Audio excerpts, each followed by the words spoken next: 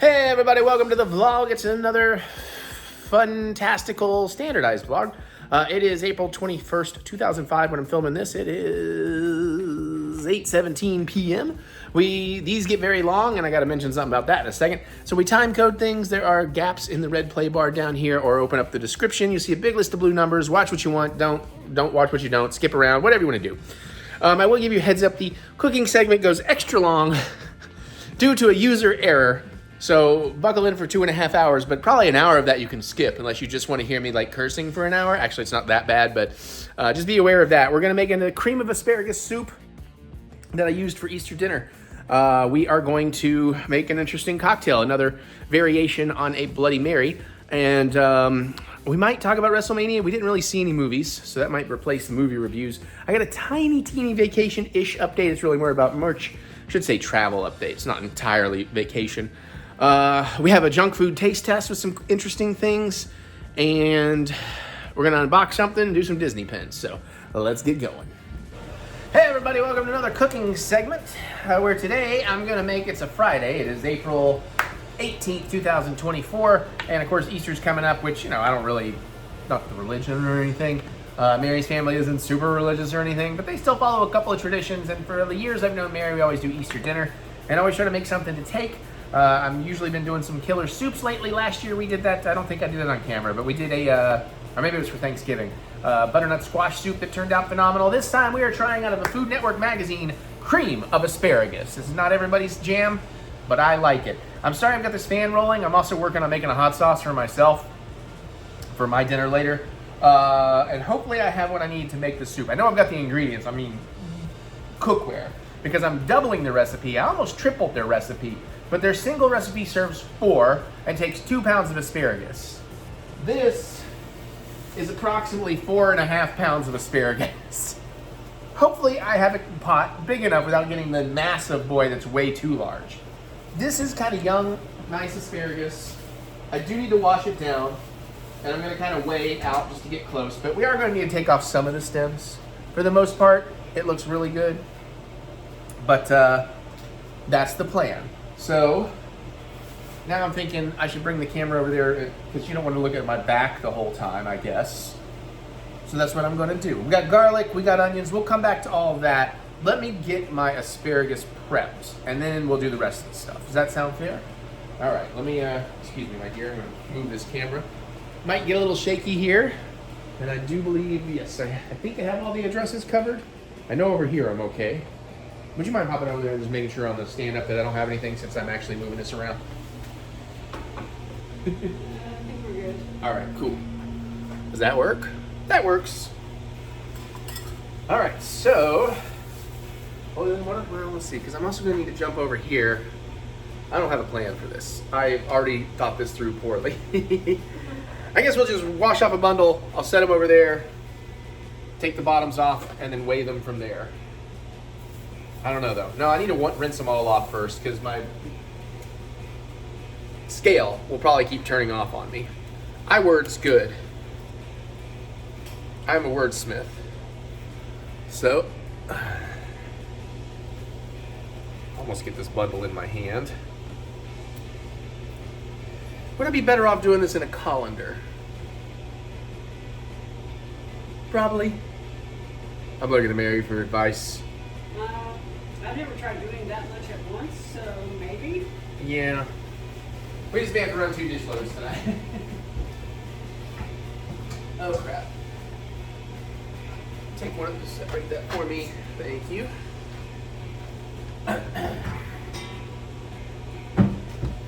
Thank you. Thank you, sous chef Mary.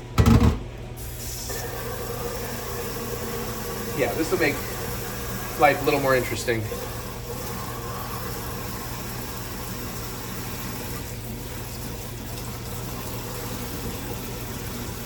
Or hopefully a little bit quicker. So how y'all doing out there, eh? I already feel like I should get an apron on because I can feel my shirt getting soaked a little bit.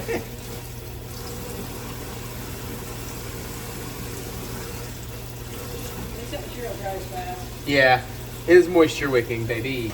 Hard Addy for the win. Not sponsored, but boy, I'd sure take a sponsorship. As many shirts as I like buying from them.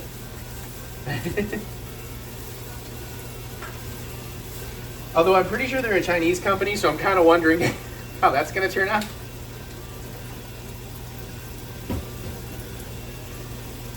Ugh. All right.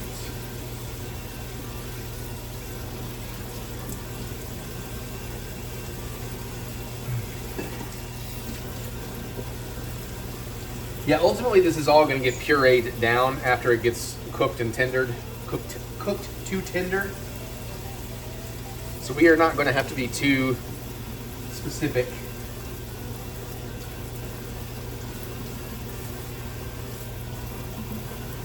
Aw, my sweet wifey.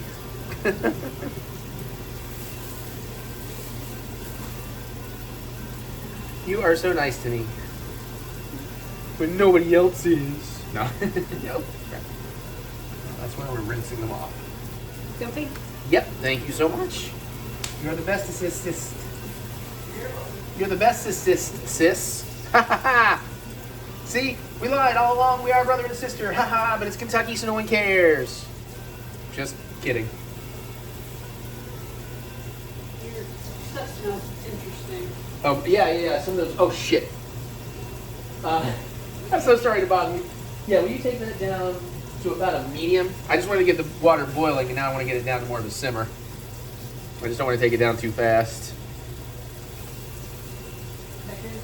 Yeah. And that should last until I can get the lid kind of tilted. Oh, shoot. This colander doesn't even have enough room for all of these. Okay, I need a minute. The water's getting cold. We might just prep that much, and then we'll go from there.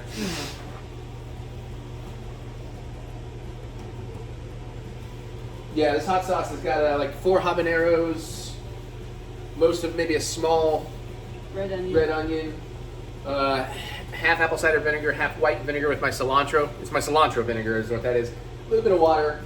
Then I put in some cumin seed, coriander seed, and brown mustard seed, and a little bit of garlic powder. We're boiling that down, so we'll see where all that goes. Okay. Now I do have 2 more bundles here, but let's see what we're working with. I don't have to get these perfectly dry. Yeah, I'm going to use Mary's trick of just snapping some of the bottoms off.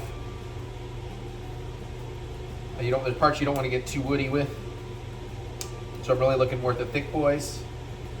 All right, now off to the side. I guess over here I can set it up where we can see it, huh? All right, we got my food scale.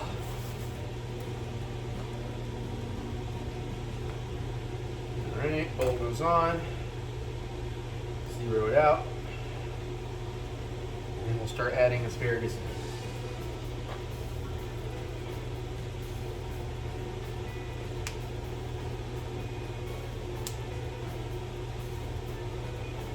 A lot of these smaller ones are going to be fine the way they are.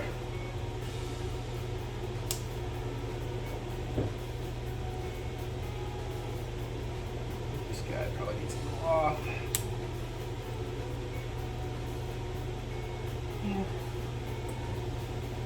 Alrighty. This will be the most boring part of what we do, I think. Everything else should be pretty cool. Well, we're about 1/3 of a pound here.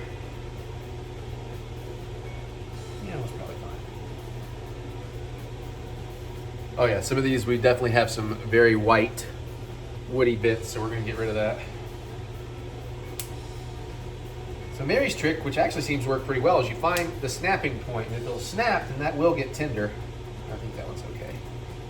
That one just came right apart for me. Almost to a pound there. And then this guy, I think those are all, oh, maybe this guy. Those are all looking pretty good. All right, we have crossed a pound. But I did weigh this in store, so you'd think. If this turns out to be 4 pounds, then you're like, well, why did I have to buy so much more? Are their scales broken? Is Kroger cheating? Hi, Aaron. He's curious. He's like, what you doing here, Dad? Cooking. Okay, how's mine? So I've lost my simmer. Bring that heat back up some. Yeah, let's toss that one. I want to re-clean it. To be honest, our floor is desperately overdue for cleaning. Oh, that should have gone in the compost. Whoops. All right, we're getting closer to 1.5 pounds here. Okay, there's definite stuff for cleaning up on these.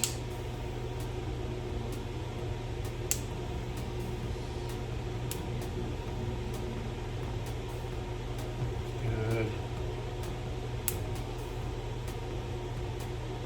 Oh yeah, that guy. Big chunk off that guy. Yeah, her snapping system seems to be pretty accurate. So, yet another awesome thing my lovely wife is teaching me. I'm a good learner.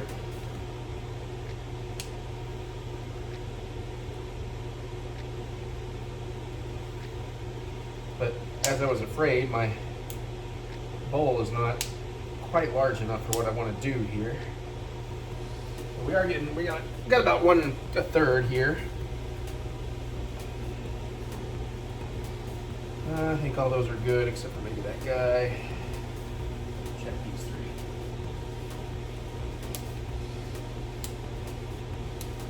That feels good.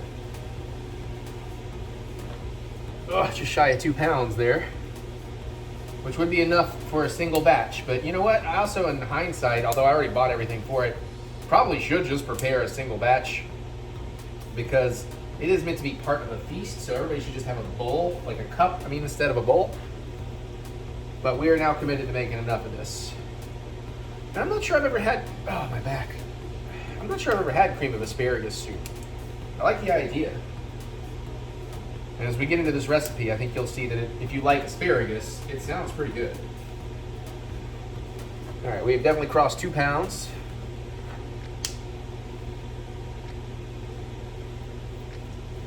And I'm also going to say that I don't think you have to be exact.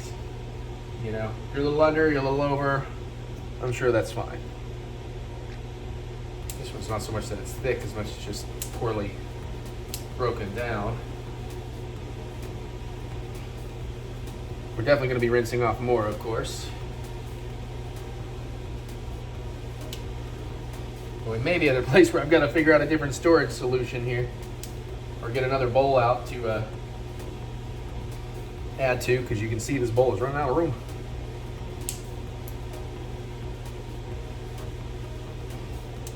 And we got to cook other stuff in the soup pot first, so.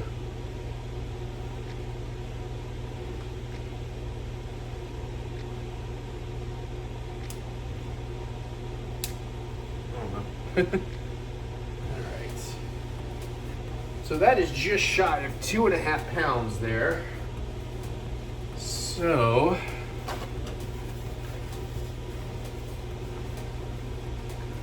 let's use another bowl. That's 2 7 3/4. All right, 2 7 3/4. So we need 8 1/4. We need 1 8 1/4. So we'll probably get away with it with just one of these.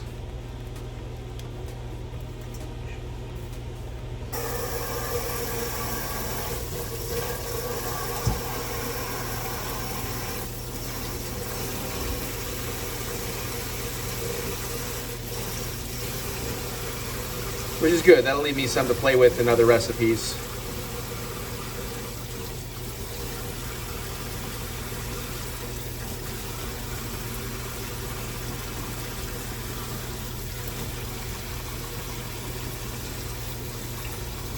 Oh, I need to check on my sauce temp again. All right, let's work with that and see what we've got. I can't see, it's all steamed up. Which probably means I've got a good temperature going on over there. Yeah, we got a nice little simmer. We'll give that a stir in a minute or two. All right. All right, back at it. Let's see what we can get. Let's see if we can get that. What did I say? 1 8 1/4. All right.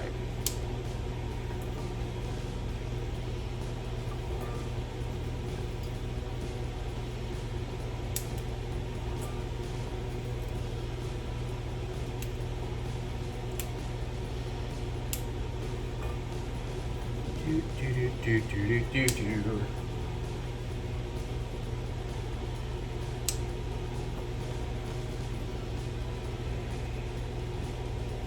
Good.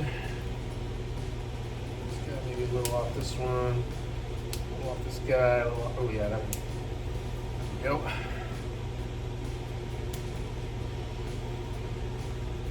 No, we're definitely gonna have to do another one because we're at 8 1/4 now. That's not going to be a pound there, is it?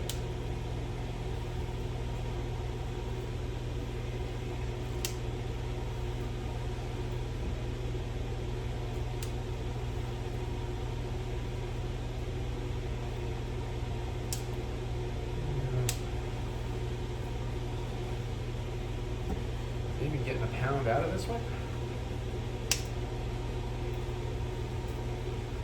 Nope. Damn, that's 14 3/8. We might not even have a proper 4 pounds here. But it'll be close enough. Luckily this was on sale for like $2.99 a pound. Which is another factor in why, because this also takes creme fraiche, which is not cheap. I'm sure there are substitutions, but I do want to follow their recipe the way they said it first time. Usually the soup recipes I get out of Food Network are pretty darn good.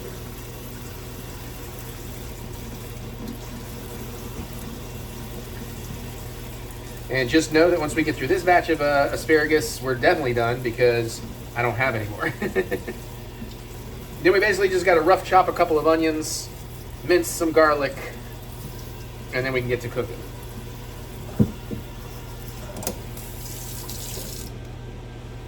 Oh, I don't like the angle. I've twisted my back slightly weird. And also, you know, I'm an old man now, so. I just can't believe that young lady lets me do things. All right, what are you looking for? 1 8 1/4, yeah? Good. All right, we've crossed the pound. 1 pound, 2 ounces.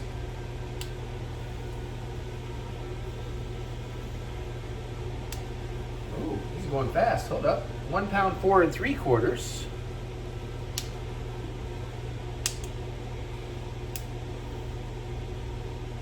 1 6 1/4.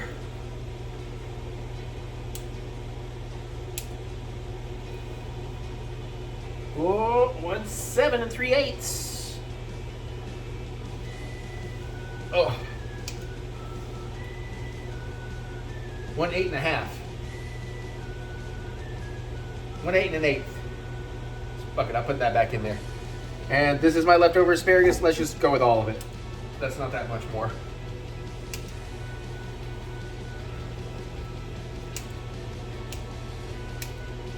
I'll just snap off these ends pretty high at. All right. There we go. So now we have our asparagus ready. All right. Shoot. No, this is not working. Should have opened the compost first. Oh, crap baskets. I should have opened the compost first. Okay, I think I might be able to make it. Wish me luck. Oh, okay, we got one went out. Where'd it go? There you are. All right, get in there. Okay. Oh. Whew. Okay. So that part's good. Let's walk you back over. Hello. Walk you back over here.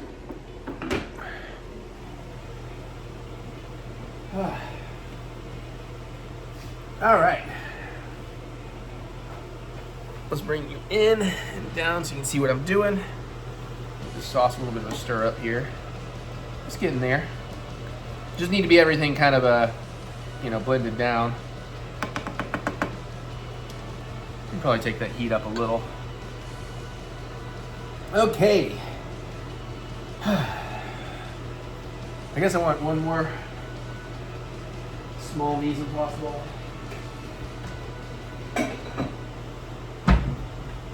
So again, these white onions, it says 1 small onion for a single batch. So these are what I got. They're probably a little bigger than they need to be, but hey, it makes a little more soup. But we aren't like getting fancy with the dice on this. These can just be chopped. Matter of fact, as we put in that asparagus, I might break a lot of that down in half just so it gets in to the pot easier. I don't know how to go about it. Let's go this way.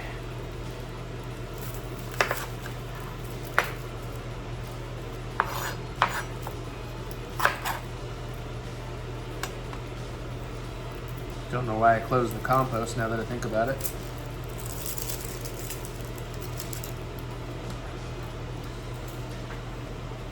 Just keep that open for now.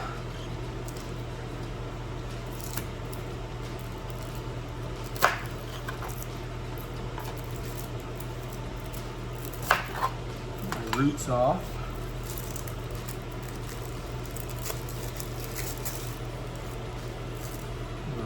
Just a little bit of a rough layer here I want to get past.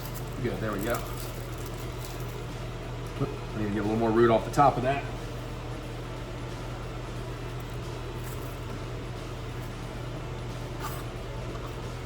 I also need a paper towel.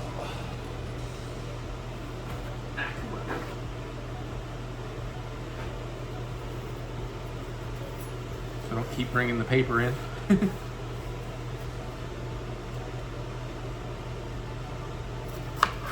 There we go. Let's go ahead and give these a bit of a rough chop here.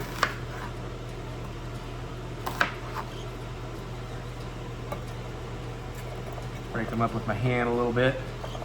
I've got to get it just right. A lot of it will come apart as we start cooking and stirring.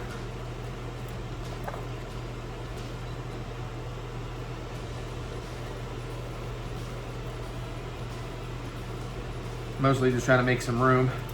Oh, I see. Got a little bit more stem still on, or root still on that one. I don't know, whatever. It'll come across later.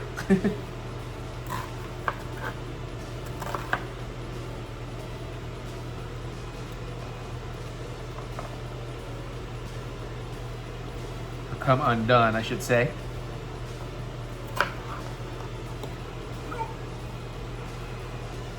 That's good. That's fine. It's gonna get cooked. Okay, next one.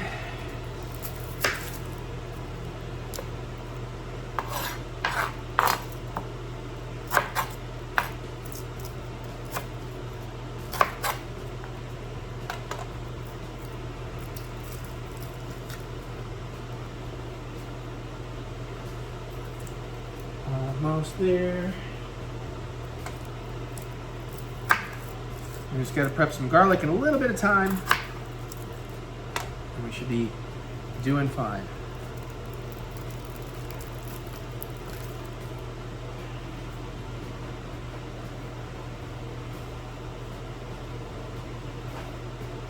Let's see here.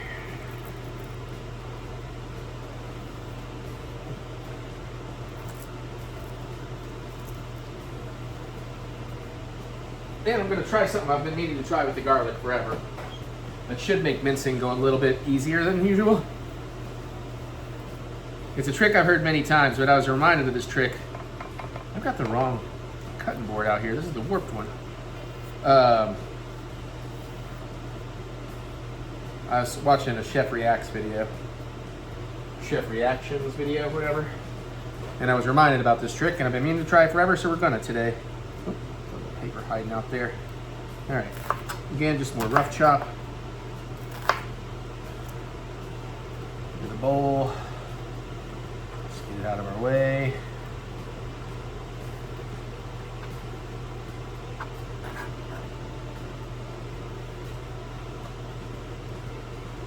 And let's take that one down a little more. And again, when we get it in the bowl, we'll separate it out more. All right. Push the onions to the side. Clean up my board a little bit more.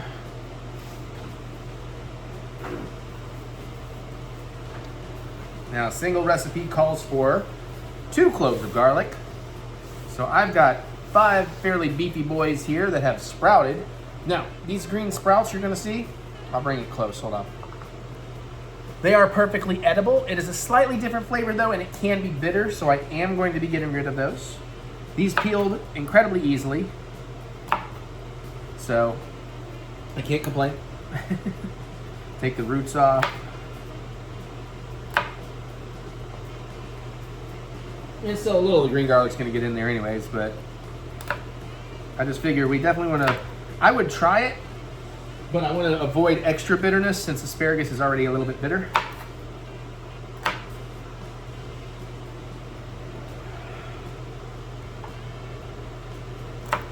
All right, now, let me just go ahead and get these started.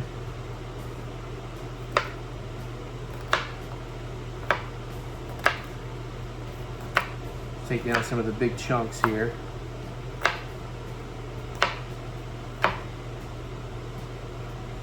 And the trick we're going to try, and I have to be careful here, you don't want to go overboard because you don't want to over season, but put a little kosher salt down. So I got the tiniest sprinkle. And apparently this is going to help it not be too sticky and fly everywhere along my cutting board. Essentially, it's going to kind of help it come off the knife easy. That's looking pretty good in there. Oh, shit. Let's see if this is true. I mean, so far, maybe.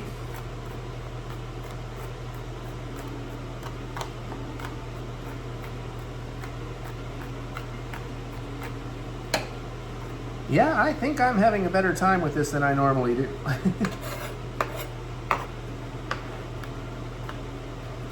All right, cool.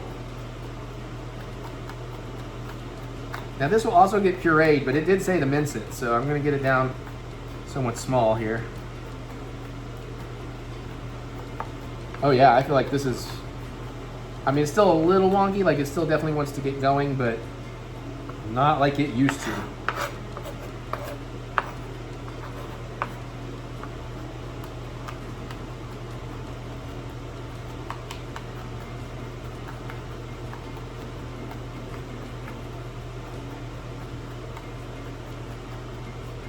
Looking close.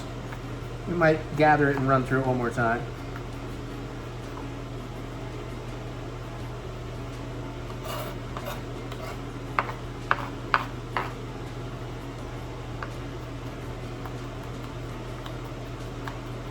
Look, finally shot a piece off. There went another piece.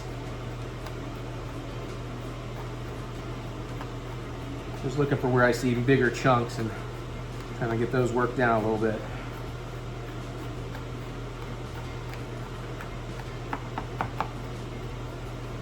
But yeah, that looks pretty good. I'm good with that.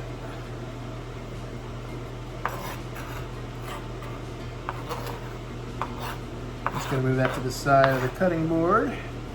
Be ready to get that off in a bit. And it seems to be a little less sticky on my fingers too, so that's good. Now,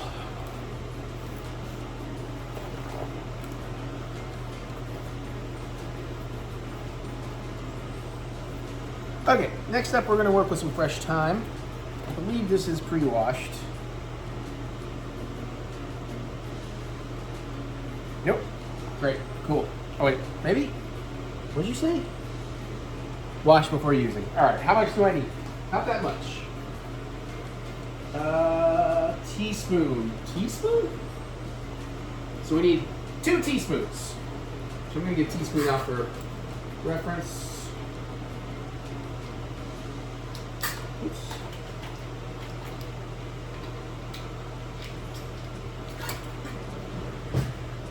That gives me just sort of a visual indicator of how much I need. I'll give it a quick little rinse off and bring it over and have that prepared. Ooh, it smells good.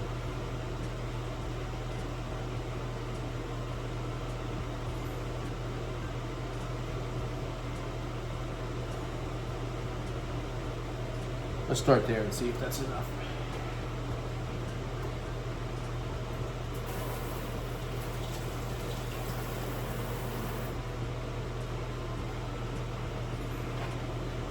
So we're just gonna work that down a little bit. It doesn't really say to chop it up. Wait, do I want the stems? It doesn't. I don't work with fresh thyme. I guess we. Do we want the stems or do we just want the leaves? The stems do not want to cut, which is also kind of a concern. Shit. Well, you know, like I said, I'm learning all this stuff as I go. Shoot. All right, hang on. I'm not worried about it mixing with my garlic. They're going in the same time, roughly, so let me teach myself something here. When a recipe calls for fresh thyme, do you include the stems?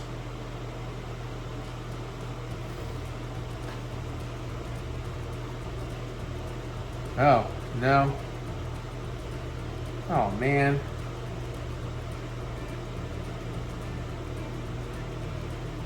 Okay, that's a lot more work.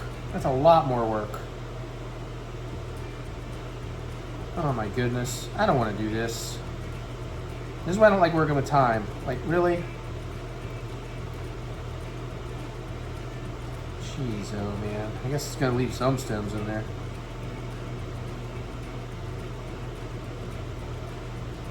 I don't know if I'm better off doing this before I wash. Tell you what, I'm just about to just go get some, like, not fresh thyme. Mix in the difference.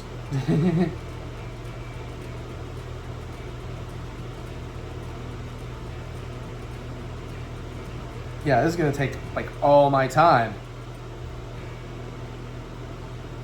Especially considering they say this is like 25 minutes to make this whole fucking dish. I feel like we've already been at it. We've already been at it for 31 minutes. They don't. I guess they're giving me like pro chef times or something, which doesn't seem fair.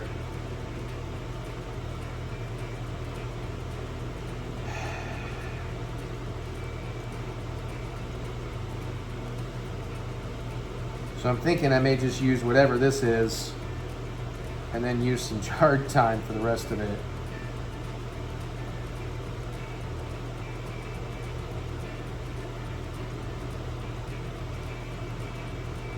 Oh my gosh. Sorry everybody. I would have done this off camera like prep if I had known. Alright, I'm going to talk to my buddy Otter about, okay, when you work with thyme, can you tell me what's the tip, the trick? How do I make this go easier?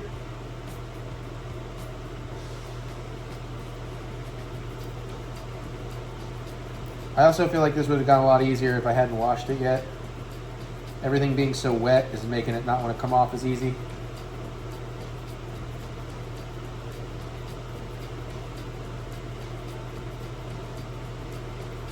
If I could buy time in a bottle, I would, because this is a pain in the butt.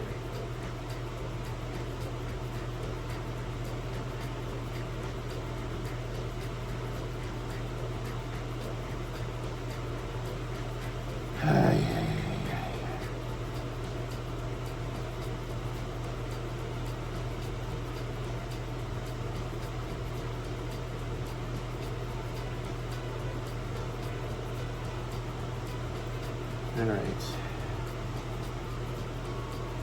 Man, I thought we were about ready to go. I'm so hungry and I ain't even beginning to make my dinner yet.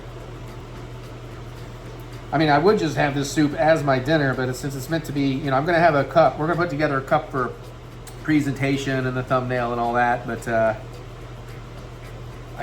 shouldn't eat that much of it.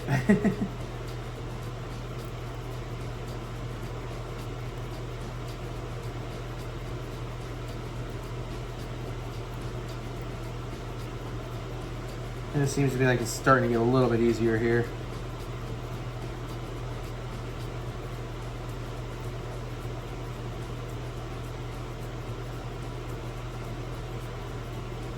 Man, maybe Mary also has a trick for this.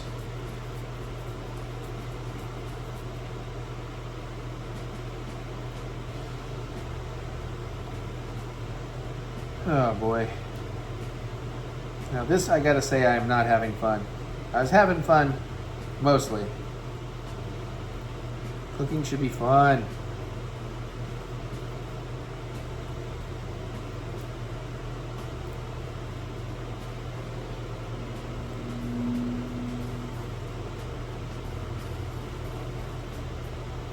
At this point, I'm mostly just trying to like pick out stems and grab the leaves off them and throw the stems to the side.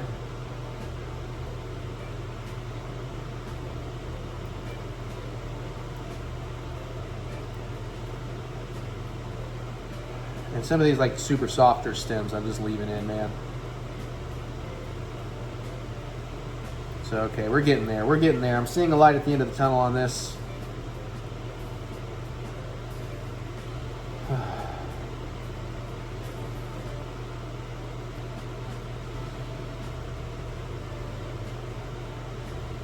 Where'd you go?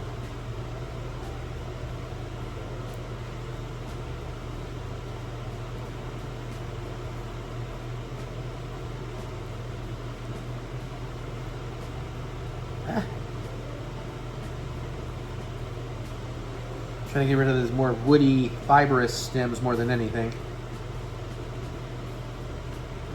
Okay, I think we've just about got this.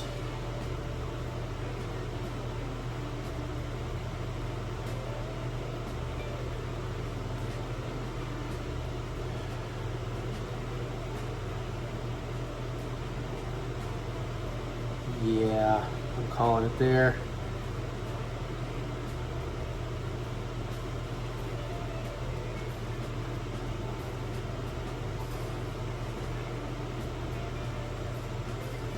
Actually, that might be, yeah, I'm going to say that that's probably enough. That's probably actually the 2 tablespoons right there, or teaspoons, pardon me. Oh, what a pain in the tuck this that was. All right, I'm keeping the knife just for scraping off into the thing. Okay, I think we can finally get to the actual cooking here. So, approximately half an hour of prep time. Because they don't tell you, they don't account for you washing everything. We will still need to dice up some chives, but that's coming later. That's just for serving. All right, let me check on my sauce here real fast. I'm gonna go get the butter. Oh yeah. That's very, very close. Now, some of those onions are still a little...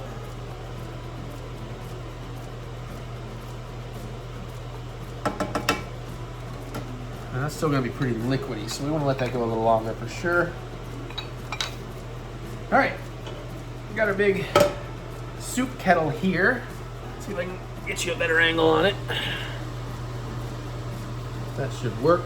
Now, how much butter? 2 tablespoons unsalted, so we want 4 tablespoons unsalted. I think there's a whole one of these. Yep. I bought the wrong butter recently, so we're using Land O'Lakes, but I got a 4 tablespoon thing of it here. What am I cooking on? Medium heat, I think. Melt the butter, large pot, medium high heat. Once the butter melts, we add in the onion, the garlic, the thyme. Medium high.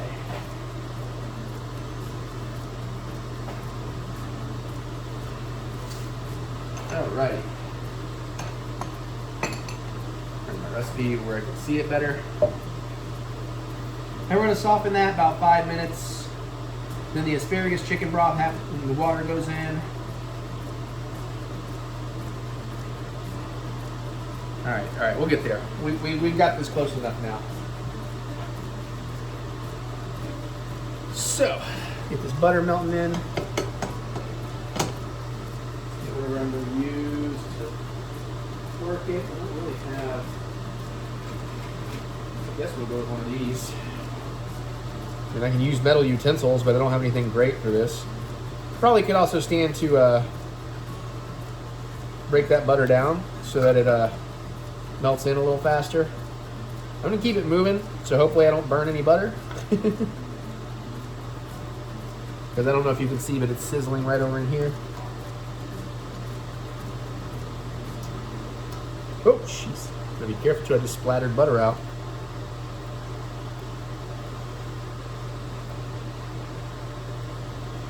Getting there.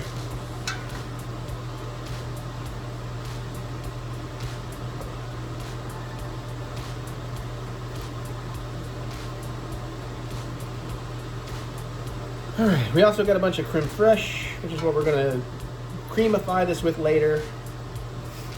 We've got low sodium chicken broth.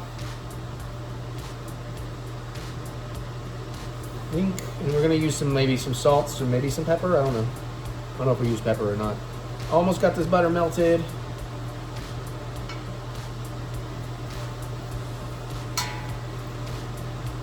Okay. All right, let's go ahead and get these onions in because I don't want anything to burn.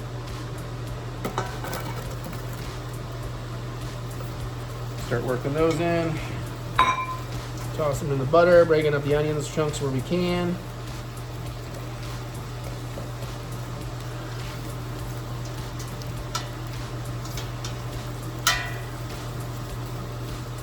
Okay. That one just does not want to come apart, man. There we go. Starting to. All right.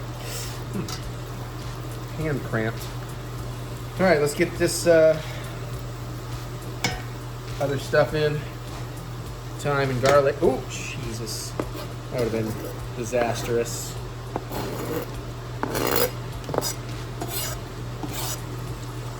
Oh, it smells really good.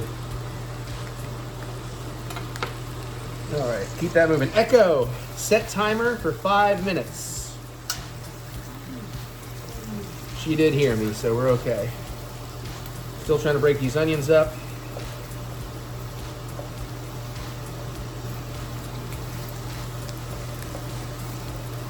Still trying to keep everything moving as best I can so it doesn't burn.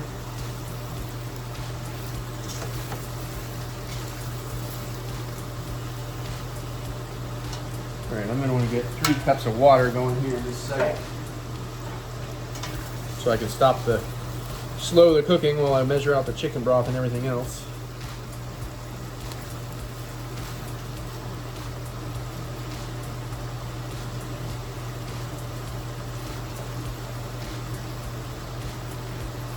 And these other onion bits are starting to separate, so that's helpful.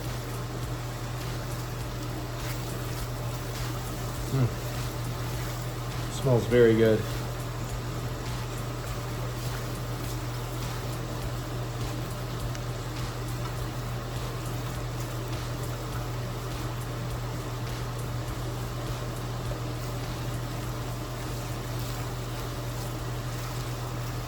Still trying to find, there's a few more onions that still haven't separated, I think.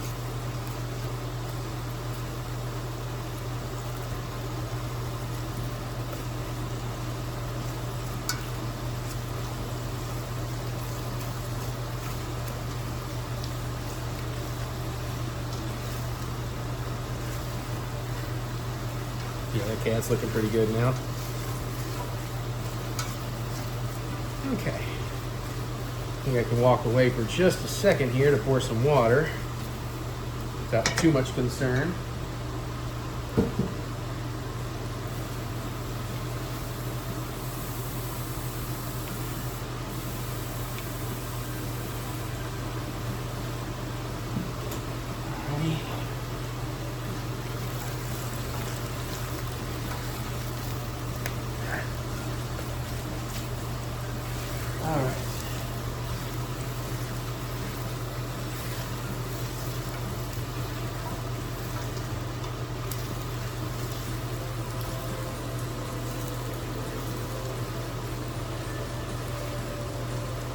We're using 3 cups of broth as well.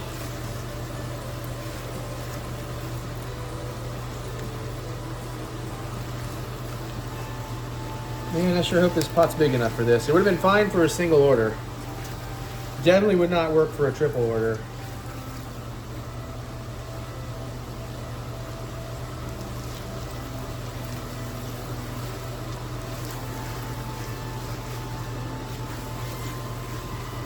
Got a couple more minutes here.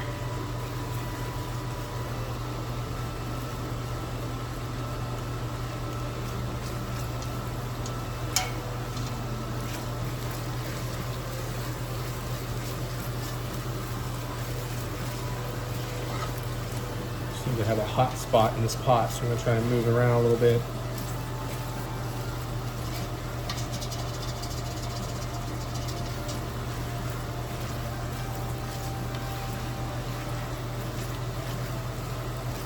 Yeah, it's starting to soften a bit.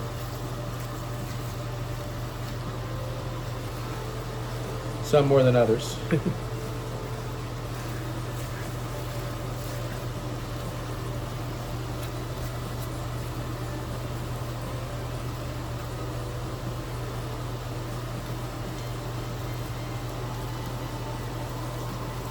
Yep.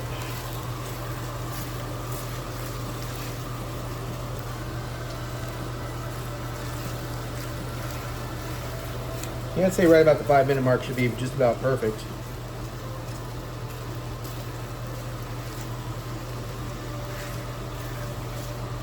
God, I could pretty much just eat this. It smells so good.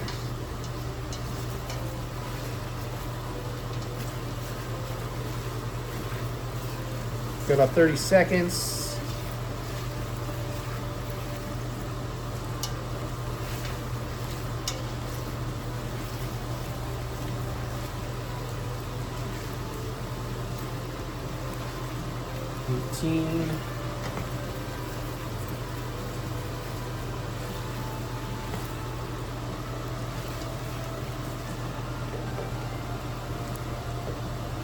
Some of these onions are trying to like group back together. So I'm trying to like stir them into different spots of the setup here. All right, Echo dismiss. I'm gonna go ahead and bring my heat down to medium for now. Let's get this water in. Echo dismiss. I'm gonna give it a little scraping so we get the sides down in there so they don't cook all up on the sides. Come on now, get in there. Pour me burning garlic while I'm working some other stuff. All right, let's get this broth open. And of course, there's technically 4 cups of broth in here, but we only need 3 of them, so.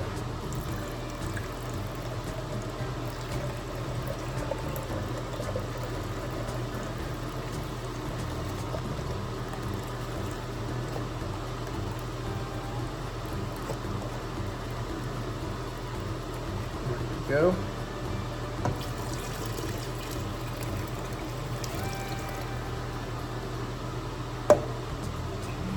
All right, good with that. Give it a little stir. And we got to start getting the asparagus in, and we got to do some salt. Doesn't say how much salt. Doesn't really say taste salt to taste, because you know. So we'll try to be gentle. Let's start working in some of this asparagus. And like I said, I'm going to kind of break it up as we go, just to make it fit better.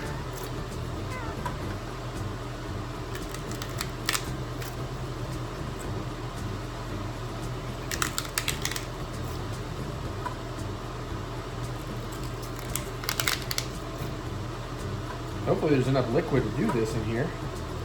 But, you know, that's what the recipe says. Shit. No, that's all right. We definitely prepared some extra, so.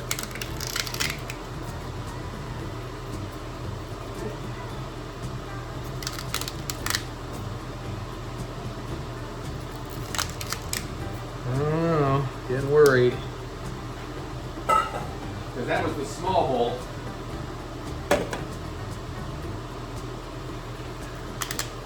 But that's just not enough liquid to do this. What the hell?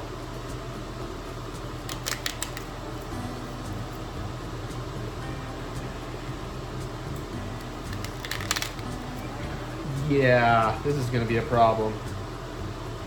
Not just the size of the pot, but there's just not enough liquid in here.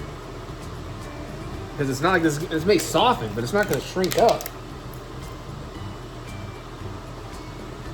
Shit.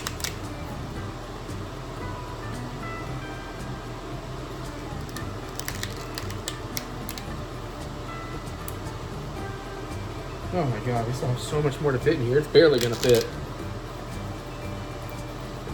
I'm not even going to be able to stir it around. Shit. This might be a massive fail. It happens. It happens when I'm learning and teaching myself. I don't like it. don't like it at all, but we almost got it all in there. 2 more handfuls. And then we figure out how the hell we're supposed to maneuver it. Jesus Christ. I really don't have room to do this. And it's going to simmer over on me even if I do. Okay. Now let's bring the heat back up to medium high.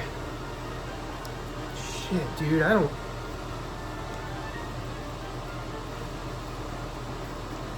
Maybe I should have cut it down more.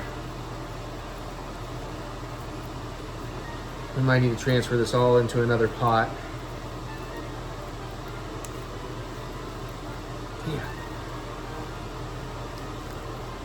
Yeah, the liquid's only like halfway up down in there.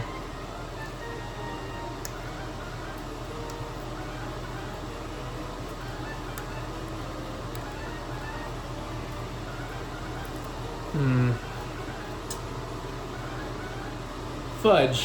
Hell, I don't know.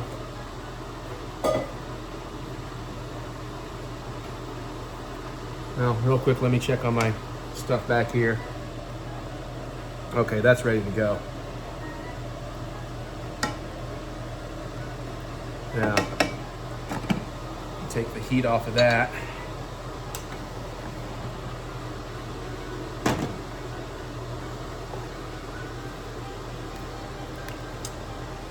Shoot.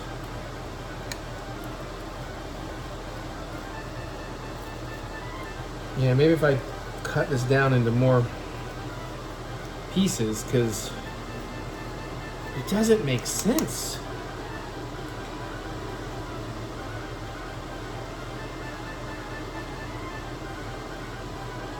Trimmed and chopped. I missed that it needed to be chopped.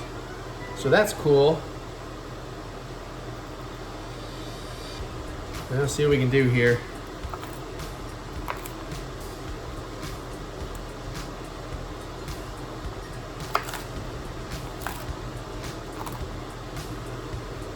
I don't know how well I'm going to be able to do all this.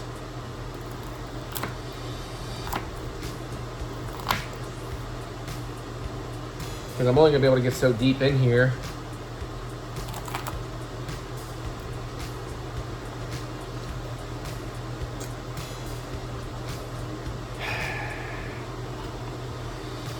We're going to have so many fucking dishes tonight. We got a second cutting. Yeah, you can see. Okay. I get out what I can. Actually, I'm going to take this heat all the way down. So maybe I don't stick my hand into a pot of boiling water.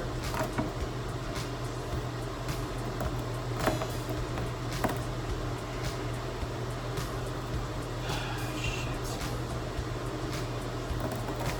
I don't know how to recover the stuff that's already down in the broth.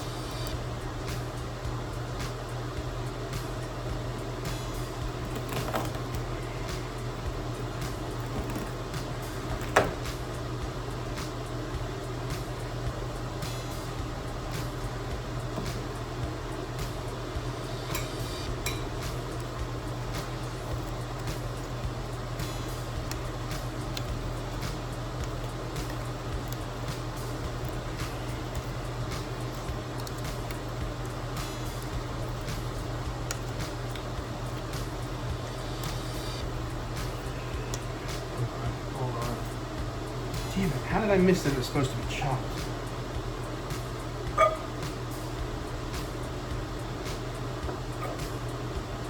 Shit, now everything's gonna cook uneven.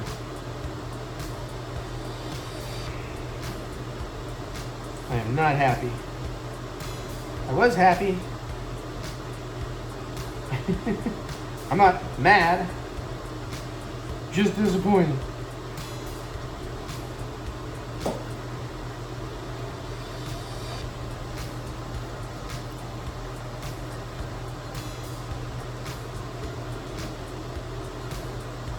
You know what, I got a better idea. This will also hopefully save my hands some issues here.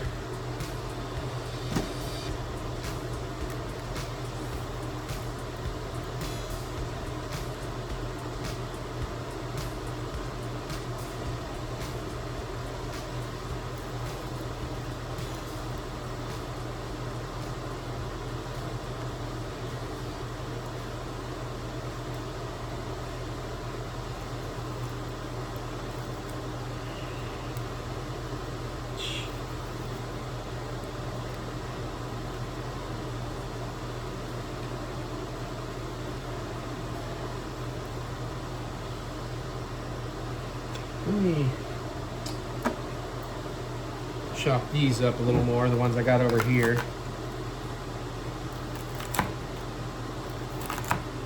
And now I can get these into a serving bowl and I'll have more room to do all this.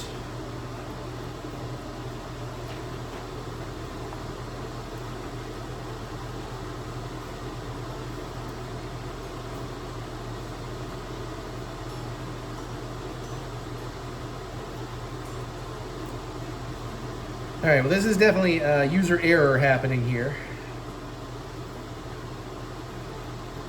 So I do apologize, but we're gonna try our best to salvage.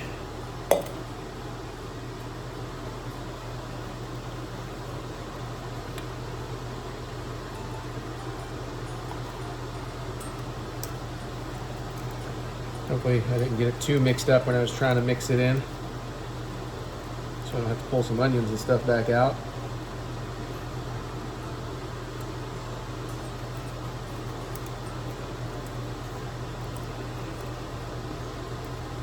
Yeah, I got some onion, but whatever. It's all going back in the same place, so it's not a big deal, but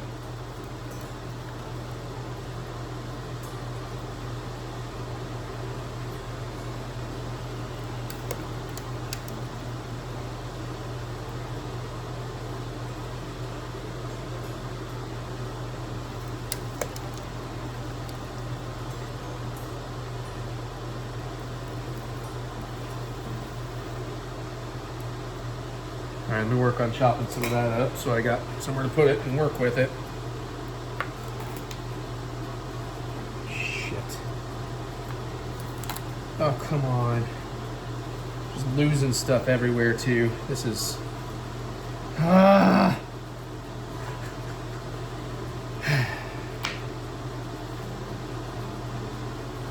Start small.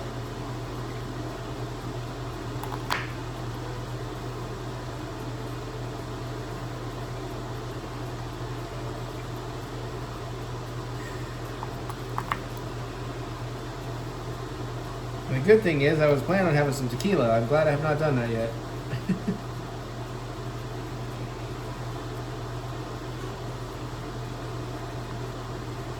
Uh-oh. Napa man, honey, please don't get under daddy's feet right now and eat this food. It's probably not good for you. Asparagus is probably fine, but... Sorry I don't have the camera quite on what I'm doing here, but... This is just a freaking disaster.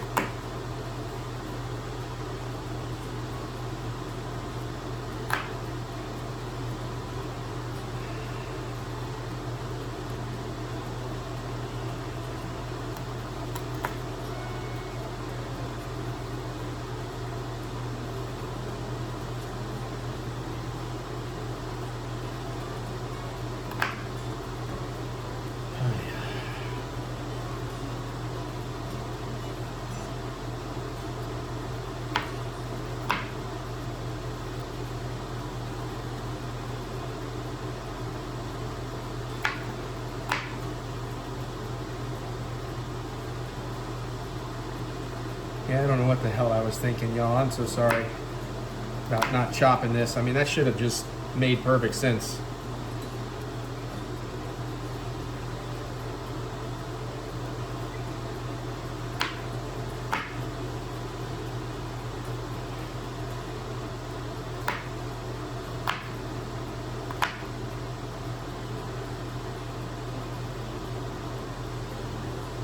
I'd say we're getting there, but I still got so much to pull out of the damn pot.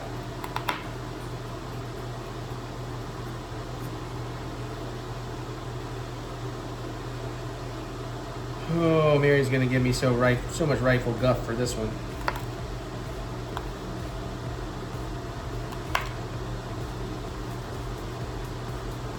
I'm starting to burn up too. I need to make sure the AC's rolling.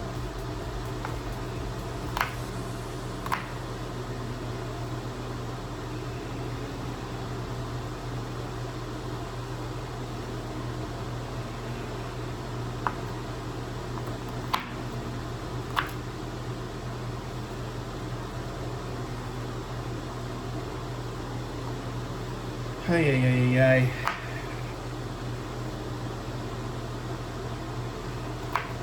But also I can give Mary, who I probably did not need to make a double batch. She convinced me I should make a triple. And then I was like, no, I'm gonna make a double when I started seeing the amount of ingredients. And now I'm wishing I'd stuck with a single. I'm like, I don't need to eat any.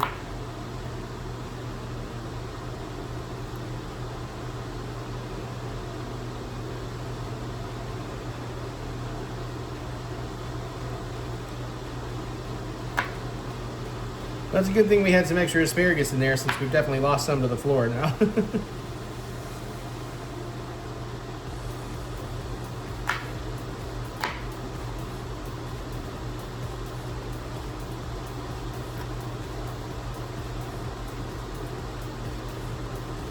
Oh boy.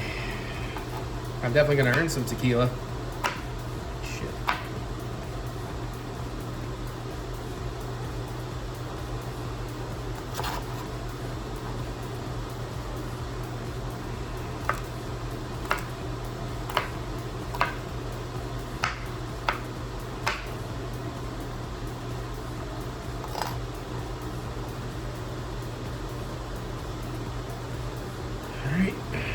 We got a whole other tray of stuff to cut over there, and we still got stuff to get out of the damn way. Damn it. Oh, shit.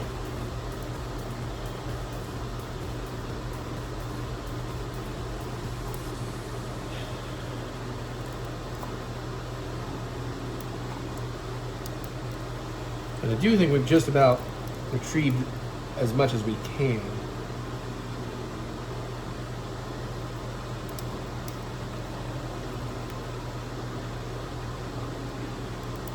I mean, I'm not going to go so crazy as to make sure I get every single giant piece out, but try to get the obvious ones.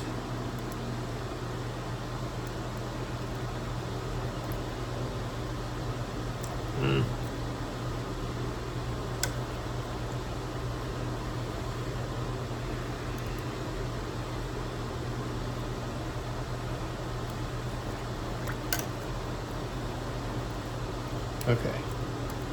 I think...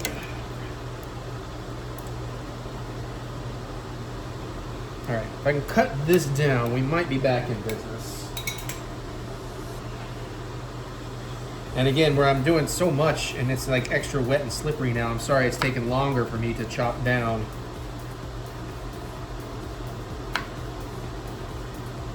Because I can only do so much with what I've got, space-wise.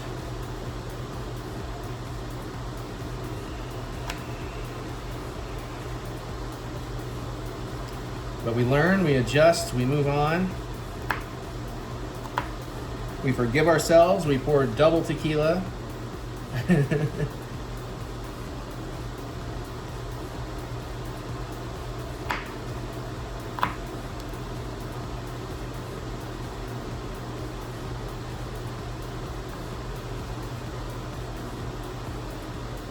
Okay.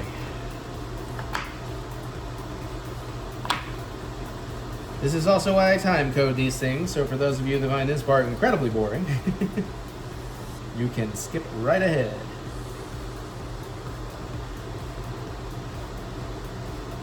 Because I know I would. I don't have a lot of interesting things to say right now. I'm just upset with myself.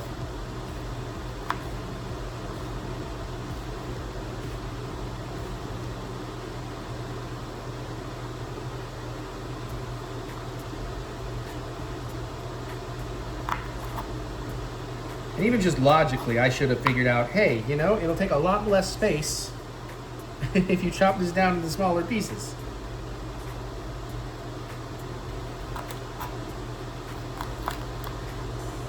We are getting there. I see a light at the end of the tunnel of this tray of asparagus, but then we have one more tray of asparagus over here. Oy, oy, oy, oy, oy.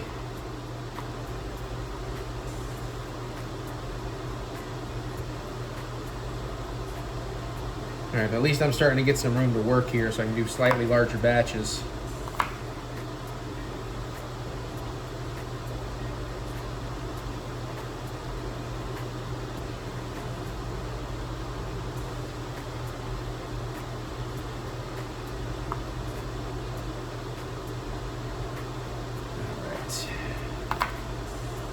So yeah, if you're gonna make this recipe, make sure you're not an idiot and actually do chop down your asparagus before you put it in the broth.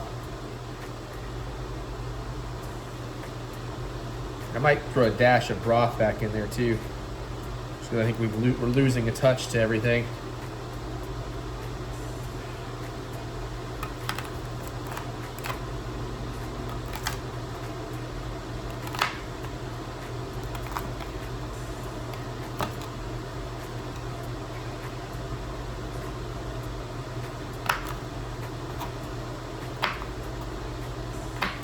All right.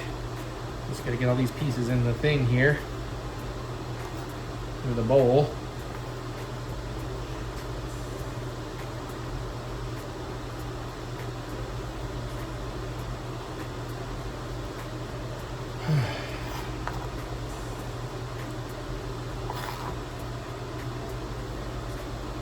And we just got one more tray, and then we can finally get back on our way.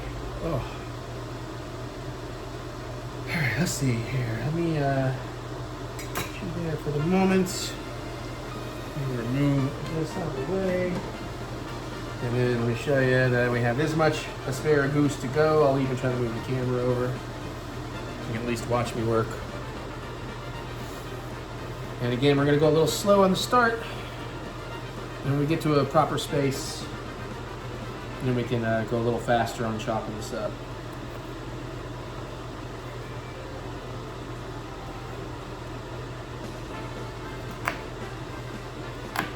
I'm also trying to make sure I don't get panicked and hurry and hurt my hands, so.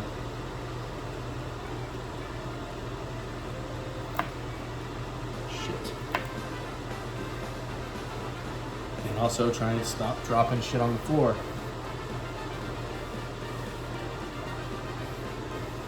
There are days our floor is clean enough that I don't mind. This is definitely not one of those days. We've been very busy.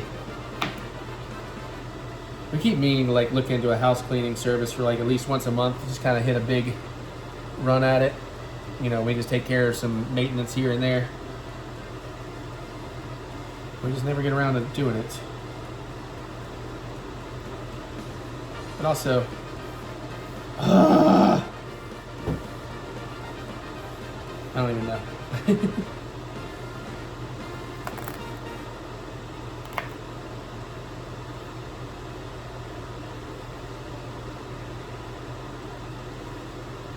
Now what is amazing is now that I'm chopping this down, it's all going to pretty much fit in that one big bowl I was sticking it all in. So it definitely is taking a lot less room.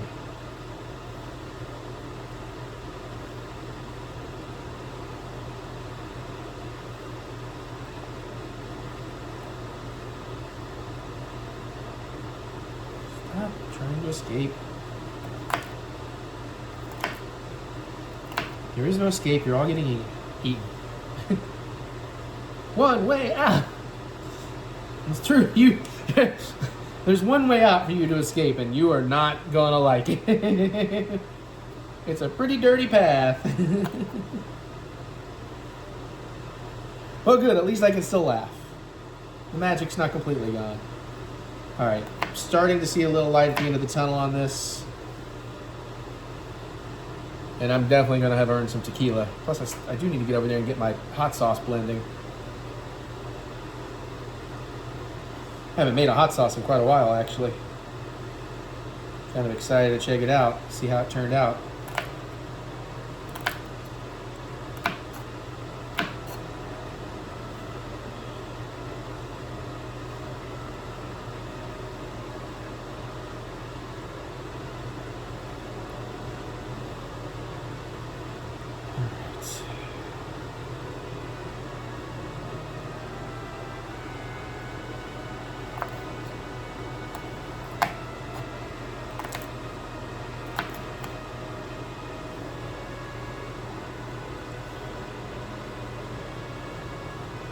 I'm going to be losing some of the time here too, so that's kind of a problem. Hopefully we don't lose too much of it.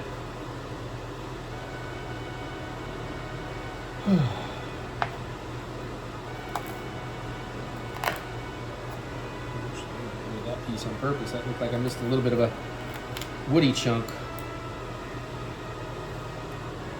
As long as I don't miss a Buzz or a Jesse chunk. Ha ha ha ha ha. Jokes. Jokes for sale. I got jokes for sale here. Come and get your jokes. Hot, fresh, and old-timey. Which is an oxymoron. Like your face. How long have we been at this? Oh my god, an hour and 10. Huh? At least after this, we're looking at maybe 15, 20 minutes, so...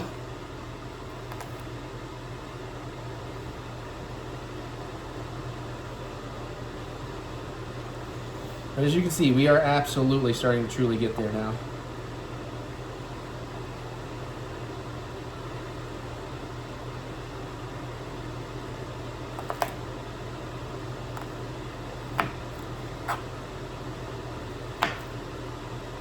And again, where everything is kind of slick and buttery, that's... I know my knife handling is a little awkward, but I'm also going a little extra slow.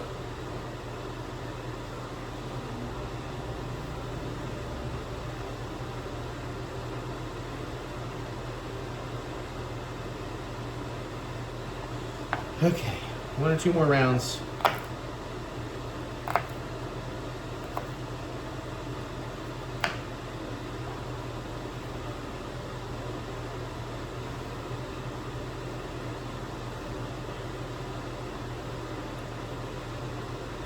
Actually, I think we can finally just go.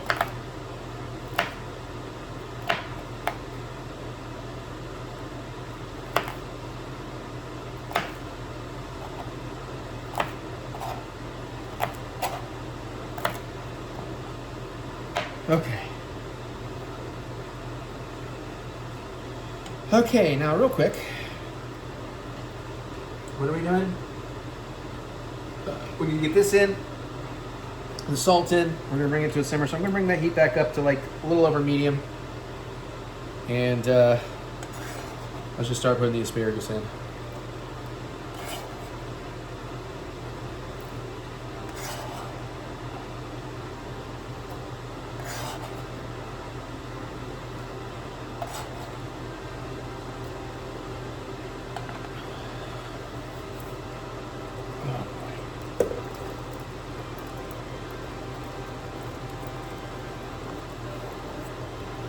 I mean, it's still kind of problematic,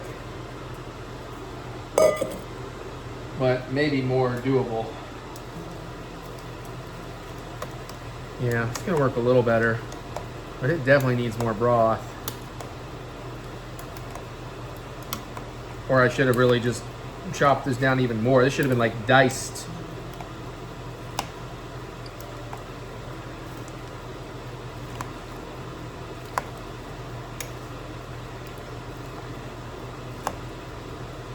Let me get some, let me get my hand wiped off here.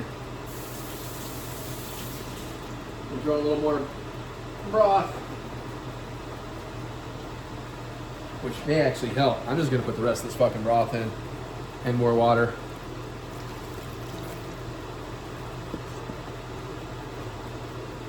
So already we are, so that should have been a cup. There's about another cup of water. So at least we're keeping that kind of consistent. And that's a lot closer. So maybe if it does cook down or as it tenderizes, we can actually, you know, get in there. So I'm also gonna hit it with some kosher salt. It doesn't say how much we wanna, with that much we probably want a pretty good handful or two.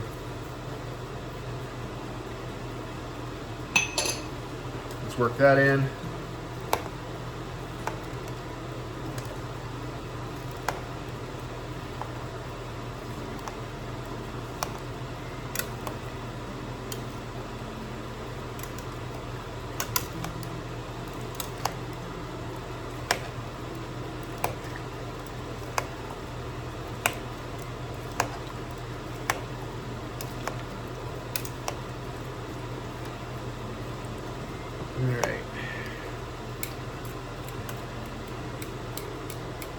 I might also kind of use the lid to steam it.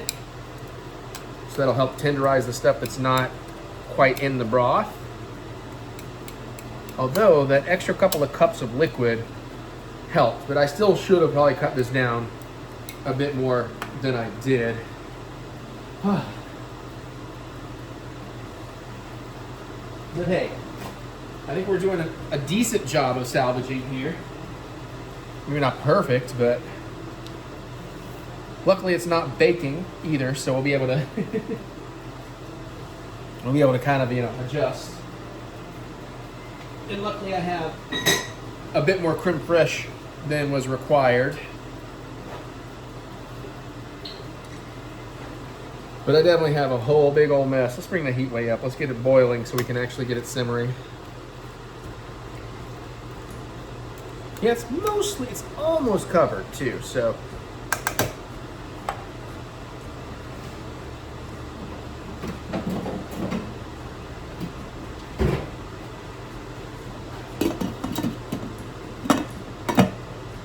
So that'll help it get to a boil quicker. In the meantime, I'm gonna work a little bit of this work here.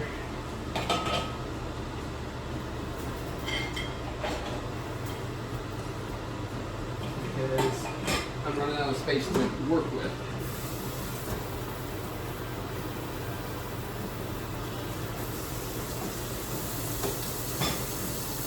But thank you all for bearing with me on all of that.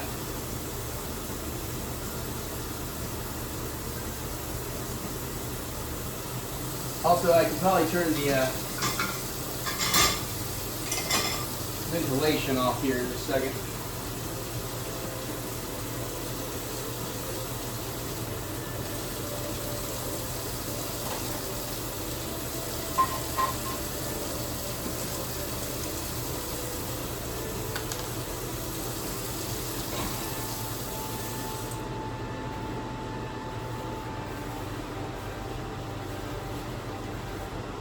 Okay, that's a little better.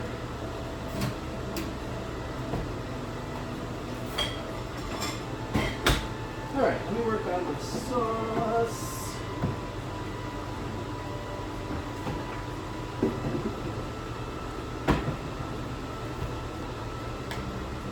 Whew. All right, I'll keep you an eye on that, but we'll also kind of give you a little look at what I'm doing. I think this can go away so we can actually hear.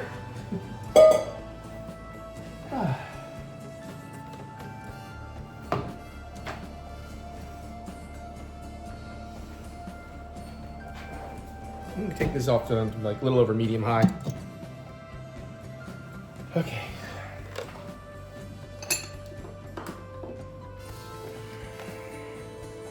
I might have to do this in 2 batches, which might end up being problematic. Because I might need to do a bunch of batches for that. I don't know if I can do it with my immersion hand blender.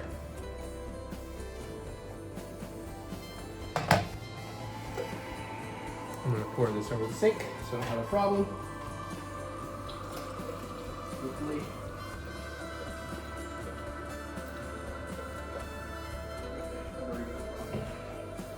Okay.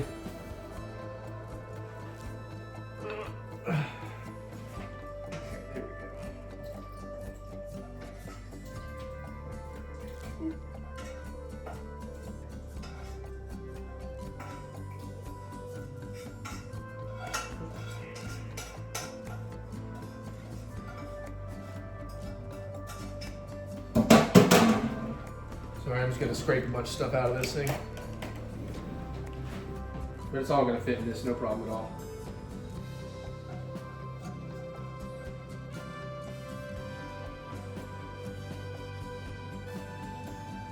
Don't lose these seeds. Seasonings.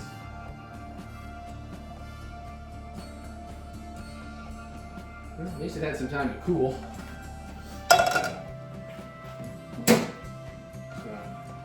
Got everything in there.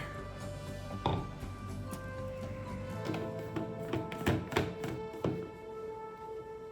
are we doing over here? We getting close back to a boil.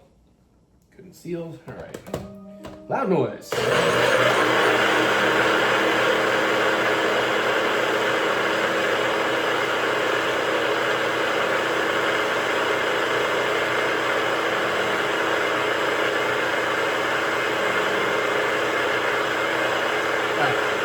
Whoops. Sorry.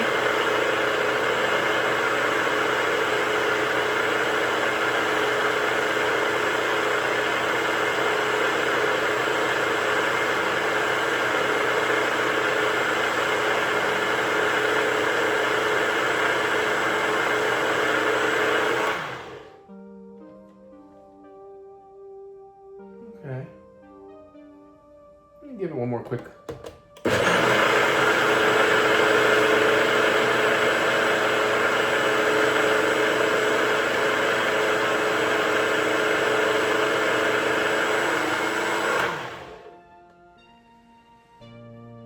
Alrighty. How are you doing, by the way? I'm gonna get in here and take a look on this for a minute. Yeah, we still got, okay. Smells good though.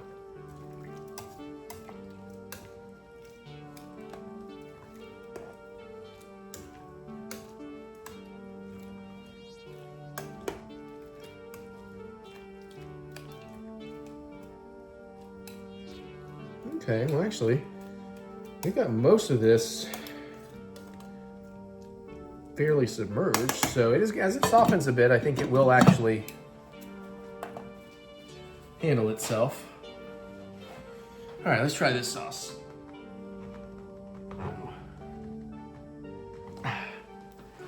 Hands are all, don't have enough grip from where I've been doing all the other stuff. Plus, when the liquid's still a little warm, this tends to be a little harder to get two grippers. Nope. Not up here. Maybe. Nope.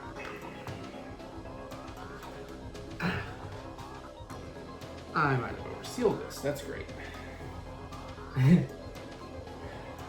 Mary, I need a big strong Mary. Oh, but she's got another one of these. Okay. Well, guys, don't seem to grip very well.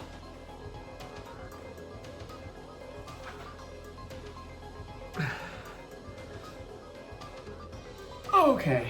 All right. Oh, I'm so hot. So freaking hot. Let's just another one like that. Get some pliers. I might. Not pliers, but a wrench.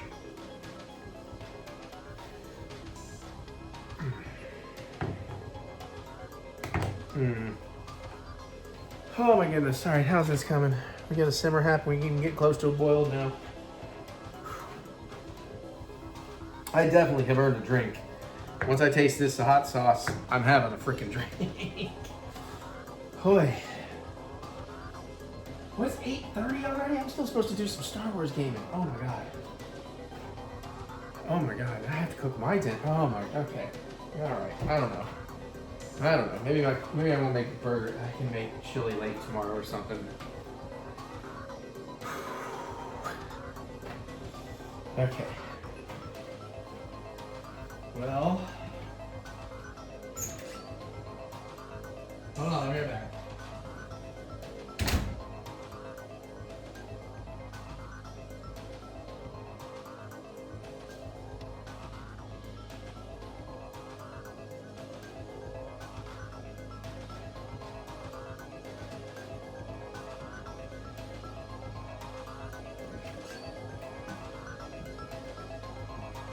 Sorry about that. So let's see if we can get this sauce open.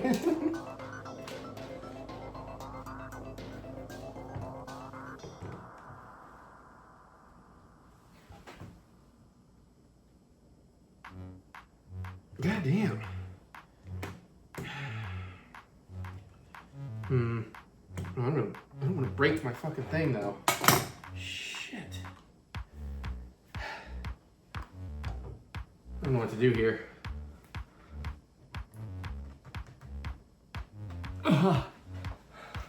Digging into my hand. I can hear this thing starting to boil up. Once we get it to a simmer, we're looking at like 5 or 8 minutes. Then we got to blend it all up, and then we just got to mix some stuff back in, and it's pretty much done. I still need to cut some chives. Maybe I need to Google like, hey, I can't get my NutriBullet unscrewed. Yeah, that's what we'll have to do. I can't get my NutriBullet unscrewed. No. I'm talking about.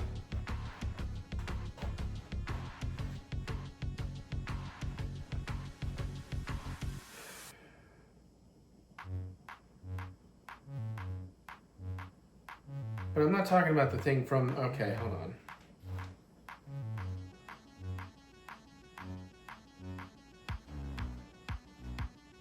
All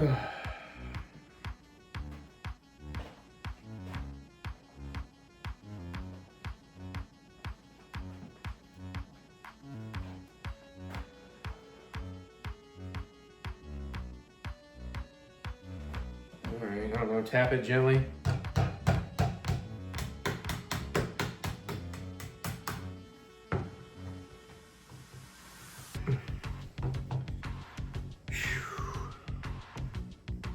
Oh yeah, don't want to be using those pliers. They're a little too grippy. They're denting in the plastic.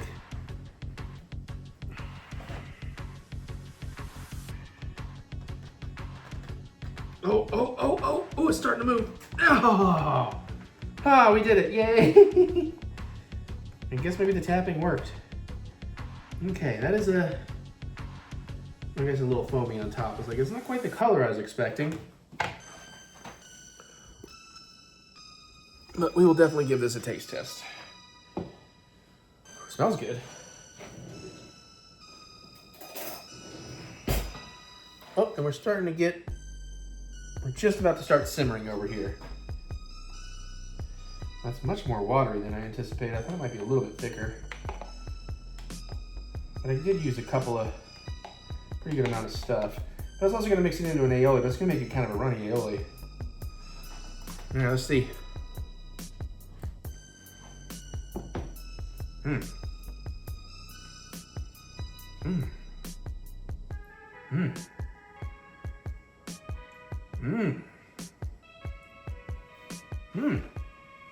There's definitely heat there. There's definitely like very spicy jalapeno heat, you know? But I mean, like, it's not quite, it's habanero heat. It's building a little bit.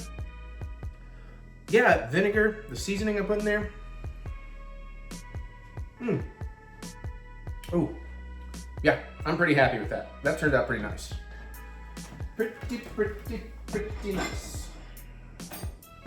Oh my God, this might be like a 3-dish load kind of night. So much stuff.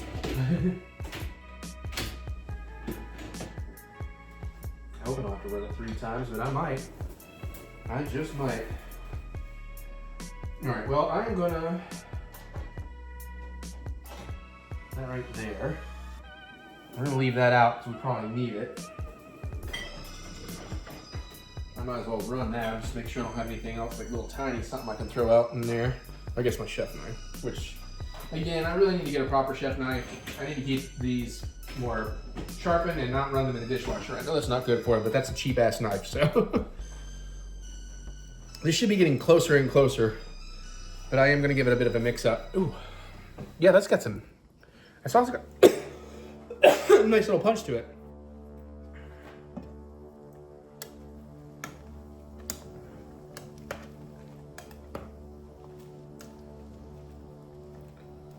Okay.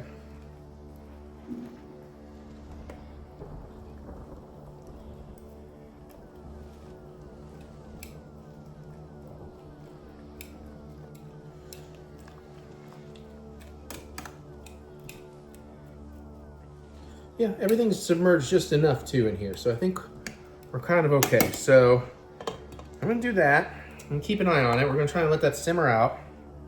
Echo, set timer, 8 minutes. 8 minutes, starting now. I really like that. I'm gonna let this cool, and then I'm just gonna put a lid on it. The kit comes with a screw-on lid. I made a lot of it though. I'm definitely gonna have to figure out what I want to do with that. because it's thinner than I thought. So it's not really going to coat stuff, but it'll season stuff pretty nicely. But again, I was going to make an aioli, but then again, that'll get kind of... Yeah, I'm just repeating myself. Ew. Very gross. Oh, I need to put her wrench back out there. Or, not wrench. Pliers. I guess these were pliers. I'll be right back. I never had a tequila.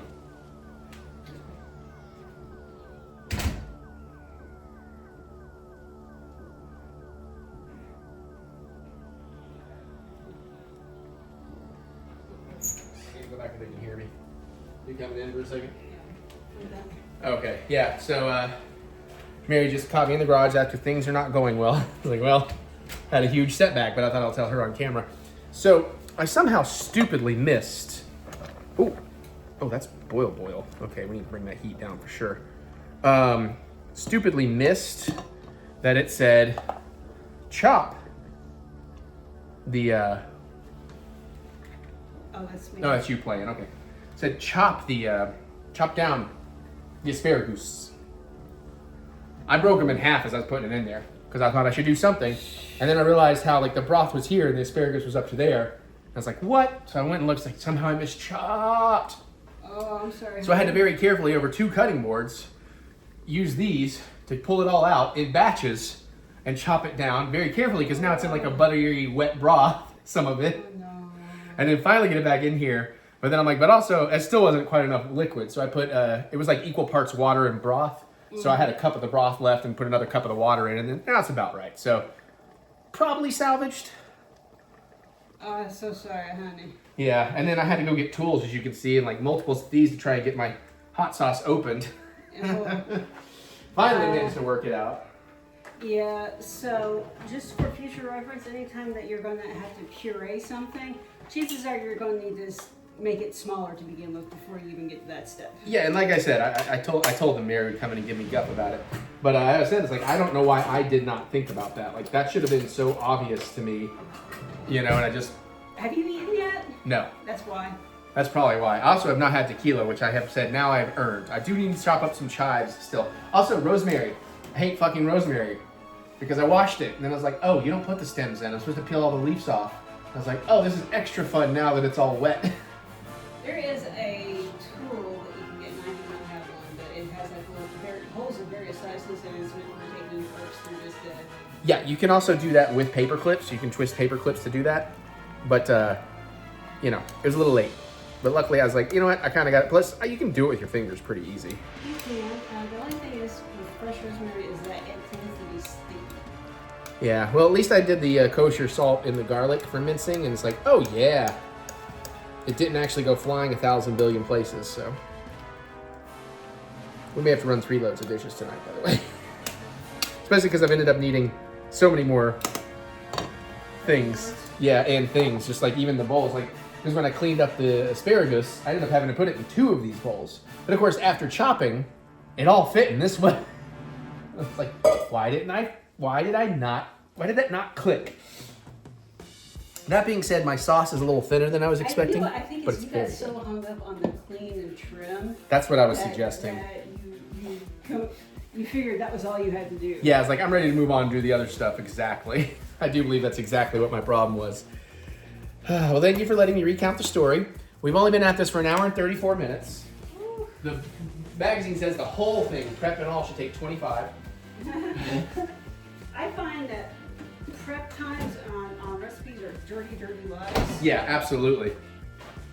Maybe if you are a pro chef and know what the fuck you're doing. Or have a team that's helping, or, you know, sous chef and all. This is better be some damn good soup at this point. I hope so. It smells pretty good. I don't know. I was smelling your hot sauce as it was cooking earlier, and I'm not going to tell you what it smelled like to me because it's not good. Well, it smells good to me. It tastes very good.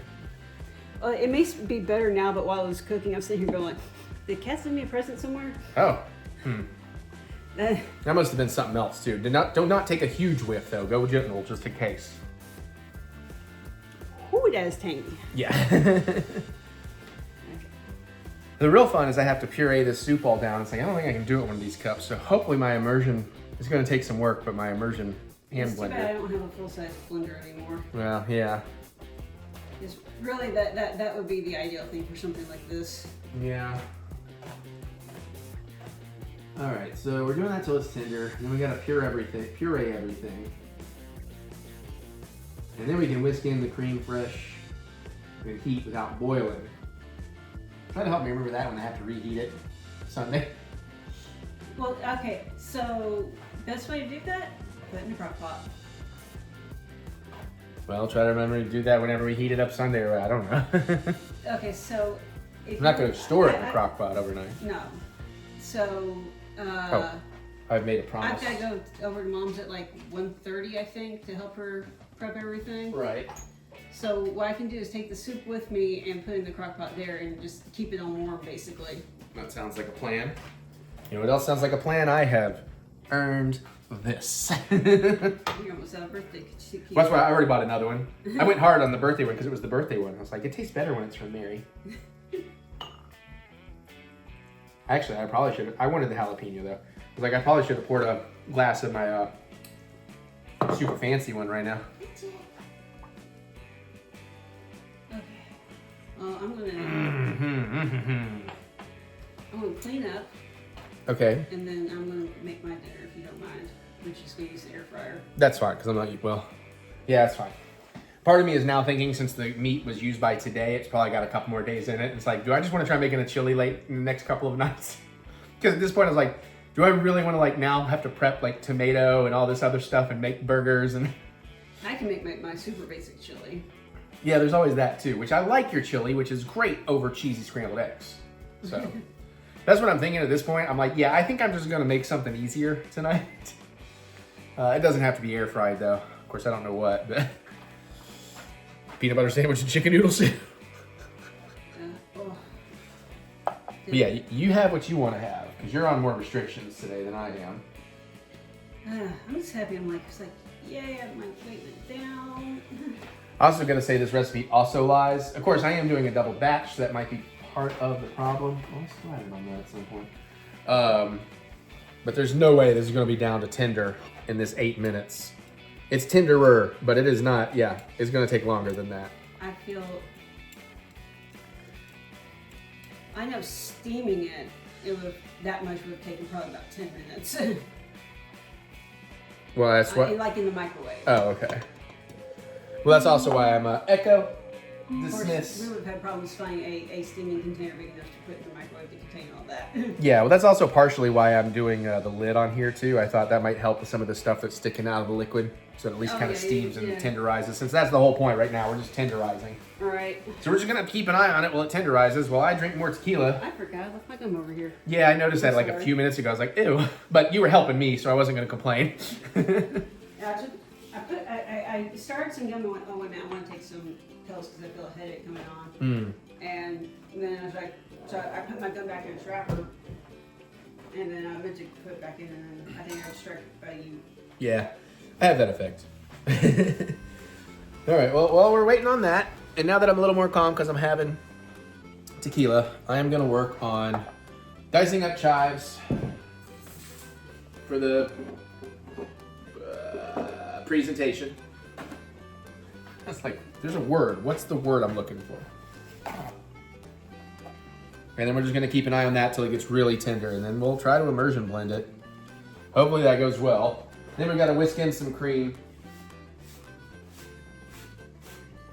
And I think that's basically it. Well, it's seasoned with salt and pepper to taste.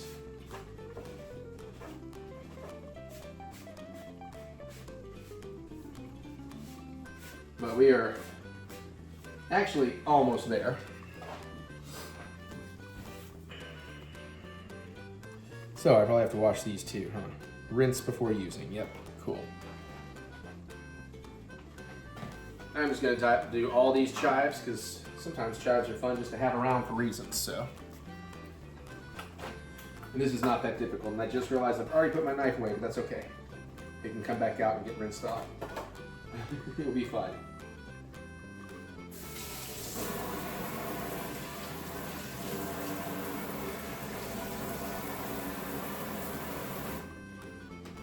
Nice little rinsing.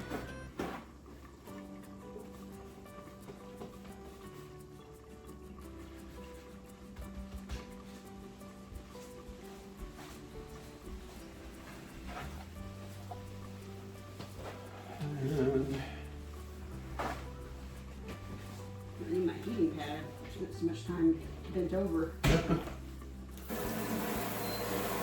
And then you went and bent over some more in the yard? Oh, I'm rolling. It wasn't bent that hard. It was a good angle. That's her. That heat down's getting a little more close to a boil there.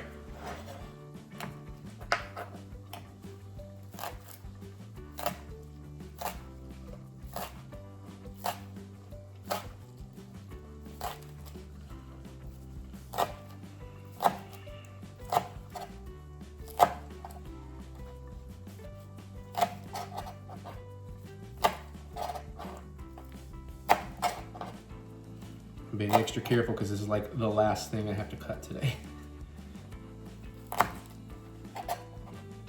Well, depending on what I make for myself.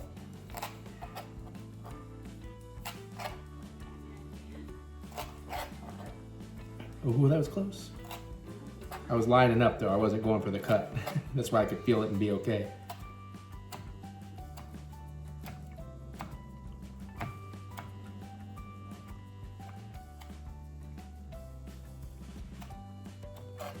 All right. Some of the folded ones are a little longer than I want, but overall that looks pretty good.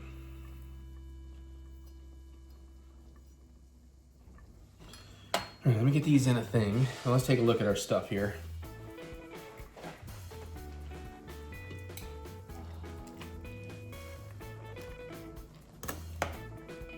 Oh yeah, no, that needs a few more minutes still.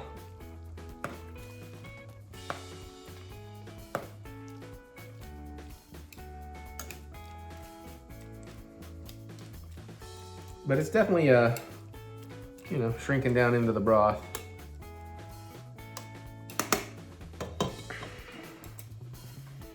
All right, let me get my chives in a container.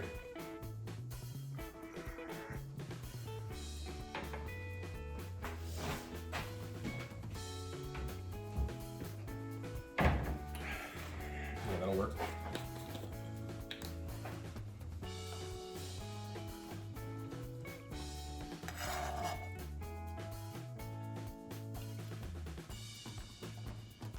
Not really the way I meant to do this. We will adjust. There we go.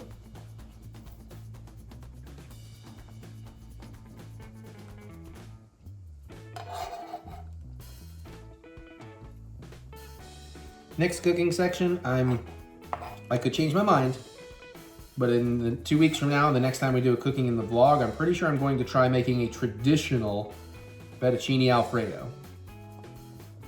Basically just pasta, butter, and cheese, and a little pasta water. I might fancy it up with shrimp, I don't know. Even though, or just grilling some seasoned shrimp, I don't know. Also, I might change my mind. I might have come with something else, but I have the ingredients for that. I saw a video about it, and it's like, oh, that actually looks kind of easy within reason. Because if I can get that down, then I should finally, for my third attempt, maybe actually be able to pull off a proper cacio e pepe in the future, which my dad would love for me to figure out. Okay, there's the chives. I can put this back away now. We're good here.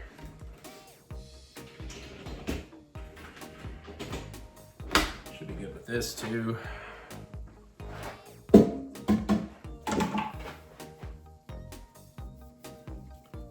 And if you're wondering, because it's been a while since we talked about it, I used to do a damp paper towel under the cutting board. And then I got this so I didn't have to keep doing paper towels. It keeps the cutting board from slipping and sliding around on you. Okay. All right, when we get to the creme fraiche, it says use half a cup plus more for topping. So we want to keep some for topping, but I'm also going to try and put more than a cup in there. Half a cup's for the single batch we're doubling, don't forget. And I guess I'll get my immersion blender out and ready to roll.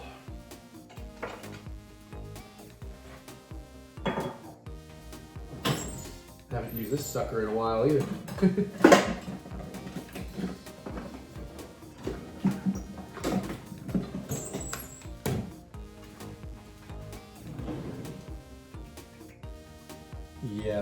this thing's gonna be buried because I haven't used it in so long. Oh, no, it is. Right there.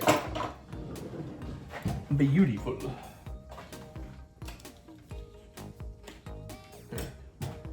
Immersion blender is ready.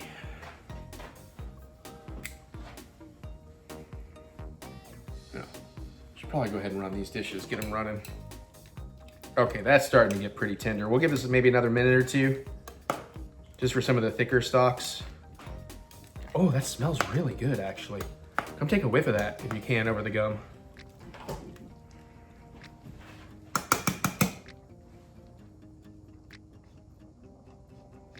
Yeah, pretty good. I smell your gum over that now, but so that might be affecting it. But So how are you defining tender here? where it's going to be mushy enough to easily blend. Okay. So like where you pick up in the tongs and you go split? I guess. Yes, that's exactly. Yes, I was already thinking exactly that. That was already my plan.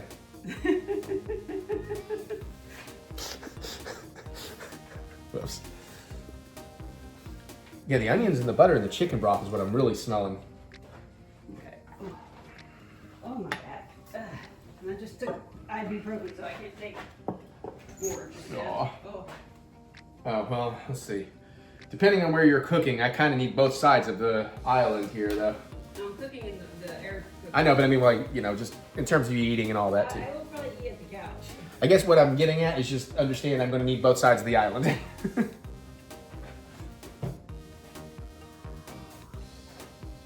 Because my outlet is over here, and the immersion blender ain't going to reach all the way over here. So we have to scooch over there.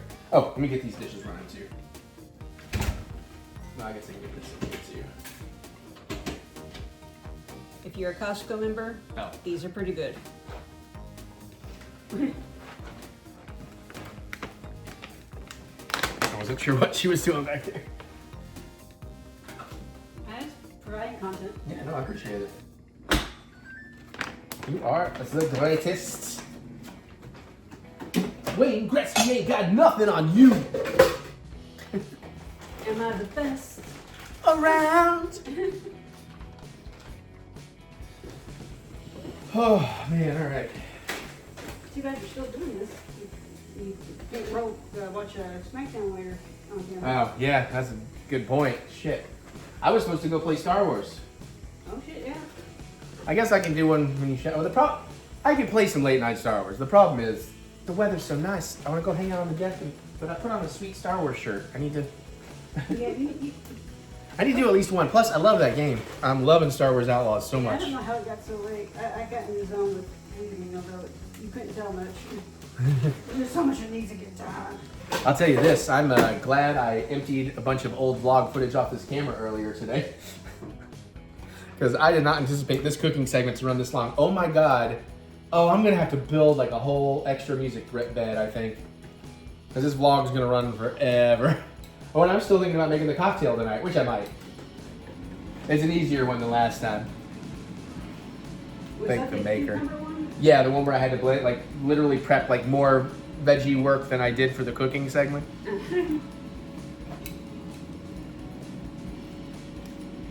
Here's a big stocky boy. Let's see if he's smushy. Kind of hard to tell. I mean, close. I So, don't think we have to actually worry about overcooking these. right, that's what I was thinking. I'd rather overcook than undercook. But thinking, let's try not to burn out the motor on the immersion blender. Right, exactly.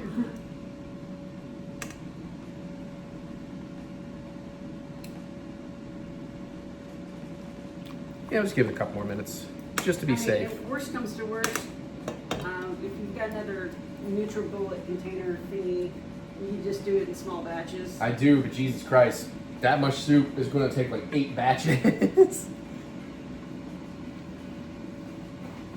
I hope it's good.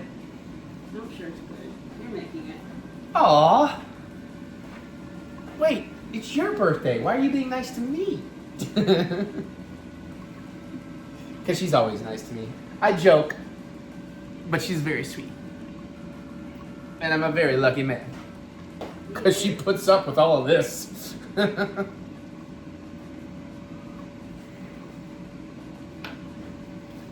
Oh man, I'm almost out of time to rob the cradle. Yes, that's going down to 6, let me know. I will try, no promises. Oh. But yeah, you're right. I'd love to go ahead and put on SmackDown just to get it over with. So we'll be ready for Stand and Deliver and then Wrestlemania on top of all the other things. What's up, Happy Man? Look at that cute boy right there. He's so cute. Boy. He's so cute. He's such a stinking cute boy. Stinking cute. Yes, boy. Guess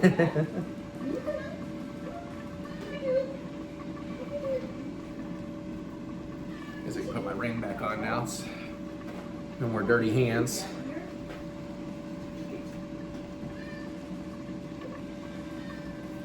I do like this hot sauce. I'm just not sure what I'm going to do with that much of it.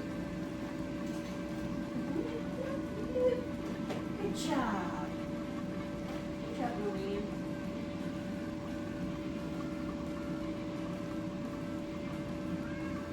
Yeah. I wonder if I blend that with some ketchup and a little Worcestershire and brown sugar. Maybe I start to get a little bit of a barbecue habanero barbecue sauce going on.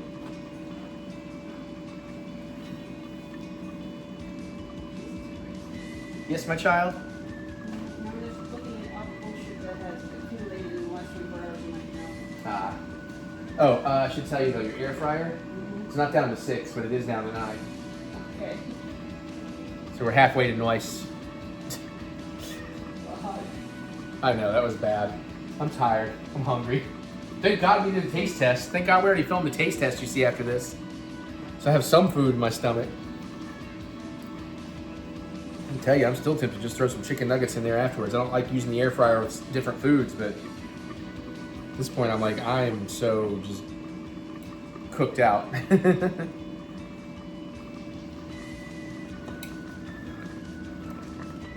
it boiling. I didn't mean to get it boiling.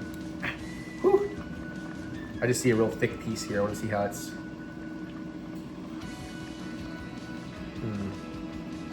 I don't know. That is kind of mushy.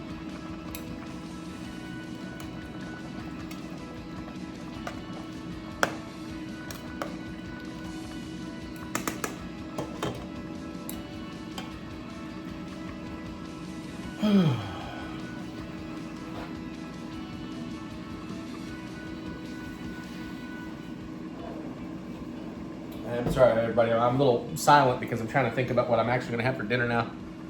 I mean, maybe I'll still make burgers. It wouldn't take me that long to make a burger.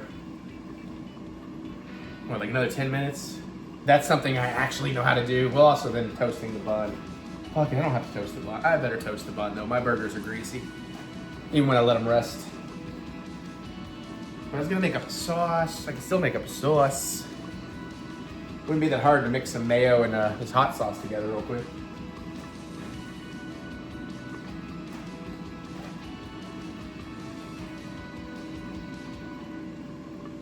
Oh my goodness.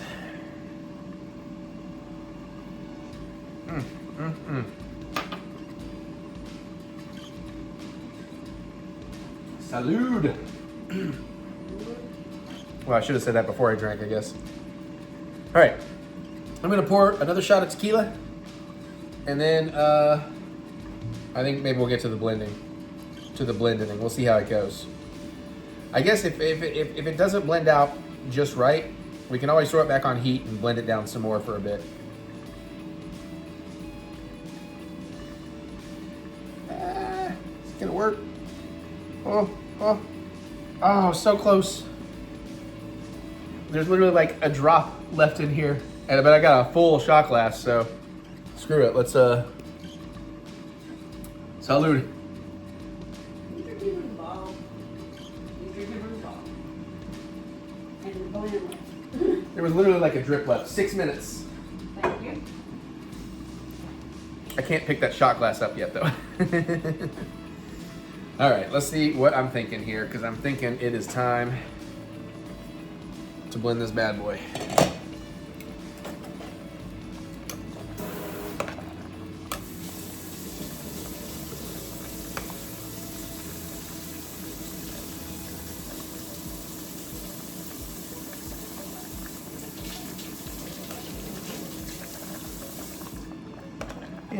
think we're pretty good here.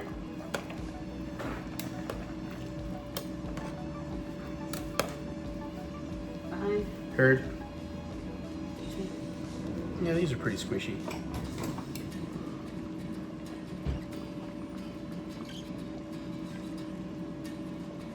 It's hard because this is ridged, so I'm trying to get it where it's like actually. Yeah, I see what you mean. Spatula battle? What? Spatula battle? I call these tongs, not spatulas. Yeah, why did I call it a spatula? That's why I was confused. I don't know, but I turned the heat off. I need another hand to move this thing. Or another. I can't. I talk no bueno, no good. Oh my god. You need to eat, dude. I will soon. Alright, we're gonna move this over here. Try to give you an angle so you can appreciate what's happening. Now everybody say a prayer. Well, it's gonna work to some degree. Just a matter of how much of a degree. And Eric, double check the recipe.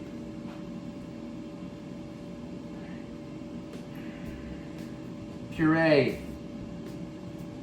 Whisk cream, seasoned with salt and pepper. All right. The whipping cream is until you're reheating. Correct. Until we blend it. Yes. Well, the thing is, are we reheating it at? Are we not reheating it now, or reheating it at the house? No. I still have to cook it because I still have to work the cream through it and season it. I want to have it seasoned, have the soup done, then we reheat. Yeah. Okay. I know what you're asking, but we're good. All right.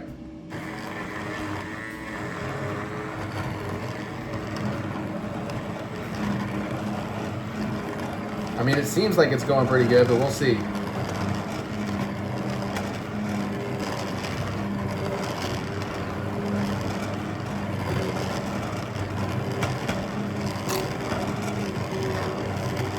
I mean, it's definitely getting nice and, you know, soupy and thick and, okay.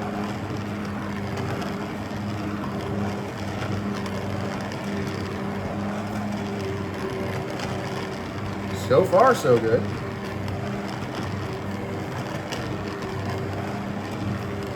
Although I got a weird feeling this is going to be more like an asparagus of cream soup.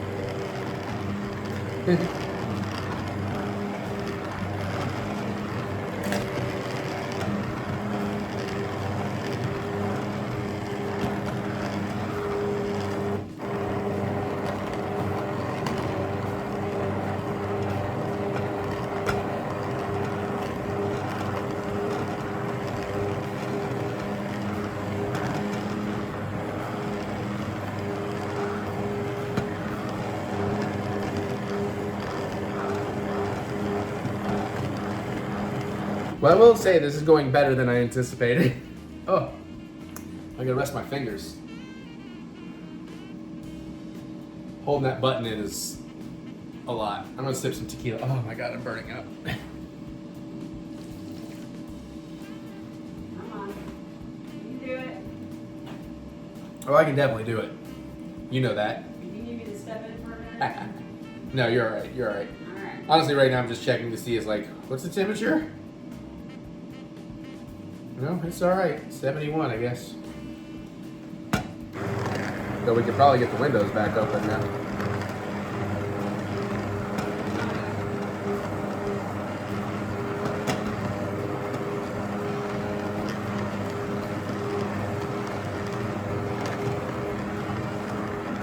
Yeah, I think this is actually blending up pretty nice.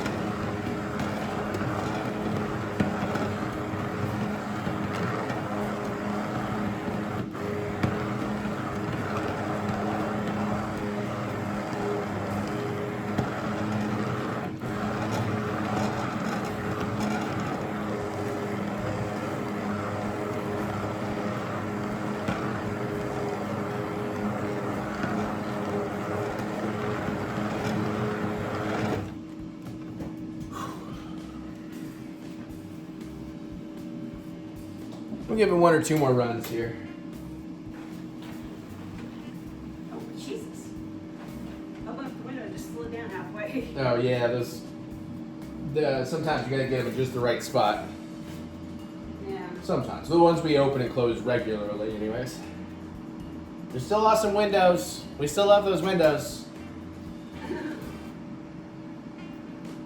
you have something to contribute to that thought, Mary? No, they're great. I think it's because the triple panes are so heavy. Yeah. But God, it may make such a difference. Oh yeah, no, we've loved those windows. You're at 0 now. Thank you. This almost looks more like split pea soup right now.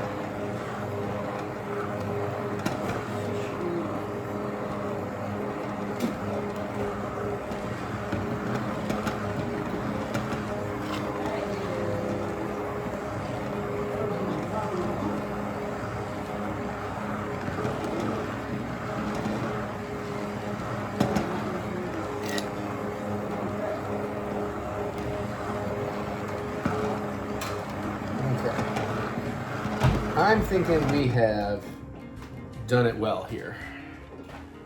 How do I want to test that? Guess we'll just see if I find chunks. That feels pretty smooth.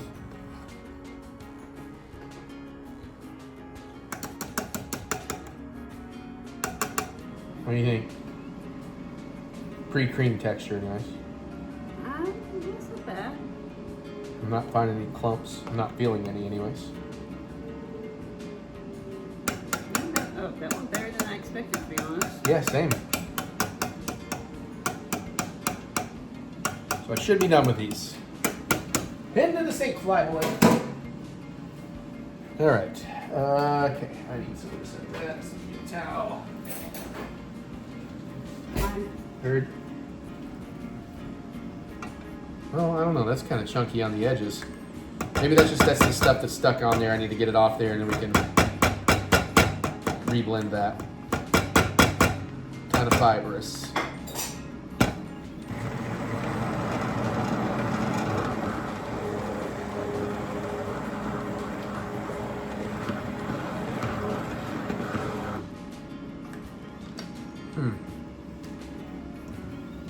Interesting. How come that's so... Actually, I guess when it just looks that way.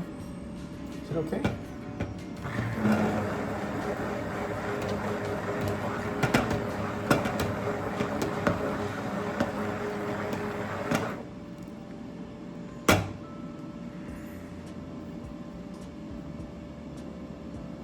All right, we're just gonna leave all that on the thing. Doesn't seem to be a lot of it.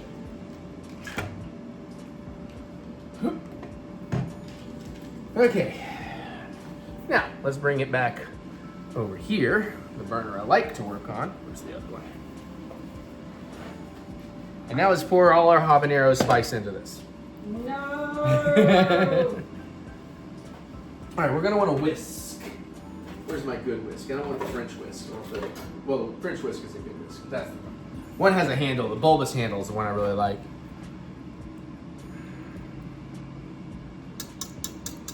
Well, I think it's just viscous. I don't think it's necessarily fibrous. It's just viscous. Okay. The cream will probably... loaded with fiber, though. Yeah. Well, I'm talking more of a texture, not a... All right, so now we need to get the cream fraiche out. Cream fresh, cream fraiche. I don't know. I'm not French.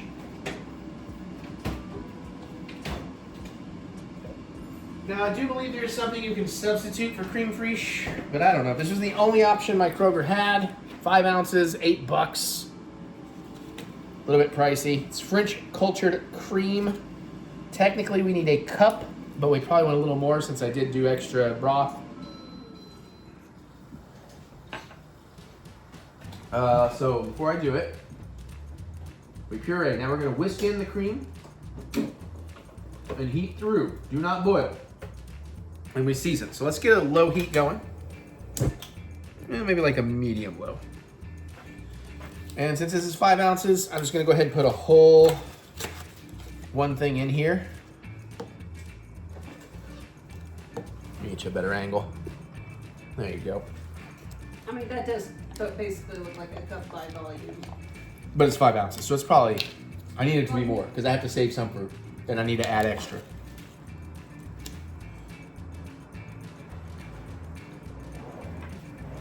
Well, like I said, it's something like that. They're going to go by volume, not weight. That's what I'm trying to tell you. I know what you're trying to tell me. I don't want to hear it because I'm afraid I'm going to fuck up the soup. Let me have my dream. Shit, I used my small one. Is that going to be okay? I guess so. I mean, that looks more or less like a cup. Hun.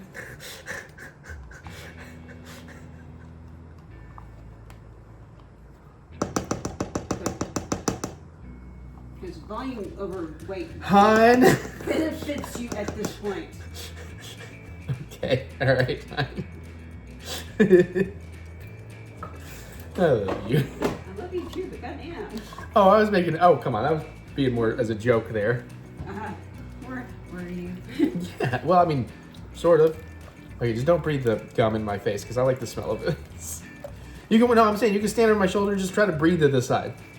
I do that sometimes, like when I've had really spicy food or a lot of tequila and we're kissing. It's like, or hugging or whatever. It's like I'm gonna breathe to the side for her.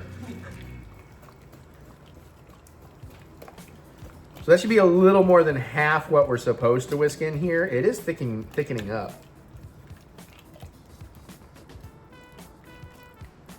But we need to save some for serving, or I just need to put all of this in there and go get some extra. You going to Kroger in the next day or two? Well, I'm planning on it. Huh? Alright, if anything, I should have gone tonight because they probably have like the times 4 coupon. Well, we got your dinner. We got to go to your parents. I could always try to run in after your dinner tomorrow.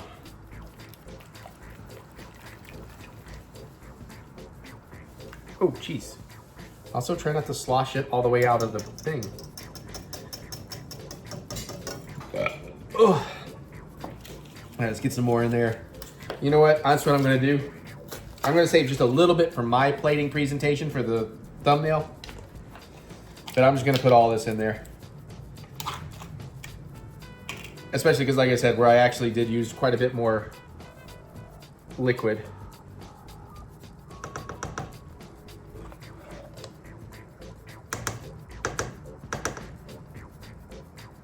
All right, what I've got left in the cup, I'll use for my little swirl.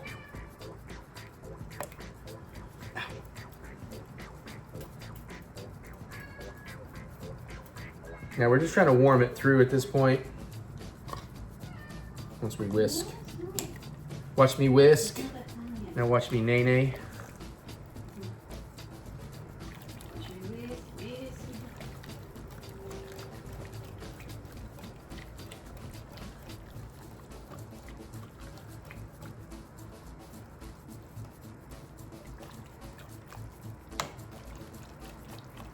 See a couple of cheese.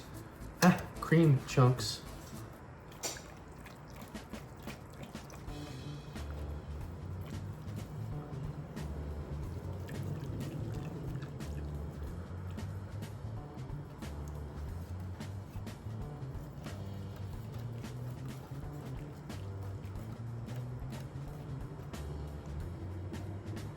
All right.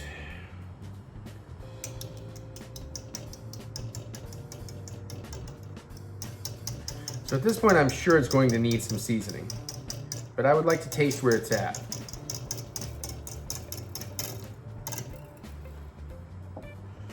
And to do that, I need to get the tequila taste out of my mouth.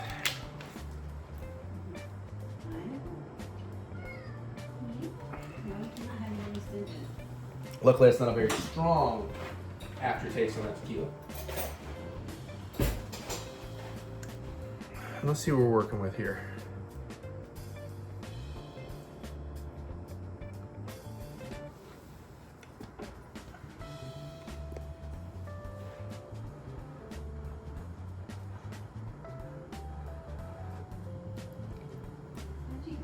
Jack. Oh, it's off the counter. Good boy. I mean, you're definitely still getting some of the fibrous texture of the asparagus in there. But I guess it's like having a cream of mushroom or something. You know, you want to taste a little bit of the vegetable. All right, definitely need some salt and pepper, but flavor's pretty good.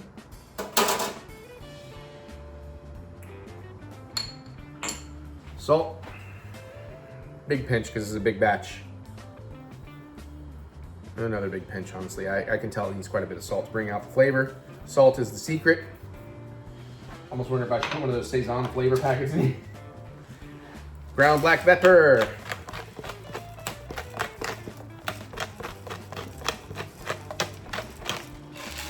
All right, let's whisk that in and see what we're working with.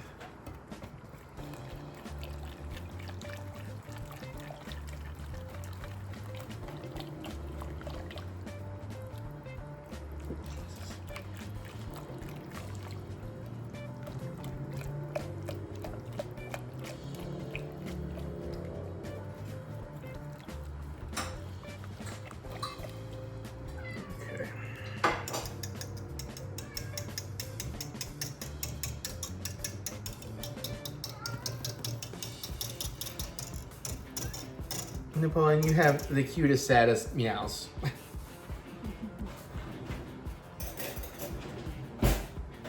Okay, let's try another taste.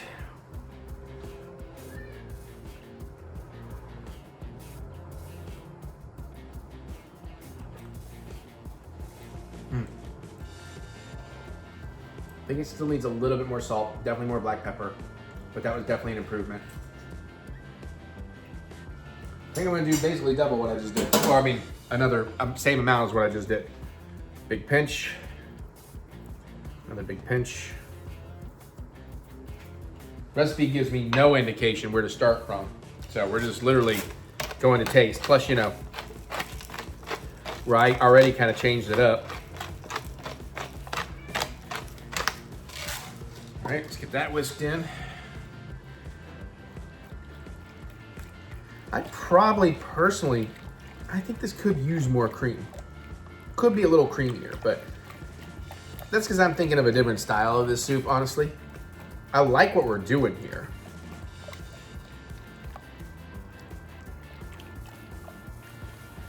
Okay. Alrighty. But it's definitely more asparagus forward. It has a creaminess to it, but it's definitely like very asparagus.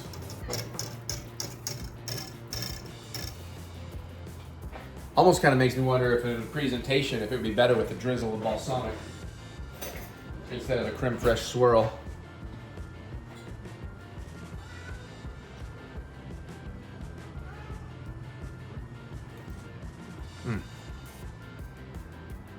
It's close. You might need to It's close. make yourself like a tiny cup and try the balsamic and see how that plays. Perhaps. Honestly, I think we need to hit that same amount one more time, and I think it might be just about perfect. Big sprinkle of salt. Another big sprinkle of salt. Don't be afraid of salt. Oh, I got the fish. Mm. You didn't hit the button, that's why. Oh. Sorry, I assumed you were done, or I would have helped. Stir this up some more. Give it a nice whisking. Well, while you're up, stay up. So get your opinion. Drink some water. Okay. Got everything fish in my mouth. Well. I didn't know I got a new nickname. Now that is not the same sort of vivid green that is in the picture. Well, that's their photography, and yeah. That might be because maybe I overcooked down the asparagus, because, you know, it got a bit duller and duller as it went along. Let me see what I hear. Let me see what I think first, if you don't mind.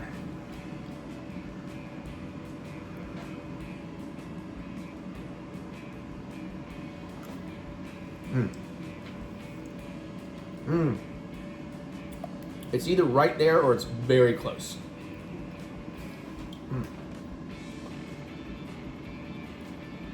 Oh, that's very hot. Yeah, I don't know why you held your hand out over the I'll just let it drip over the bowl. I don't know why either. It's okay. You're okay. You okay? You're okay. I'm telling you, you're okay. God, damn. That's hot. Sorry, huh?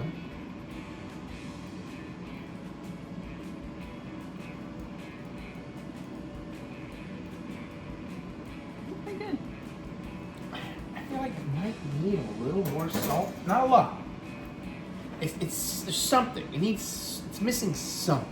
Let me try one more spoon You're because gonna- I'm not sure salt's. There's only one tiny spoon left, by the way, just so you know. Okay, I'll take one of the spoons you don't like. Okay. Yeah, I know. I'm with you. It's like I don't know if the salt. It's right there with the salt, or if it does just need that tiny bit more salt, maybe a bit more pepper. Can't help it. There's a whole pot to catch the drips if you just let it drip there.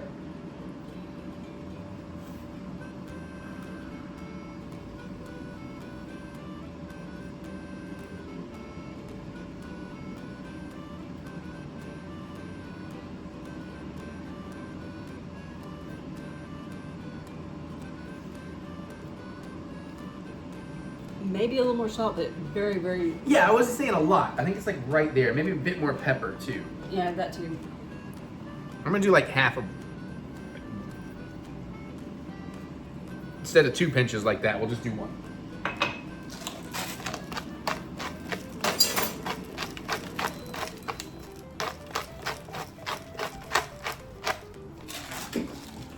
Okay.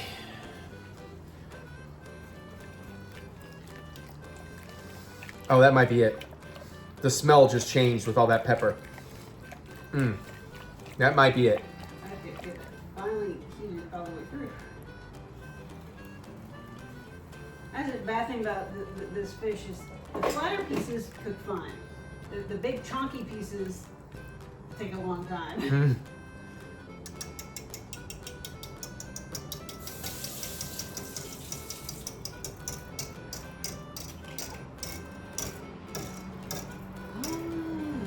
I hear voices and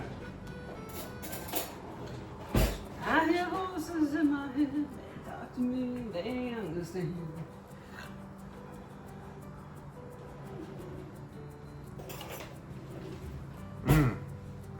Okay. Yeah. Yeah. Yeah. Because I think that'll be a building flavor as you eat it. I think I got it. This may not have been the disaster I was concerned it would be.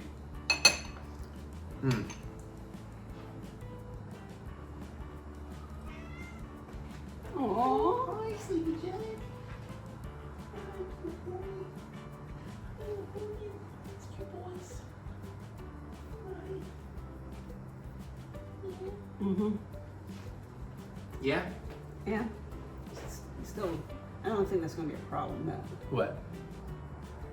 The fiber? Yeah. That's asparagus, man. You get that in a regular asparagus soup. Like that's what I was talking about. Like if you have a cream of mushroom or cream of broccoli, whatever, you're still gonna get little chunks, no matter how fine you blend it. Yeah. I think that's pretty good. But like I said, I think as you eat more and more of it, which I'll find out because I'm gonna plate a small cup of it. So you're gonna try it with the balsamic? I might try. I don't know. We'll find out. What's a good counter color for that? Probably the red. I would say probably the red. Yeah.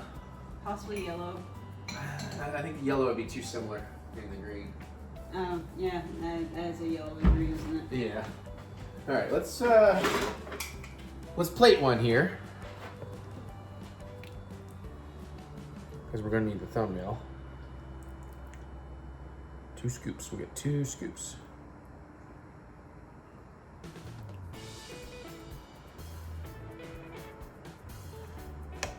I think you just set that in this pot. That pot's still very hot. I don't want it to melt. Okay. And then let me bring the camera down so you can see my. Oh, is the heat still on? Yeah, turn that off, please. And then I need to swirl creme fresh into there. What I've got left.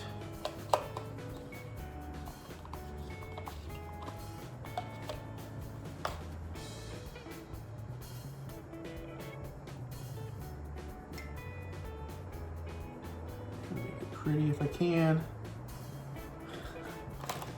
Sure. And then we'll chive.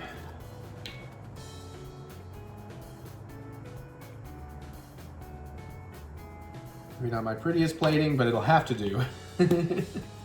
Not my ugliest plating either. There is that. You need thumbnail. Well, I was gonna thumbnail, but I was gonna get my photo first.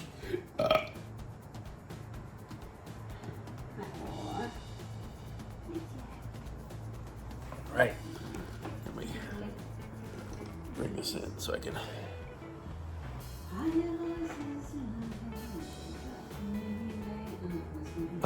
Do me a favor. Can you grab this, you've seen me do it. Tilt it down some, because I can't tilt the soup forward. No, by the bar. Just the bar. You don't have to touch the camera at all. More? Yeah, a little more. Yeah, that's good. I can work with that.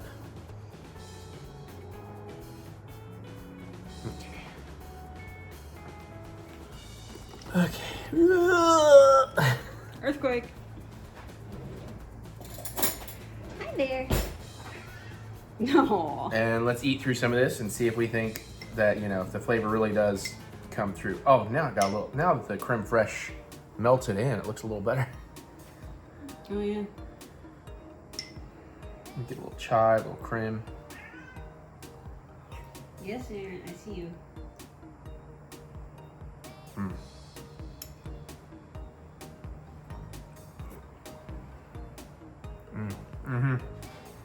This is gonna work. This is gonna work. Can Like there's a couple bites in. Don't let it, drip on your hand. Actually, hold on, walk with me a little. There you go. But I can tell, like doing a couple bites in a row, I'm like, yeah, Okay. this is gonna hit as you're eating through it. Okay. No, I didn't know if you wanted to try a couple haven't bites. eaten. Grab that balsamic.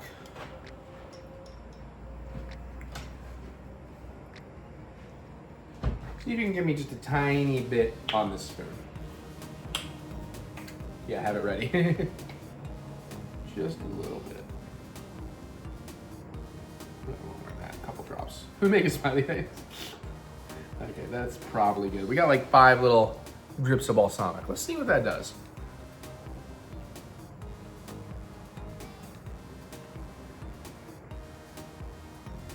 Okay.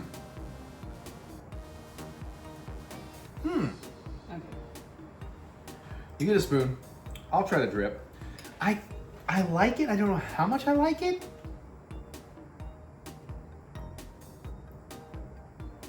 Oh shit, well that's fine.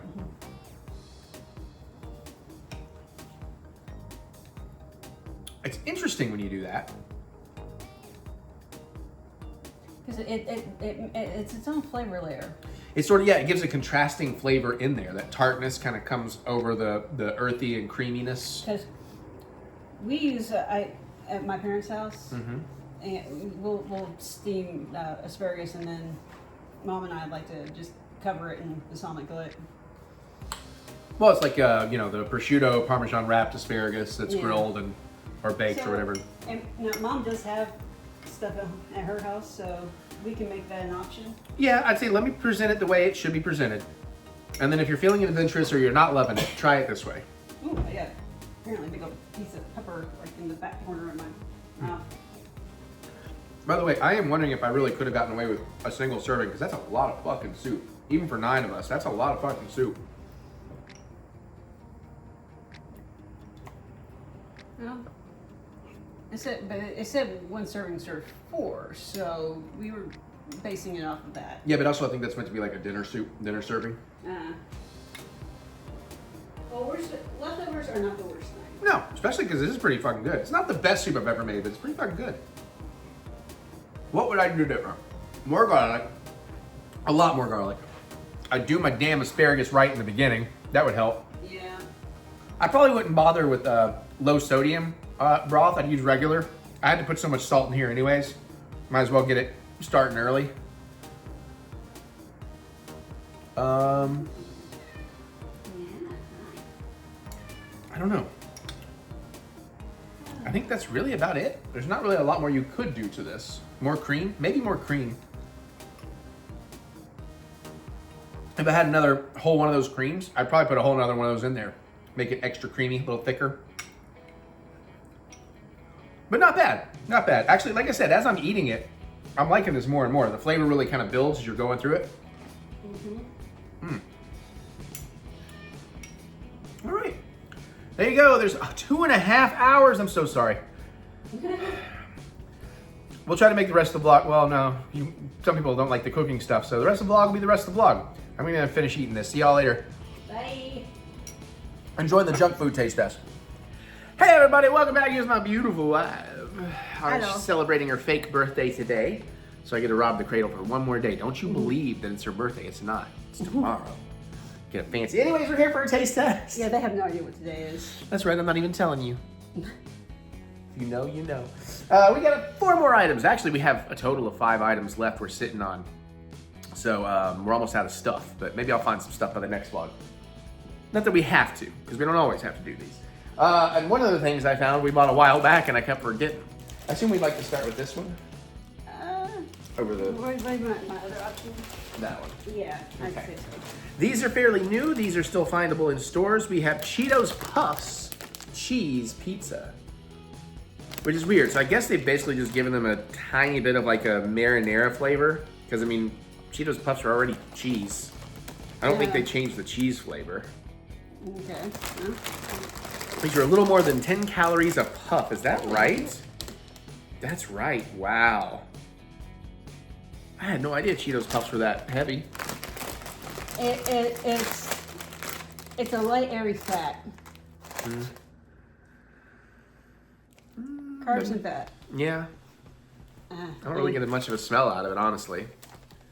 Looks kind of like your standard Cheetos Puff, maybe a tiny bit redder.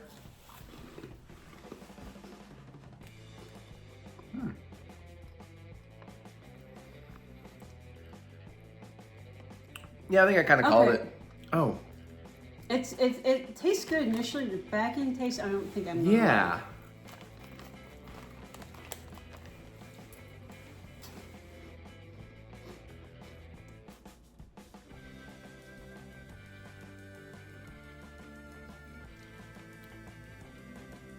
Yeah, the back end is not good. Yeah, there's like this almost like weird kind of flat papery bitterness. That's probably the actual oil. Yeah. I mean, I'll very slowly eat these just to get rid of them, but I don't think I can recommend those. That's not very good. Nor is the flavor that spectacularly different. Do we want to just toss them? No, I mean, I don't want to just throw it away. It's probably like, yeah, it's like $6. Oh Jesus. Yeah. By the way, did you ever buy more chip clips? No, I thought about it. I thought you put it on your list. I did. I didn't like the ones they had. So I did not. You have to keep an eye out because they tend to keep different types of chip clips like in random places around Yeah. the store. Exactly. That's what I was thinking. Okay. Yeah, those are not great. All right, 1 second. We'll do the next one, which is also Cheetos. And good Cheetos still have the same problem of get the fuck out of my teeth. Yeah. I don't know. Some people like that. Like, I get to eat it for a little while longer. Now, we have an actual Cheeto. Now, this is older. I don't know if you can still find these. Is it past its expiration date? I don't know. They're not like, they feel still fresh enough. Oh, 27th of August, 2024. So I'm sure they're fine, but I don't think you're going to find them anymore. We have the salsa con queso. We need to get some shelves up in there so you stop burying your shit. But the cats taught me that's what I'm supposed to do. Not Aaron, though. He didn't teach me that. Aaron taught me to bury his shit. Yeah, Jack and Eve are good. Yeah. Long story short, we set up. We were having to separate Itty Bit and Aaron a lot. We set up a, we have a hot tub or a jacuzzi that we never really use because it's just a pain to clean up or whatever. So it's really become a pit for a second cat bathroom, cat litter. And Mr. Aaron Purr does not like to bury his stuff. And whoo boy. Neither does Napoleon. Yeah. Oh yeah. Well, luckily he doesn't really use the one upstairs that often because he gets locked downstairs with Itty Bit in the afternoon. So a lot of times when Mary goes to work, we lock the younger boys upstairs. And when I go in to shave and shower and all that, it's like, oh God. So as I've told Mary many times, like that's the thing with me. It's like I'm not afraid of cleaning or whatever. I'm not going to do it until it bothers me. So the point of that I bring up is because I haven't really gotten into doing litter yet. That's not something I've learned to do. But we are one step closer because it got to the point of bothering me enough. I will actually at least go in there and bury his poop so I don't have to smell it. Long story short, perfect story for a taste test section. All right. I don't know if these are supposed to be spicy. I don't think they are. I think it's just kind of a salsa con queso. It doesn't really show any heat. I guess there's a little mild jalapeno, but it smells kind of good. Not sure about that.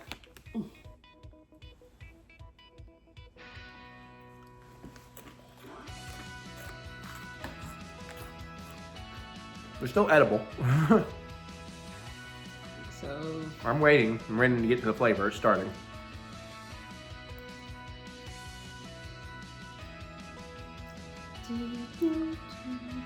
I think you'll be fine.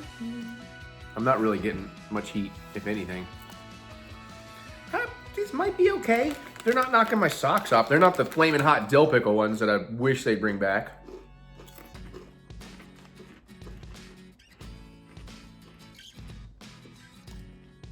Like, I taste a they're little. the crispier ones, so if they're stale, it's not as noticeable. Right. I guess I taste a little bit of that.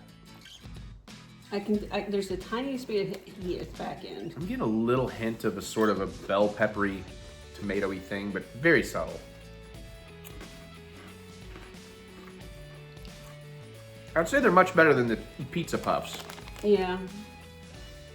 But They're not that far off from normal. It's kind of got that little bit of a vinegary tomato. Just a hint of it added to your standard Cheeto. That's edible. I'd say they're probably better than the cheese puff ones. Oh yeah, I just said that I think they're light years better myself. Oh, wow. Those I will happily eat. The others I will begrudgingly. These were probably cheaper too. They don't have a price on them. They were free. So yeah, much cheaper. Oh my God, that bag was $5.89 as well. I never buy chips, so I don't know how much they cost. You never have to buy chips. You probably haven't had to buy chips in like 10 years unless it's for a party. And you're picking it up because I didn't get to it, if you think about it. Because I always keep way too many damn chips in the house. Yeah. But what are you gonna do? I love Eric Estrada.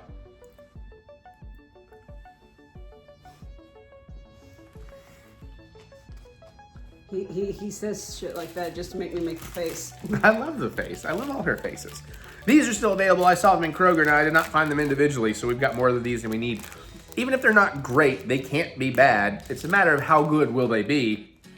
We have Hershey's Caramel. I'm gonna have them on back down to s'mores. Yeah. I could see that. Yeah, I think that could be interesting too. And we might be in the fire pit season, so we might get a chance to try this at some point if the wind will ever cooperate. What's the candy bar I'm thinking of? It's like there's also a Carmelo, but isn't or Caramello or whatever. But then there's another one that's like this too that I always liked. It was basically milk chocolate with caramel. I don't know. It's In just the like center. the Old Kentucky Chocolates candy bar has a version of that. Yeah, but I was talking more like, national brands you could find pretty easy all the time. Well, that's tiny. There's just that is meant to be a s'more. definitely. Well, that's good though. There's 2 chunks in here, so that'll be perfect for us with. It's only 90 calories for each of us. But before I do that, I am curious. Famous, no, let's see. Candy bars that are milk chocolate with caramel inside. Well, the Caramello, I think that might actually be what I'm thinking of. I think they just changed their... Milky Way, sorta.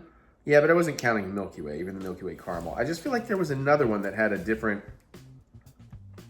If you know in the comments, let me know. It's not like the Fifth Avenue, but it's like a black packaging and... Ooh, that's actually a pretty sizable block. Yeah. Oh, yeah. That's gonna be pretty. That's gonna be a chunky. Oh, boy. do you just want to split half of a half? However you would like to handle it, Let's do half of a half. if you can. Oh, shit. Ooh. Oh. Again, Mary. Why don't we take that one since It's all- I oh. broke it. Yeah, she did break it. Now we get to both have our hands sticky. You should see she just got all gooey. There's some of them now. You want me to just take a bite and hand you the other Sure. half?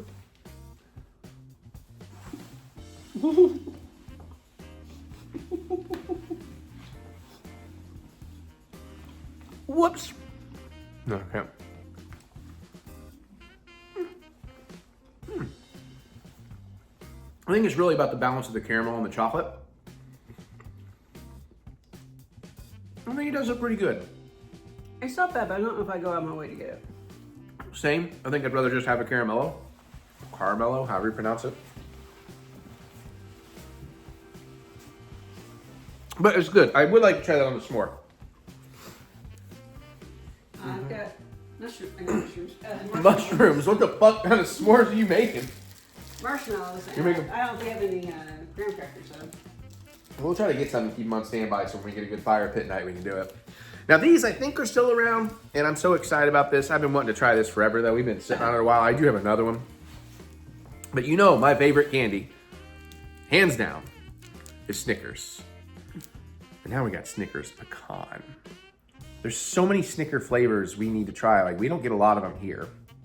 But I tell you, the most decadent thing they could do that I will just, it'll be how I die, because I'll just gorge on them for all the time, Yeah. is a cashew Snickers. Never seen them do that, but my God. So, whole bar, 200 calories, no shock there. And I mean, this has gotta be good. I guess the question here, the criteria here is, do I like this more than a regular Snickers or an almond Snickers? You can have first bite. Okay.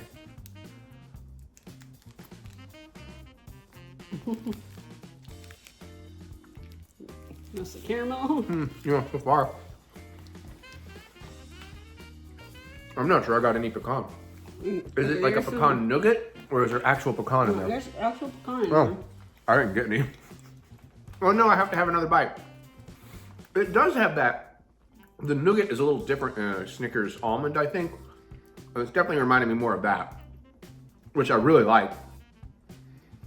It still stays very snickery, or very standard snickery to me, though.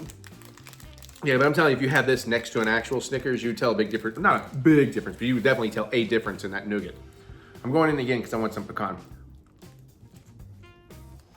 I could tell I got a little bit, but only briefly. The nougat, I think the caramel and nougat kind of overwhelm everything. Yeah, it's very good, but it's not in the league of almond or standard.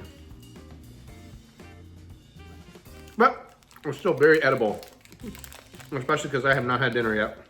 You might as well just finish it off. I'm being good. Yeah, thanks for making me do that.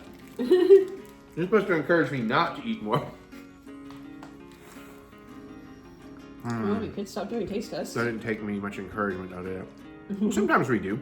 It's just a matter of when I find stuff. But when I see things, I want to try them. I got to know all the flavors out there. And I said one of the things I would like to try, and I don't know if we'll get it out there while they still have it, but Regal Cinemas apparently has a Peeps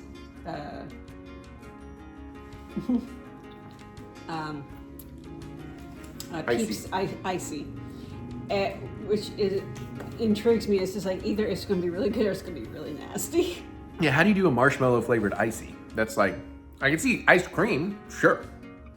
So I think it's there are chemical ways to synthesize the taste of marshmallow. yeah, well, yeah. And you know so it's not going to be marshmallow icy. It's marshmallow flavoring icy. Yeah, well, I probably. mean, duh.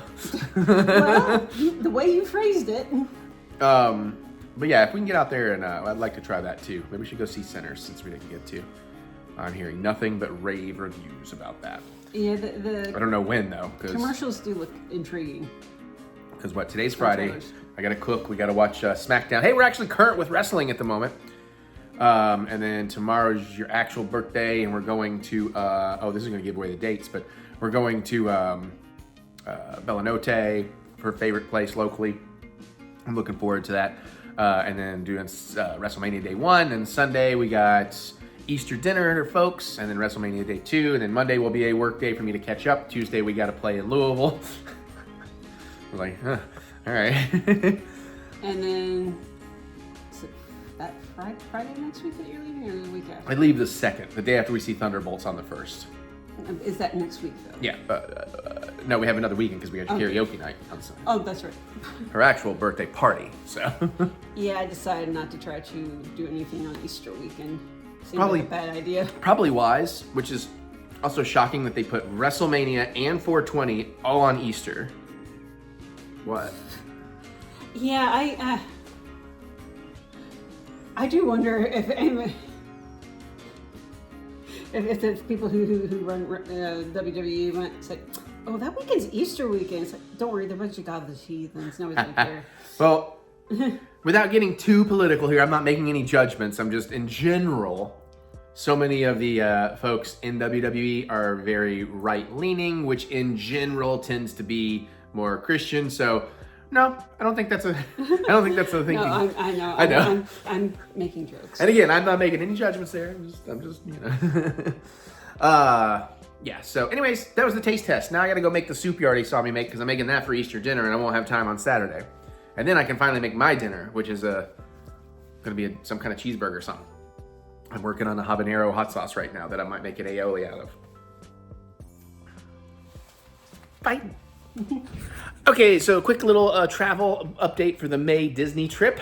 They have announced a few things. This is all about merch, really. Star Wars related. They've announced, I think, I've not really seen this confirmed, and it looked pretty legit though. They seem to have announced a new Saber release, actually 2 Saber releases for May 4th. It's going to be Balin Skull and Shin Hati, presumably with the orange blade, which is going to be fantastic and different. So I'm definitely planning to get my hands on those. Let's keep fingers crossed. The other thing, I try the Let Me Do Everything on May 4th kind of deal in Batu. I have a bonus attempt at something, which is to play around a sabacc with somebody, because thanks to Star Wars Outlaws, I'm kind of hooked on sabacc. And the other thing is, they have, as of today, announced, we already knew it was happening, but we didn't have all the details. They are doing a special Savvy's Workshop lightsaber, limited time. It's something about Reforged, and it has something to do with pirates brought in a bunch of scrap metal, and it looks like it's only one build. It doesn't have options for alternate things, but they now released the pictures of it. It is gorgeous. It does start on May 4th, and it starts on both parks, so Disneyland and Disney World. So as long as they don't run out the first day, because my lightsaber build on that day is later, I'm getting that sucker. As a matter of fact, because of that, and because maybe I'm wrong and there are 2 others, or maybe they have finally refreshed the parts, I added another lightsaber build. So I'm going to be building 3 lightsabers and buying at least 2. So that's pretty much the sigh of Mary. All right, that's pretty much all that is. So more vlog. Oh yeah, what you gonna do, brother, when Wrestlemania Night 2 is boring?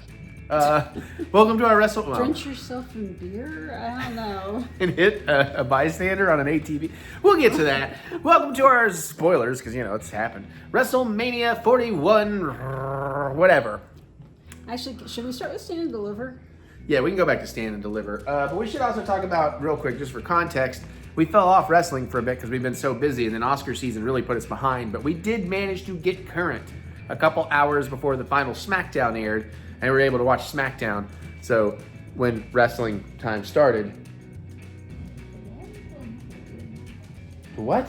Sorry, I'm working on... I gotta fix some chicken for the cats, and it's like the water level's lower than I remember it being. Hey, you're good. Anyways. So yeah, first off, why the hell did they put all this on Easter weekend? That is a terrible idea. Also against episode 2 of The Last of Us. Stadiums. What? This is I don't think they care because they had that, stadium completely packed. Yeah, but it's well, the other part of the problem I really have with this is fucking Peacock and their bullshit app that does not, if it's a live event, does not have a start from the beginning option and only lets you rewind about 2.5 hours. So that was a bit of a shocker. Because we didn't get to watch as much Stand and Deliver as we thought before Mary's birthday, because we had to go out for Mary's birthday dinner, perfectly appropriate. But things came up that kept us from being able to watch all of Stand and Deliver that afternoon. So we had to come home after the great birthday dinner and finish Stand. I thought maybe we should put off Stand and Deliver because they probably won't spoil anything. But they're like, yeah, let's just watch it. And then we got really upset because then we found out, oh God, we can't start WrestleMania. The other worst part about that is in that live broadcast, they include the post show as part of the whole thing. It doesn't become its own thing. So you actually have to wait for the whole post show to go off before the replay gets added. So all that added to a lot of annoyance with us this weekend. It's a very late match for me. Yeah, and we'll get to some more stuff when we get to day 2 about frustrations in the day from hell.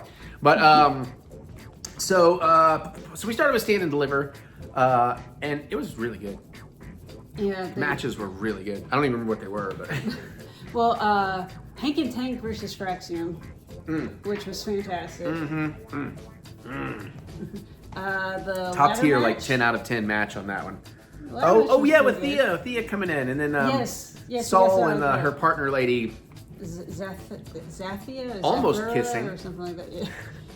Stand and Deliver results. And then of course the Obafemi, Trick Williams, and and Javon. That one was boring. That whole It didn't end the way I wanted it to, but still, watching Javon just bounce around the way he does is always pretty entertaining for me. yeah. I guess we had the elimination: the Meta Girls versus Fatal Influence versus Dolan Paxley versus Perez Jade. Okay, that was pretty good. Perez Jade. Yeah.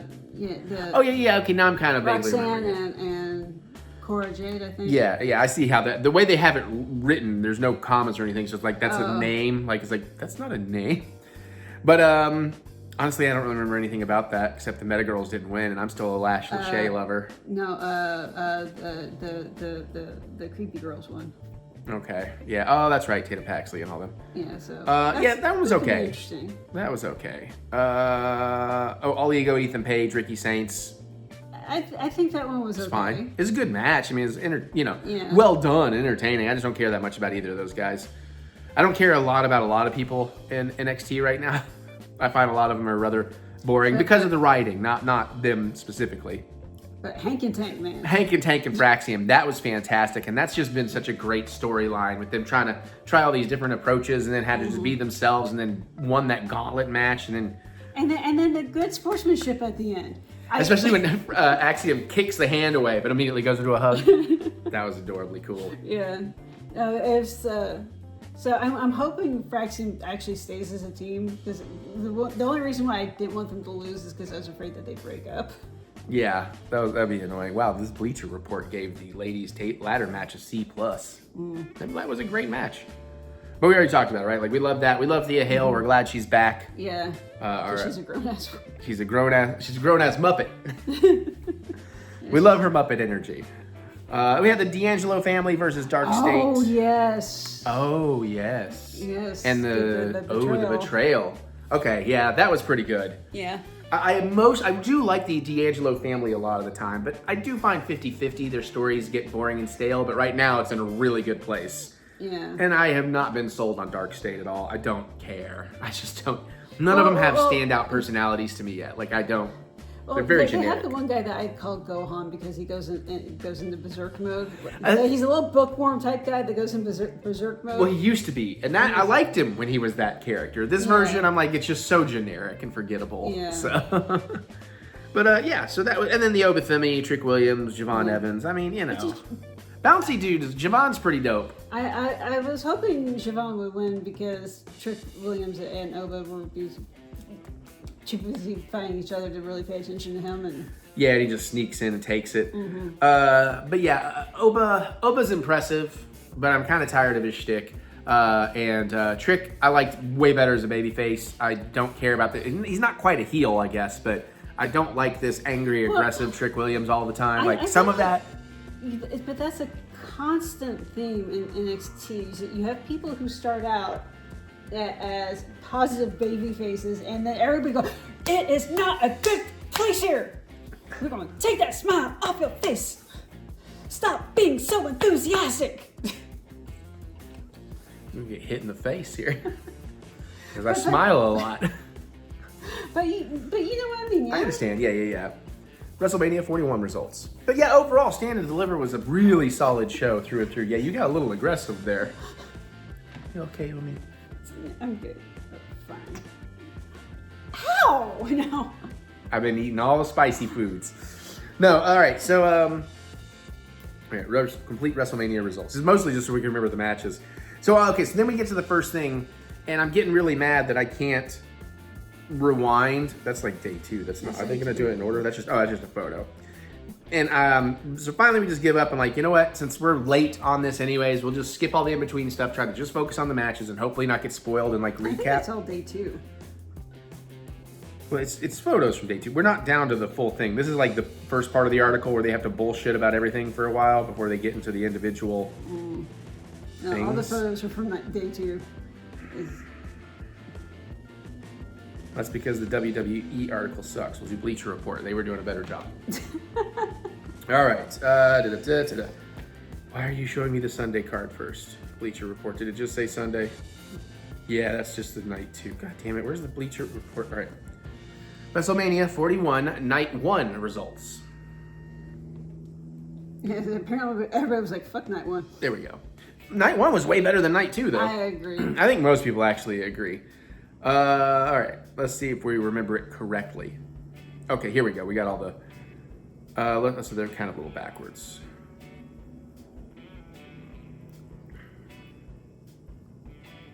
I don't know what order they're in. But we started with Jey Uso and Gunther, and we didn't really get to see the match. We just kind of got to see the end of it because we needed to start somewhere. Turns out that was the starting match. We found out afterwards, and we waited forever for the replay to pop up so we could go back and watch it. I even started watching it in Spanish because the Spanish one came up first. Yeah. And then we found out, oh, that was the first match. We didn't actually miss much. I don't miss much of it in Spanish either. Yeah. I'm glad Jay got the win. I agree. I think Mary agrees, and most people agree that the way the win went down didn't feel... I don't think any of us really believed Gunther would have tapped. Certainly not as easily as he did. Yeah. Is it gonna fit? Close enough. Yeah, you might be able to mush that down in, wouldn't you? I think a lot of other people have suggested, and I think they might be right, that if he would have just actually choked Gunther out, like Gunther refuses to tap out, but he just actually passes out, and the ref has to call it, that would have been a little more believable than Gunther tapping out to Jay. The only reason I can think that they would go that route is that they basically want to give him shit and be like, oh, you can dish it out, but you can't take it. Yeah, something like that, maybe. But, so, I mean, I'm okay with the results, and we can't really comment on that match because we didn't really watch the match except for the end of it. Now, I'm probably going to go a little out of order here, but Tiffany Stratton and Charlotte Flair. Tiffany won. Tiffany went over. I've heard people who follow this and understand wrestling better than I do that apparently a lot of people claim Charlotte was being pretty stiff and not really selling Tiffany. So maybe there's like an attitude thing going on, which might further explain why they were wearing practically the same outfits, which made it very hard to follow. Can't imagine if you're in the crowd trying to follow it from a distance. It's just like same color scheme, same long blonde hair. Same sparkliness. Yeah. It's like, Yeah, but you do kind of have to wonder, Charlotte is how old? Oh, I don't know, but I always get the impression she could have a not great ego. Everybody in wrestling has an ego. You have to have an ego to do that, but you can have a nice ego. And some people have a shitty ego. I could be totally wrong. That's just the impression I get. That's the vibe I get off her, and honestly, I'm usually pretty spot on with the vibes I get from people. I seem to have a sixth sense about it. I choose to ignore it a lot of the times. You beat me to it. Hi. So that one was okay. The best part was the end and how fucked up Tiffany looked. Now, apparently it was makeup and blood on her teeth. She did not have a tooth knocked out or anything. Okay, good. So, because she took a picture afterwards, like, my teeth are fine, everybody. But she did have, like, the big welt on her head and everything. Yeah, that last one of those last face plants was pretty hard. LA Knight, Jacob Fatu. I hate the Jacob one. Yeah. He's cool, but we love LA Knight. We're an LA Knight family. Yeah. It's just like, my leather daddy needs to win. Yeah. Yeah. War Raiders and New Day was a really good match. I'm actually kind of glad the New Day won because I'm interested in the heel turn, but I feel like they've just done nothing with the heel turn yet. But now that they have the belts, I think it could get very interesting. I think it's interesting that they both got Majin tattoos. Well, they're big anime guys. I know they're big anime guys, but I mean, this is like, we're going bad, so we're going to get tattoos to go with it. I'm like, oh, that seems like a bit much, but I'm not a tattoo person. No, me either. Jade Cargill and Naomi. That was a decent match. I don't remember it much. I'm sorry. The onions I had on my burger saying, "Hey, hi was a fresh onion." As a Jade won. Yeah. I don't know about the the heel turn Naomi's taken. I mean, Glow was more fun. Glow was more fun, and I hate it though. Sorry. It's just one of those things. It's like, okay, so now she's obsessed over Bianca. Yeah. I don't know how well this is going to play out in the long run. Some people had some theories beforehand that didn't come true that Bianca was going to go heel and actually still team up with Naomi.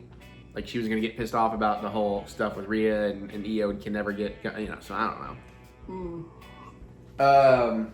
But yeah, I mean, that one was fine. Well, I'll see where that goes. I'm not hating on that one.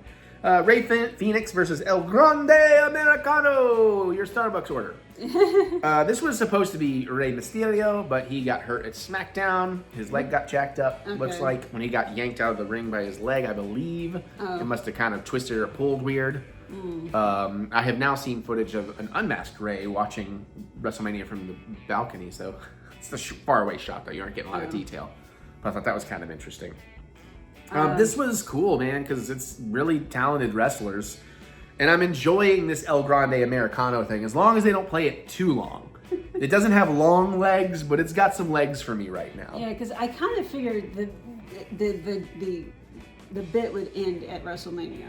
Yeah, but obviously they're going to go a little further with it. So yeah, it's just like, okay, what kind of plans do you have for this? And I do like, I like that in the packages they're poorly dubbing him. I think that's really kind of cute. And the intro is like old, like they put like the old sepia scratched film filter and all that stuff on there, and it's like a mariachi version of one of our classic American songs. I can't think of the name of it right now. I haven't been able to place it. I'm trying to get the theme in my head so I can sing it for you, because it's one of the really famous ones, but it's shit. I wonder where you Google it, because we only got one more match to talk about night one. El Grande Americano theme music.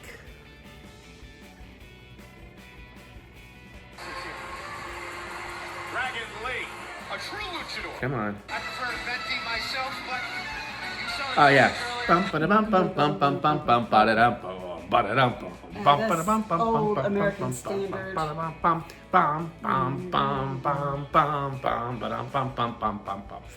Is it part of Pomp and Circumstance? I was thinking Pomp and Circumstance. It might be. But anyways, I love that. And then on night one, a match I did not think I would care that much about. Oh. CM Punk, Roman Reigns, and Seth freaking Rollins. Yeah, that didn't go the way I thought. No, I don't think it went the way anybody thought. And it was spectacular. And again, a lot of those guys like Roman, like his acting chops or whatever, really picking up. Like he sold so much emotion and interesting stuff in there. And, Punk was selling some fun stuff in there, and Seth just killed it. The match itself was fantastic, but my God, the ending on all the Paul Heyman stuff, like so many of just like, whoa, oh, whoa, okay. Whoa! Okay. Okay. And then that like final shot of an evil looking Paul Heyman over Seth Rollins' shoulder. Yeah. Yeah. I'm really excited to see where that's gonna go. Yeah, it's just like because I don't see him hanging around with Seth, but he almost has to at this point because he needs protection. Yeah. No, I think he is here to manage Seth now for a bit. So it's going to be real interesting to see where that goes. I want to see what the man's take on that is like, why is he following you everywhere? Yeah, now that Becky's back, which we'll talk about that in a second too. But yeah, that was a spectacular ending, and especially after the disappointment of the end of night two, it became apparent that night one ending should have been the WrestleMania ending, because it could have been topped, but it wasn't. But we'll get to that. So that's pretty good on night one? Yeah. Yeah, she stayed up pretty late. Now we had Easter. I'm gonna check. Okay. Of course, you will want to come talk about this, but I'll get set up. WrestleMania 41 Night 2 results. It's going to be such a long vlog. Here we go. We're getting Bleacher Report up and running. So you know, our folks do Easter dinner every year and all that stuff. Nobody's super religious or whatever, but you know, they're a little bit, and just kind of a tradition to go have Easter dinner, and the food's really good. And you saw the soup I made already, and it turned out really good. It went over very well. I didn't get a lot of compliments, but everybody's bowl was clean by the end. Yeah, no, I really liked it. Yeah, I think it was good. It's just not, I've done better, but I think I could even make that soup a little better personally. So Easter went fine, although something went wrong on their end, so they already got a little bit of a later start than usual by like, about an hour than we normally start. Yeah. And on a day that we needed not to, but hey, it is what it is. Had a great time over there. And then as usual, Mary stayed behind to help her mom clean up and all that stuff. And any other time, had you asked me to, like, 'cause you suggested to get you home sooner, I could help. But had the other issue not been having, I would have been more inclined. But without going too into it, not giving you spoilers, there was an episode of The Last of Us Season 2, and I knew what was coming, and I knew it would be a big deal, and there was a chance they might not have done it or put it off and did it later, but I did not want to find that out from the internet. I needed to see that episode, and boy, am I glad I went and watched a 10 out of 10 greatest episode of TV we've seen in a long time. And I stayed over at my dad's longer than I intended to, because he wanted to show me some things.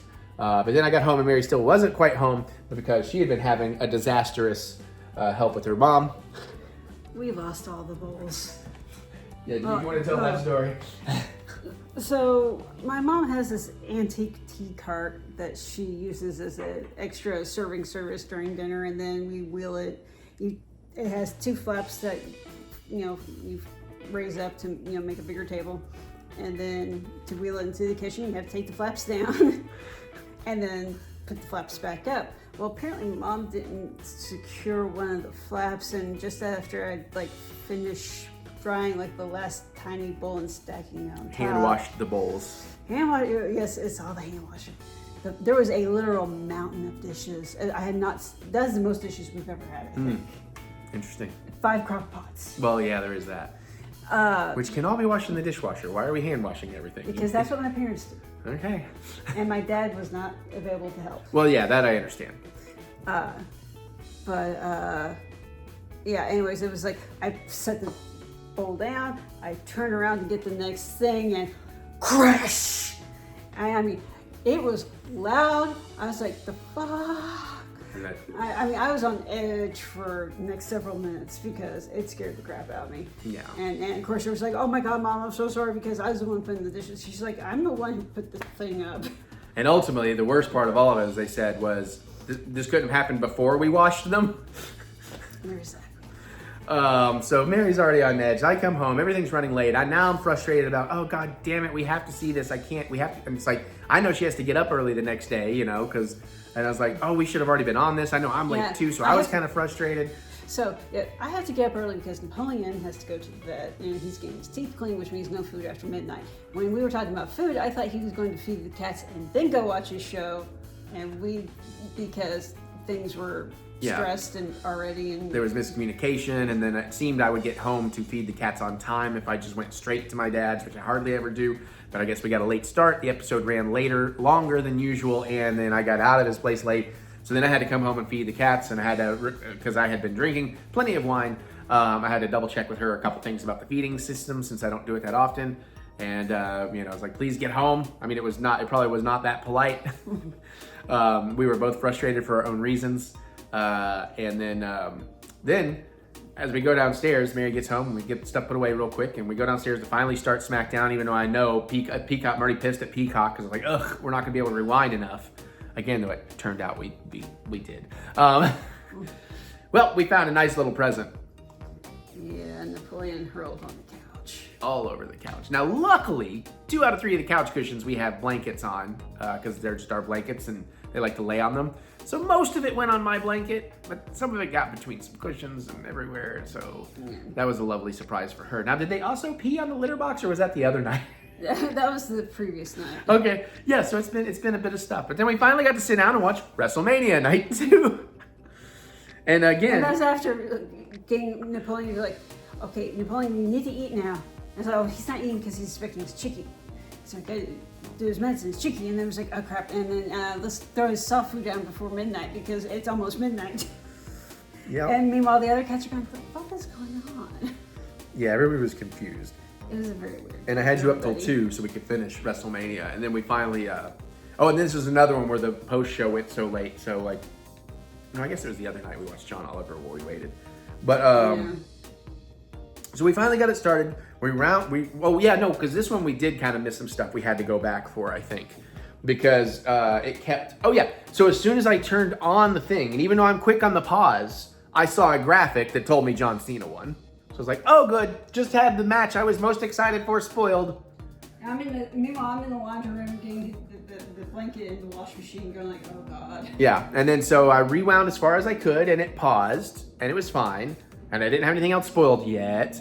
But then, because it only rewinds so far, once it hit that buffer level, it unpaused. So I had to like go pause again and then unpause. And then I skipped ahead a bunch and paused and then unpaused again. And finally I skipped ahead a bunch and paused. And then I found out Io Sky won. So it's like, oh good, the match I was second most interested in, I just got spoiled. So again, pretty frustrating. Yeah. But then we finally sat down. And I guess we started with sort of halfway or a third left of Damian Priest and Scottish McKilty Face. Drew McIntyre. Scottish McKilty face, I like that. I'm clever. Your name sometimes. now, Drew. Scottish McKilty Face. What we saw of that one was pretty damn fantastic. That was brutal. Yeah. And Damian won? The LA street fight. No, McIntyre won. Yeah, I couldn't remember. I just know I liked it. Yeah, so that was cool. And, you know, really brutal and fun. Oh, yeah, slamming them on the steps and stuff. Oh, yeah, going through the 2 tables, getting kicked off and all that. All that stuff was pretty fun. These are not... This article, even though it's the same company, is not laid out as smoothly as the other one was. Yeah. Different both doing it, probably. It's also way out of order, so I'm trying to bear with me while I jump around. Oh, okay, fuck it. Let's just read whatever the fuck comes up. Jesus Christ. This is not the... Okay. Oh, the 4-way match with Dominic and Finn and Penta and Braun Breaker. Mm-hmm. That was a damn good time. And I got to admit, I'm actually quite happy with the outcome. And because not only was like he could maybe be screwing over Finn on purpose, but maybe not in the heat of the moment. But then, yeah, he definitely went after Finn. And the fact that Dom pinned Finn to win it definitely is the final blow to the Judgment Day. It's going to be real interesting tonight, I guess, on Raw or SmackDown Friday to see them really start falling apart. But it just went down so beautifully. But the real surprise was how everybody, suddenly we all loved Dominic. Honestly, I think what's going to happen is that Finn will leave Judgment Day because Dom and Liv and Raquel are still fairly tight, and Carlito will probably just stay with the larger group. I think it's not going to happen because Liv has been trying to backstab. She's been trying to stir shit. And Liv She's not trying to backstab Finn specifically. Right. But also, she's using Dominic. You see that she's playing him now. Yeah. And I think Dominic is going to do a proper babyface turn now. And they're going to be pissed because they lost their belt. So it's just going to cause all kinds of shit. And Dom's going to be out of there. But it was so cool that not only, like, I think even he was shocked how good of a pop he got. Because when he actually ran back to the ring to enjoy it more, I don't think that was scripted. I'm in the camp of I think he was just like, holy shit, you know what? Let me go enjoy this some more. And I love God, considering the booze that he's been enduring for years. And rightfully, because he was playing it so scummy, but now it's like, you know, okay, we respect what he's become. Because if you think about before his Judgment Day angle, he was not very good. I mean, he was a good wrestler, but he did not really have the mic skills, the acting skills. So letting him be a villain and do all that stuff, I think he got to learn a lot doing all that, and he's really come a long way. So it's really kind of sweet, and I hope they go with the babyface angle on that. So I thought that was really fun. Yeah. Oh my God, this is going to take... We need to speed this up, but let's see. Randy Orton with his mystery opponent. Oh, yeah. Actually, I'll come back to that, because I want to see Mary's face. Mary needs... let's see. AJ Styles, Logan Paul. Technically proficient, great match. But that one guy is such a douche. And then there's Logan Paul. No, I'm just kidding. I actually like AJ Styles generally. But of course, Paul won. But I just don't like it because Listen, Paul is incredible in the ring. He's got skills like a motherfucker, and he's got great mic skills and all of that stuff, and he's easily hateable. Oh, yes. But it's like he really only shows up just... There's something that's started to happen that I hate about it, that he just shows up for the PLEs now. I guess he kind of shows up on the other shows, but... When they're leading up to a PLE. Yeah, that's about it, and I hate that shit. It seems way too corporate. Like, I know it's all corporate, but that just... Something about that rubs me the wrong way, plus Paul's kind of a prick, very much a prick. It's just like I give him props for his skills. He had an awesome outfit. But goddamn, he seems like a total trash fire as a person. Yeah, absolutely. Oh, I guess they did put this in some kind of order. Women's tag match. Of course, we had Liv and Raquel. Liv and Raquel versus Lynch and Valkyria. And with, again, I'm with everybody else. They're not a real tag team. I don't like when people just become a tag team, immediately take belts, and now they're going to hold it for God knows how long. Also, where we didn't catch the beginning, we didn't understand the Bailey thing. Still don't entirely understand the Bailey thing because we didn't go back to look at it. She was attacked backstage on either before the Wrestlemania or after one of the shows. Yeah, they basically, it sounds like they just made an audible because Becky was good to go and they'd rather have Becky and they screwed over Bailey. That's kind of what the vibe I'm getting and hearing. Yeah. And that's after like Bailey and Lyra went through that gauntlet match from beginning to end. Mm-hmm. Now, like if Bailey had actually been injured during that. Yeah. If it was a real injury, that's a different story. But apparently there is no injuries. Yeah, it reeks of they just screwed Bailey because Becky was ready. And nothing, I don't think that's necessarily against Becky because I do love Bex. I do wonder if she'll go heel because, with the Seth Rollins things. I'm not sure if Seth actually went heel or not. He had some He's going legit heel-ish. He had some at least somewhat legitimate gripes against Roman and CC. But he's aligned with Heyman. Or CM. He's aligned with Heyman now. Yeah. That immediately gives you at least heel-ish. So that was a good match, of course, though, because Lyra and Bex and Liv and Raquel, they're all really good at stuff. So really appreciate that. Lyra Also, and Bex do have some history to a degree. And going back to something I missed, that Braun Breaker spear from one announce table to the other. Oh yeah. That was fantastic. So do we want to go back to Raquel? Okay, we're gonna hold on. Okay. So we didn't know who. We had our speculations of who would come out for RKO. I don't think we could be happier, actually. It was quite a fun surprise that it was Joe Hendry. Although he couldn't see him because he doesn't believe him. Yeah, it's like masochosis. I don't believe in Joe Hendry. He doesn't exist, people. That's my dumb running gag. But, I mean, I just love it. Like, even the way Aunt Randy gets him at the end, just that close-up on his face when he's just smiling right into camera and does not give you any indication Randy's coming. And then just boom, I hate that he lost. You knew he was going to lose. It was a little quick, but it was just so cool to give that guy some representation. And it was kind of, and for a moment there, it was actually very sweet at the end because it's like, Randy's kind of like, you didn't win, but look at these people. All these people are cheering for you. Yeah. This is like NXT, or not NXT, TNA does not have a WrestleMania. Right. So that was really sweet. And we liked Joe Hendry. We had kind of wondered what happened. We figured it out later, but we wondered where he had gone because he was on NXT for so long there. And I was enjoying the hell out of that. Yeah. Mm-hmm. We just can't start watching TNA. We can't. There's too much wrestling already. He's got such a movie star face. Yeah, he really. It's very Jake Gyllenhaal. Yeah. But actually somehow more handsome because Jake Gyllenhaal is pretty handsome. Yeah, actually. Yeah. No, I mean I'm secure enough with myself to recognize that. So that was really, really cool. And Saddam, and then so we should do I think it's the three ladies. I think that was the only match we missed. Yeah. So I guess maybe we did wait around. Maybe we did watch Oliver last night. No, we watched them on Saturday. But I guess that's right. No, they were at because we were behind on Oliver, so we watched them Saturday waiting for the replay. Yeah, but the ladies were last night. Yes, I know. I'm coming back to that. Okay. But we did end up having to rewind and start the replay to watch the ladies match, is what I'm getting at. Yes. And now I remember it was because we started this so late, it was already so late that the replay was actually ended. We didn't have to wait. That's what I was trying to get to. So which match are we talking about? Oh yeah, Bianca, Rhea, and Io Sky. We figured Io would retain because the others would just ignore her, and that's pretty much what happened. And it was a pretty good match. Again, she has that Muppet energy too, so it's just like, I need her and Thea to get together at some point. Yeah, I'm with you. I'd really like to see that as a team up. And then we had what was mostly a great match until the very end is the John Cena and the Cody. I'm very over Cody. I feel like they've pushed him as the face too much. I don't love it. That's just personal opinion. Doesn't you know? You can have your different opinions too. I love John Cena even in heel mode. I love that he was just taking his time, being slow, and not really letting Cody, like, he dominated for so long.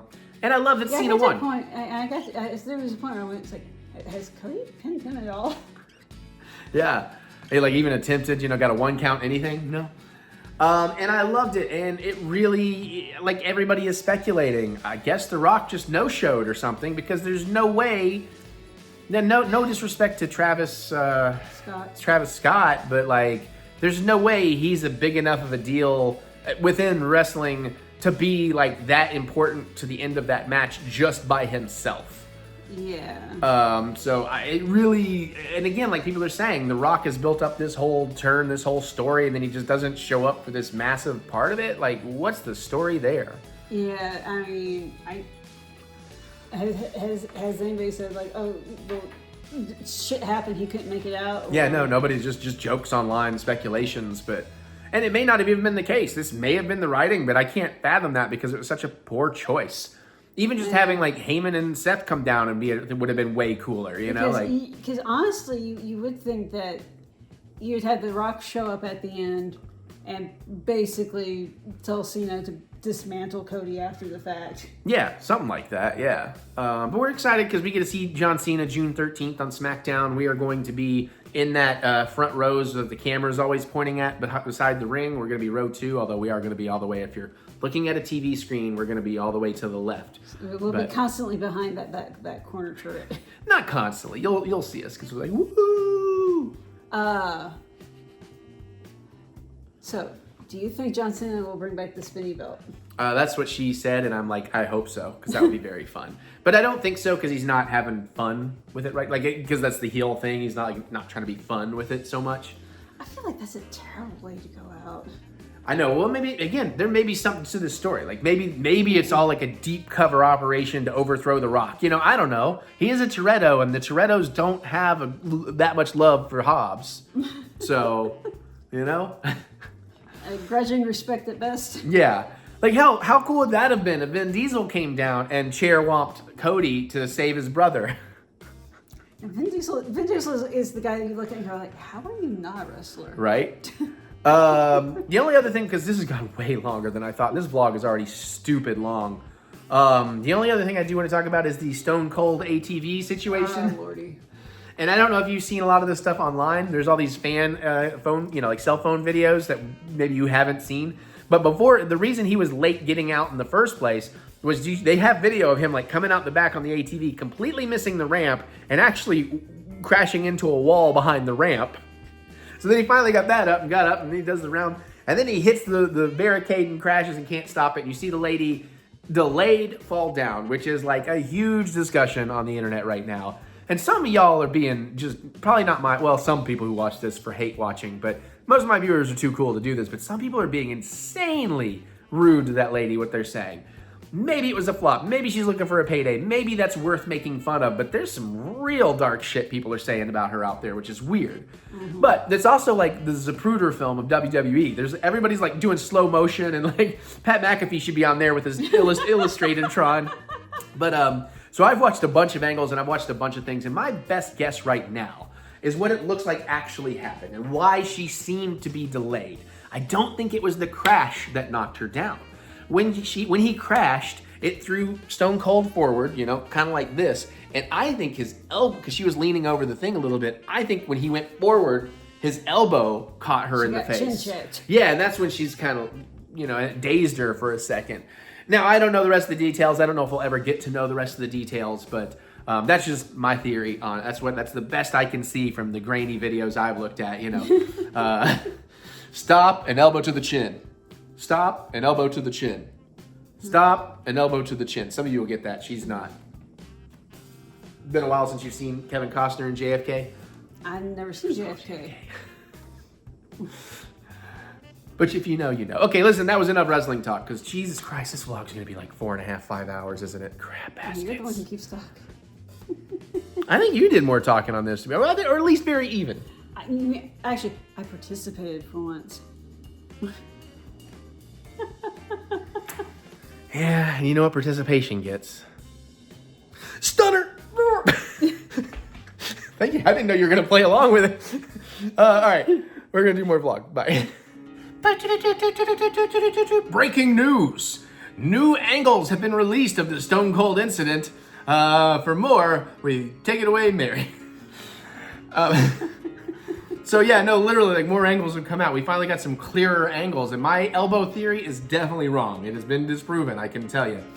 We got one from, like, if this is the wall where it happened, we got an angle shooting this way at it. We've also got the one from 2 people over, but it doesn't really show the incident, so it doesn't help. But now my new theory is she was just had her feet up against that barrier, and when it slammed, it sent her forward a little bit, which like caused her to lose her balance. Maybe she was trying to catch it and fell.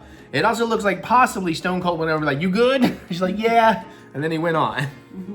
So maybe we're all making a mountain out of a molehill, but I think it's pretty funny. It's like, "Oh, Mary, there's new angles. Let's look at this." I feel like that just goes to show you how boring night 2 was, is that people have latched onto this so hard. It's probably the most exciting thing. Anyways, we just wanted to throw that in there so you didn't have to comment about, "No, your elbow theory's wrong," because you're right, it was wrong.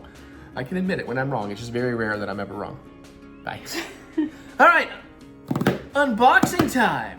Something old school. So, something you may not know, because I've been getting these for months now and filming it with the intention that we might make the videos like we used to, where we play each one of these for an hour, but we didn't. I don't know that we will. We might start playing some of these on the membership side, $1.99 a month if you like my Let's Plays, or you want to see Mary do more Let's Plays, but I'm not promising that. Anyways, I have been resubscribed to Retro Game Treasures for 7 or 8 months now. And they kind of just piled. We did film some unboxings, and like we ended up getting some things I already owned because I turned on PlayStation 4 and Xbox One. And yeah, there's the other 3. Yeah, we got 2 set aside to open for you right now. And I have since put in my PlayStation 4 collection, so I won't get duplicates, but I haven't gotten around to put in my Xbox One collection. Luckily, it's pretty small, so even if I get some duplicates, maybe it won't be that bad. But if you don't know, Retro Game Treasures is a subscription box. That's retro games. It's like $40 a month. This is not sponsored. I don't have a link or anything. Just look up Retro Game Treasures. They give you a game tracking thing in there, so you can, it's like every system up till the most modern systems, basically. So like, I don't think they do Switch, or of course they don't do PS5 or Xbox Series, whatever you want to call it. And I think we're mostly getting disc games right now because cartridge games have gotten so stupid expensive. But let's open it up and let's see what we get. We got 2 of these. Do I have a... So that one's from January of this year. And this one is from December of last year. So we'll start with December. Oh, and then when they send you games, they add that to your collection list, so you don't have to worry about going and doing that. However, don't look at your collection list if you don't want it spoiled what's in the boxes. So there should be 4 games in here, maybe 5. And again, I don't, sometimes you get boxed games, and actually we have, although I didn't think I had these turned on. Maybe I'm wrong. Let's see what this is. I'm gonna take this first one because I'm excited. Oh! Sometimes you get accessories. It's an option. There's like a whole checklist of saying, I will take games from these systems. I will take these types of games. And I will or will not take certain accessories. And you can tell them what platforms you have. You can leave notes about what you're looking for. So I got an accessory. For my Nintendo 64, I got an extra memory pack. That's pretty cool. That's actually very helpful because I'm not sure I got any more of these ever since I reset up a 64. And if I do, I've only got 1. So awesome. I wonder how old that is. This looks like maybe a slightly newer one. I don't know. I guess I should show you the back and stuff. I don't really see anything that's giving me an idea. It should be like, I know, I was trying to read in the copyright, but I don't see years. Huh, interesting. But yeah, in case you want to pause and read all that, maybe. If you want to do that. So that's actually very cool. Now I'm going to let Mary get the next one, but I'm just kind of curious what we got here. So it looks like we got 3 other discs. They usually do a pretty good job of hitting their $40 value. And sometimes you'll get sealed games. Sometimes, ooh. Call of Duty Black Ops. Black Ops. Oh, is it? Oh, Black Ops 4, I believe. Is it? I think I have 3 and I don't have 4. See the maybe- 4 okay. slashes? All right. Now this one is, of course, did you show the back as well? I did not show the back. I Okay. didn't show the back. Sorry, I was just, I felt like you were going to put it away. But also at the same time, we're doing this different. We're not trying to put So I guess it's complete. I don't know if this ever had an instruction booklet. It's a little dirty on the plastic though. That I don't like, but that's not common for them. So that's cool. I love the Call of Duty games. I like to have a physical version. Although I'm sure there's like 10 gigs on that disc and you have to download the other 90. Be my guest. It was a PlayStation 4. So maybe Yeah, they were doing that during PlayStation were 4 they? though, yeah. This feels like maybe a PS3, or it might be Xbox One. So let's see what we get. I'm not sure I have a physical of this, so I'm not mad at this. Star Wars Battlefront. It's like, do they know who I am and they like giving me all these Star Wars games?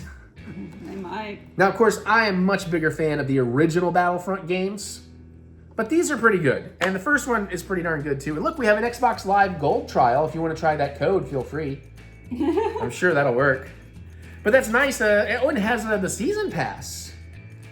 Wait a minute, does it have the code on the season pass? Because I may not have that, at least not on Xbox. No, it's just advertising season pass. Okay, there's more on the back. Oh, that's a cool picture though. That is Invader's eyeball. I didn't see it right away, but Yeah, nice. So far, this is actually a really good box. for you. Well, yeah, I didn't set it up for games you like, because you like things I don't want to do, like RPGs and shit. I mean, I don't mind RPGs, but they're not my there's 2 more favorite. in here. Oh, so 2 more? 4 games and an accessory. Nice. Ooh, a 360. Battlefield 4. That one I might have. But wait a minute, my 360 collection is listed, so maybe I don't have that? Well, it's 4, so maybe you have one of the other 3 or something. Maybe. I didn't buy that many Battlefields. You want to pop it over? I mean, I can do it. No, you showed them the back. I was saying, do you want to see if it has what we have inside, if anything? Ooh, Double it does. disc. And it looks like it's complete. We have the paperwork in here. Yeah. Let's see. You want to? Yeah, since you seem to be worried about the delicacy, which I appreciate. So we get these. And then there's the backs of those. And then I do want to show off the disc art. So we got disc 1 and disc 2. And since they've actually closed the Xbox 360 store, this might be very helpful. And being 2 discs, that might actually be a fairly complete game on there. So, yes. And we still get one more. Ooh, this one fills the box too. So got to Yeah, kind I of did. do the little tricky. I know, I was making sure I didn't do the address. Hey, come on. Come on. Come on. I can't tell. No, I am not playing it up. I almost get it started. There we go. There we go. Oh, I have a slip cover? No. What does this one feel like? I don't know what this one is. I can't recognize what kind of case it is. Oh, it's a 360. Oh! Okay, this I know I have digitally because I have the complete collection, but I need to get back to playing these games. We got Gears of War 2. Listen, this is a pretty spectacular box in terms of these are some great freaking games. All the shoot 'em ups are not my style. Yeah, that is one thing. Mary would definitely hate this box. Actually, we have a manual. Reminds me, there's a shooting gallery in my game, and maybe I need you to come down and see if you can get top score for me. Okay, perhaps. And I'm going to keep my thumb over this because, although that may not be the code, but we have a map pack and the code is still in here, so it may still be valid. Yeah, the back hasn't been torn off. Yeah, I'm covering some numbers in case they matter because who knows when I'll get around to doing this. But I mean, I'm sure I have all of this, and I have like the Xbox One version, I guess, because I got I got the last or next to last special edition one they did. No, that's right. They did a Cyberpunk one I didn't get, but I got the Gears of War Xbox One Pro. What do they call the fancier ones? Xbox Series X. No, that's the new stuff. This was in the One era. I have no idea. I can't remember either, but that was a hell of a box. Also, sometimes they give you extra stuff. So, Oh, you did get extra stuff. You got the memory pack. yeah, but I mean, I bet you this definitely hits that price point. Yeah. But that was really, again, if you like shooters like I do, this is an excellent box. And we get an N64 accessory. Yeah, So that's pretty cool. that's one of the best ones I've gotten from him. Okay. So All right, so now let's open the January Do one. I start on this one? But yeah, we can let you start on this one if you want. I mean, I want to give myself I want to cop a feel. This one feels pretty packed and He's heavy very too. feely. He's very touchy-feely. I'm just an emotional guy, okay? Don't make me think about Star Wars. I'll cry. Oh, that's true. Oh, I think we got a 5 gamer in here, and we might have got something extra. And I'm taking out a piece of foam. They just have a piece of foam padding, but this might be another great one. Okay, this feels like it's gonna be a sticker or something. Yeah, something. Oh wow, this is vintage. Oh, that's cool. And I love, let's go. Wow, a sealed pack of Mario stickers? Yes, contains 6 stickers. Yo, if they're good stickers, they're going on some like guitars or at least guitar cases. You can almost see the top one. Yeah, you kind of can through there. 6 stickers, dude. I feel That's like the top one might be like one of those like you have to collect pieces to get the entire puzzle piece. Yeah, and these are from 1992, so I wasn't that's even awesome. in high school yet. Were we not in high school in 92? I graduated in 97, so no. I guess I would have graduated in 97. You would have. So where was I? Junior high? 92. Yeah. I guess that was Yeah. just after I moved to Indiana, probably. Cool. Oh, sorry. I pulled that. So you All right, I'll go on the next one. This feels like a PlayStation or maybe an Xbox One. It's shorty. Xbox One. Now this I may have, but this is also my fault. I haven't put in my Xbox One. But hey, they must know who I am. They're like, give them all the Star Wars games. Give them all the Star Wars games. We want to see them cry. Because I did used to make videos that I know they watched some of those. Still, this is actually a really good game too. And we do have some art paperwork in here with codes. So here's the disc. I'm pretty sure I have this one physically though. So I'll show you the front. I can't do a great job of showing you the back. Wait, what is this? Unlock your free Special Forces armor and share. Oh, okay. I thought it was something about the Old Republic. It is something about the Old Republic. Anyways, I'm gonna cover these codes in case they still work, because it may be a minute before I can post them in. I like it. You could just done that more easily with your.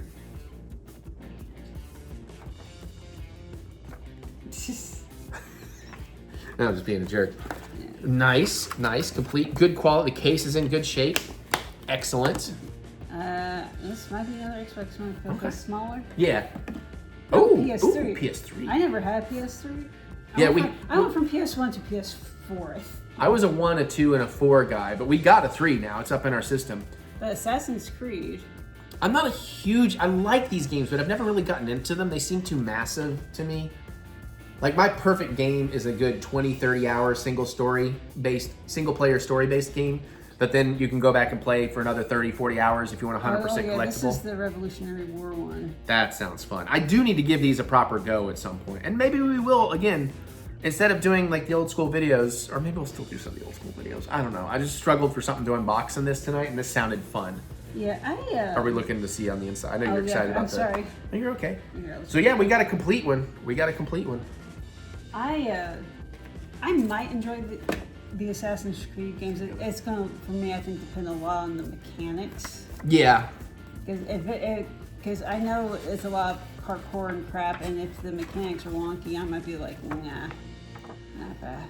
Fair. And also, too, I haven't really tried an Assassin's Creed game since I've actually gotten better about enjoying stealth. Yeah, I can see how you would hate Assassin's Creed. Yeah, but like I said, I've started to really enjoy stealth in the last year or two. Yeah. You know, not always, but sometimes.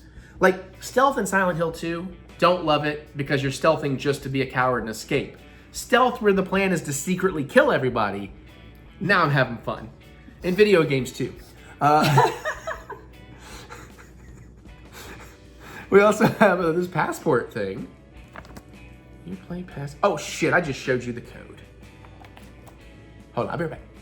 Yeah, I hopefully will go blow. If I don't blow that, I don't care. It's the multiplayer access code. I'm not worried about. Eric, don't even bother. Just use that if you want to, y'all. Because I'm certainly not going to do this in multiplayer. But and if I do love it enough, I'll just buy it. But that's very cool that we got a complete cart here, and it's in very good shape. Yeah. So, you know, actually, we probably should have, I didn't think about this, but we should show people the quality of the disc. Oh, that is clean as a whistle. Not that you'll be able to see it that well on camera, but yeah. Cool. So far, that's the game I'd be most likely to play.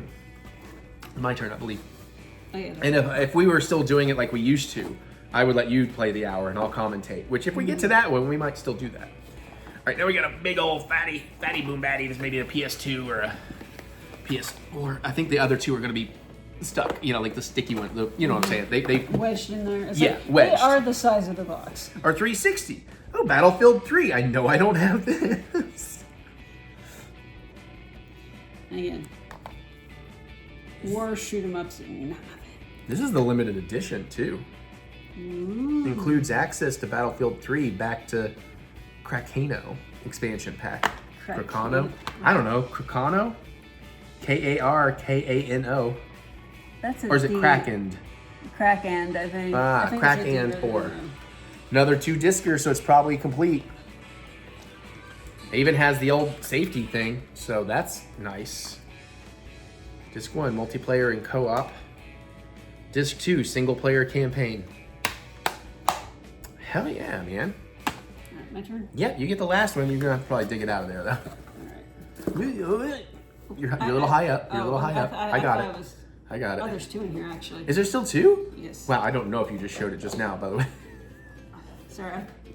Okay, so I Almost looked. No, it's good. I just almost looked. Call of Duty Ghosts. Yay. On the 360. Oh, you know what? I don't have it for 360. I have that for the Xbox One. That was one of the first games I got for Xbox One, I think. Really? Yeah, and I loved it.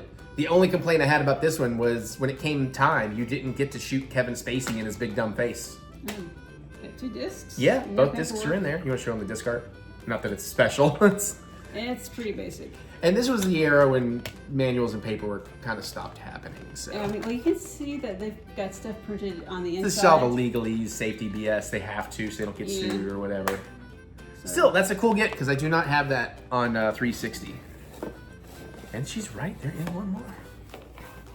Never doubted her. Not for a minute. Come on. There we go. Got it. Got it. Got it. All right. And it is for PlayStation 2. Yes. Arthur and the Invisibles. This is The it's all game. right. So this is like one that Mary might. This might be Mary's speed. It might be my speed, but these characters look like borderline nightmare fuel. It's for children. It's Mary's speed. That's mean. That's mean, dude. She almost platinum Final Fantasy on hard. So Remake. I gave up some of the fights. Are like, got a no. manual, and it is an actual PlayStation 2 case. And let's say it has Which is a why it's slot pretty dirty. for Ooh. some sort of memory card. Yeah, all the old school PlayStation 2 cases did have that. Oh. And not only do we have a full manual that is in great shape, just a tiny bit of issue on the corner, tiny indentation there. We got something else Mary's checking out. So, yeah, right proper. Oh my God, I miss game manuals. Oh, it came with a movie theater ticket. Oh, This is based off of a movie. don't apparently. show the code. No, I'm just. Unless people can time travel back to 2007, this isn't any I want to go good. put that into my Fandango app and see what happens. Yeah, I guess this was a movie. I don't remember. I don't remember. I don't remember this. I clearly didn't watch it because I feel like I remember this level of bad CGI. Yeah, it definitely has that 2000s or earlier. No, it'd been 2000s. No, it could have been. It says 2007 on the movie ticket. Oh, it did? Yes. Yeah, okay. Well, I was trying to remember when the PlayStation 2 came out because I know where I was when it came out. Or do I? Which video store was I working at? Was that here? Was that in Kentucky? When the hell did I? Processing. When did I come back to Kentucky? I came back to Kentucky in 2000. So, but I still, if that's 2007, I would. Well, the PlayStation 2 didn't come out in 2007. So yeah, I came back in Kentucky so around 2002 or so. Maybe the PlayStation 2 came out. I was working a Hancock home video on Tate's Creek, the one that was 24 hours. And we got the stuff in early, and they actually allowed the employees, this is back when businesses were cool, they allowed the employees to take the rental consoles home early so that we could get familiar with them and play some of the games. So when people asked about it, we actually had some experience. I was renting games at video stores. Yeah, it's been a while since that's been a thing. Yeah, but I think that stopped for me probably in the 90s, but Really? I just started buying the games I wanted. Are you sure? It was maybe late 90s because it was still, rental games was still a huge deal through the early to mid 2000s. I think it's about the time GameFly started is when it started dropping off. Okay, just remember, I like JRPGs. Those take True. a fuck ton of time. You get your money's worth way more out of that. Yeah. And games were like $80 back in the day too. So Now, do you want to do a bonus and open this, or is that? I don't know if I want to open the Mario stickers and just be like, I just kind of want to hold on to them right now. Like that's pretty cool. All right. We don't have time, but now I'm like, I want to go open the rest and see what we got. Well, maybe next time. We'll spread it out though. We'll spread it out. We will try to film videos. Maybe we'll release the other videos at some point. And again, keep an eye on the memberships. Maybe we'll play some of these. Or if enough of you comment, like, please play Arthur and the Invisibles. I will give you $2 for this month if you play Arthur and the Invisibles for at least an hour. But if you tell me to do that and you don't subscribe, you're banned. I'm just kidding. I would not do that to you. I don't pay that much attention. But for reals, if you know, just keep an eye out because we might try to sneak some of that in. Because I'm doing a crap ton of extra Let's Plays over on my memberships. But this was actually 2 really exciting boxes. I actually kind of like getting crappy ones like this. In all honesty, I might choose to play that over Assassin's Creed. Well, those would probably be the 2 you get to play, and I'll play all the shooters. While you sit there and just try to fuck me up and be like, on your left! He was on my right, Mary. She's like, I know. I just want to see you die. No, it's more like, he's on your left. No, honey, your other left. Yeah, that's a good point. I get a little right left dyslexic when I have to figure it out quickly. Like if it's on my own speed, I know right and left, but like it is a good chance that if you tell me really quick and I'm supposed to respond really quickly, that I will do the opposite of right or left. This is like if we're driving and he'll say something like, did you mean that or did you mean the other thing? I meant the other thing. And are we talking, you know, stage left, audience left? What are we? Anyways, this was fun. I hope you enjoyed this in the unboxing section. Let me know if you want to see more of that because we've got more. And I got a new one today at the top of that list. So what, this was January, so February, March, April. Okay, so I do only have 3 more we haven't opened.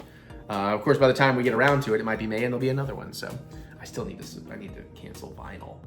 I need to have them ship me a bunch. I've never hit the button. I've been wasting money. I need to fix that.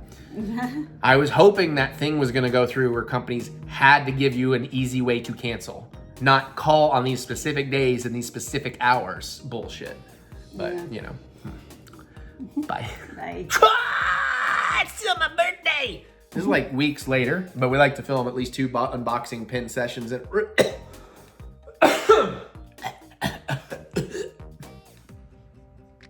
It's still my birthday. I'm disheveled. I am intoxicated because it's my birthday. And we're going to open up some new pins. She showed it right before I was ready. But these are, I only bought the 1 set of these. I found these in the Figment Imagination store, whatever that's called. I wish they had a set of Figment pins because Figment's my boy. But these are Epcot. And I thought these were neat enough to at least give them a go. The art style, you know, it's kind of neat. There's a lot of very cool classic characters. So I don't really have expectations or wants or desires. I mean, maybe my buddy Mickey, although if you've seen our last few unboxings, I'm a little bit done with some damn Mickey. I think I want my Guardians. You'll never be done with me.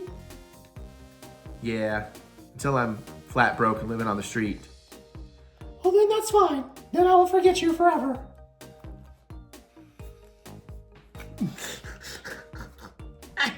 Goodness gracious. There's a Groot and Rocket one that looks cute. Oh, speaking of looking cute. This boy who popped up right here, there's no addresses. I had to make sure there's no addresses. This boy wanted to see where we were going. Cute boy, cute butt. He's got a butt. No, he's gonna settle in. Okay. Did I get this open? Oh, I got one side open. This is a... That's very rough tape. And it's usually only on the one piece on the back. Yeah, it's like usually across the side, but it's on the sides here. You're right. See, it's actually pretty tough tape. Oh, there's like cardboard hiding stuff in these. So you can't get them by shape? Interesting. I'm just liking the art style I'm seeing on these. Oh yeah, I see the Groot and Rocket one now. Mickey, of course, Minnie, of course, Donald, Goofy, that's classics. Chip and Dale, Groot, Rocket, yeah. Olaf is pretty nice. Nemo's pretty nice. Remy's pretty nice. Remy does a good job. He does really good Remy jobs.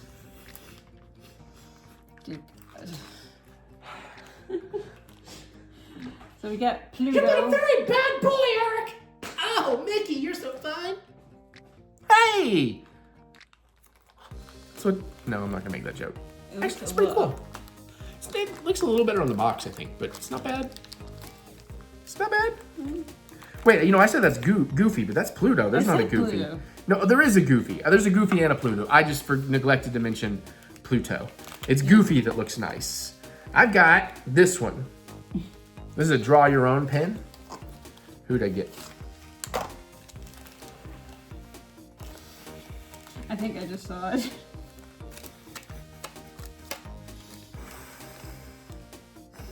Yep. So did you get these from the same spot? Same store, same spot. I said just they're behind the counters, and I'll take 2 of those. Boxes right beside each other should not be the same things. Well, it's more for trading. But you don't find these for trade unless a mark like me drops them off and they disappear in 2 seconds. You ready? Yeah, did you get another Pluto? No, I got a Nemo. Captain? It's a little, but honestly. You gotta get in there. Get it in there, girl. Not too close. I want to focus. No, I'm just messing with you. Yeah, actually, I feel like the art on the box has a little more detail than the actual art in the pin so far. But these are like the 2 least interesting ones to me, so it might also be well, that. the colors are also much more muted on the actual pin than the box. Yeah, I'd agree with that because the box looks very color saturated. All right, well, All right. can't wait to open Crossed. another Nemo right here. You'd think they'd be more randomized across the boxes at least. I mean, they kind of are, but not always. Is it? It is. Son of a bitch. Why do we bother? I don't know. I'm like, why did you want me to buy more pins or do you want me to buy less pins? You got to be better about varying the whatever. Birthday ruined. Which is good because now it's like 2 weeks past my birthday by the time you see this. 2 weeks and 2 days, 3 days. Actually, I think we've just passed Mary's birthday. Happy birthday, Mary! I know how much you love Pluto and Nemo, so I did that for you on purpose. Guess I'll just be back here. I better not do that on camera. That might legitimately get somebody upset. Alrighty then. Wow. Yeah. That. Wow. Is it just us or does everybody's look like this? I know, that's a good question. Not that I assume most of my viewers, not all my viewers, but I assume most of my viewers like to watch a lot of these because they get to live vicariously. Certainly, they're probably not as foolish as I am to spend the money that I spend on these things. Even though I like them, and luckily I get to trade them, that cuts a lot of the sting off. It really does. But at the same time, like, I want to open the ones I want, and I don't want to open too many of the same ones, and that's too many of the same ones. I don't know that I'll buy any more of these. I like these. I don't know. I feel like if they still have them, I should at least give one more round just to try and get somebody extra and different. Yeah. But we'll see. Damn. In the coming weeks, we have one more series of Magical Chefs, and we have one more play in the park. We'll see how that goes. All right, I'm gonna go be more disappointed on my birthday because I'm 46 now and I'm an adult. That means I'm old now. I haven't until now. I was only an adult at 46. So it's time to be extra boring. Wait, no. Oh, I have all sorts of adulting for you to do then. Let's do it. All right, let's just work out some flow charts and some pie charts and some graphs. That's what adults do, right? Oh, I have to put on pants. Let me go put on some actual pants. A belt, right? I'm supposed to wear a belt? All right, fine. I'll be back. Bye, soul. You've been sufficiently crushed now. Thank you. Sorry. Actually, that might be mean to people. I'm sorry. I'm just having fun. I'm gonna go before I piss more people off. Bye. No, I'm just kidding. I'm mostly fine. I'm mildly intoxicated right now. All right, we are going to try another one of these Bloody Marys out of the same Food Network magazine. You may see we have the soup ready to get lidded here. It's about cool enough to go in the fridge. But today we're going to try the Dirty Bloody Mary. It's like a martini. It's like a dirty martini, but a Bloody Mary style. Now, their version says fill a cocktail shaker with ice, add 2 ounces each of vodka and tomato juice. I've got some very out-of-date tomato juice, but which I must have just needed a tablespoon of. Actually, I'm not even sure that's been opened. I don't think that's been opened. But it still looks quality, so I think we're all right. 1 tablespoon each of dry vermouth, which of course We got that, and I do love vermouth in my martinis. Pecorino brine. Pecorino, which is pecorino. How do I say this word? Pepperoncini. Is it pepperoncini? That's. I would say pepperoncini. You can correct me if I'm wrong. Pepperoncini is just plural of pepperoncino. So we're going to use a tablespoon of the brine and a tablespoon of horseradish. I wish we had better. I wish I could find a good, spicy prepared horseradish. It's just not that hot. And a dash of Worcestershire, which we have, and a dash of hot sauce. I thought I had Tabasco. I was going to go classic. I don't, so I'll use my Tapatio. We're not going to garnish it. You would garnish it with a pimento stuffed olive, cherry, tomato, and pickled pepperoncini. We might put one of those in there. By the way, did I mention that we're doing a tablespoon of olive brine? I don't think I did. Which brings me to a question for Mary, because I have a lot of olive brines in the fridge, but I apparently don't have basic olive brine. Now, you think this will be okay? It's like sliced, so I mean, it's still olive brine, right? Yeah, I would assume so. If not, I have this also kind of old, but jalapeno olive brine. That would It's work. green olives and brine. I don't know which way I want to go with that. We'll figure it out. How much did I need? We need 2 ounces. I meant to get my ounce measure. Well, we gotta get some ice in there. So are we making a single or a double? I'm just gonna make a single. I'm not looking for a ton of Bloody Mary right now.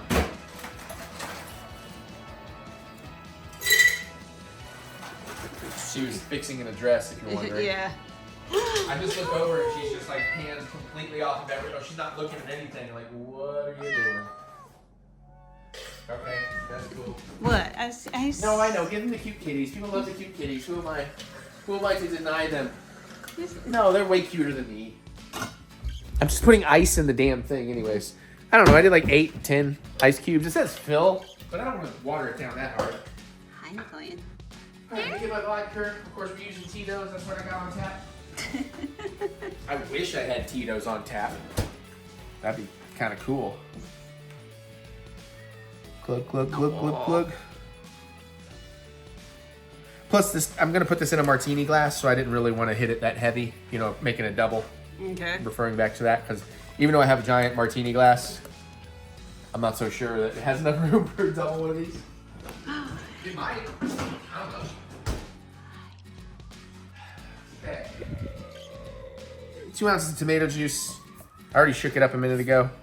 No, it hasn't been opened. I must have just needed like a teaspoon. Oh, does it smell okay? It smells fine to me. I don't like it anyway, so I don't smell I'm not anything. the best judge. I don't smell anything weird.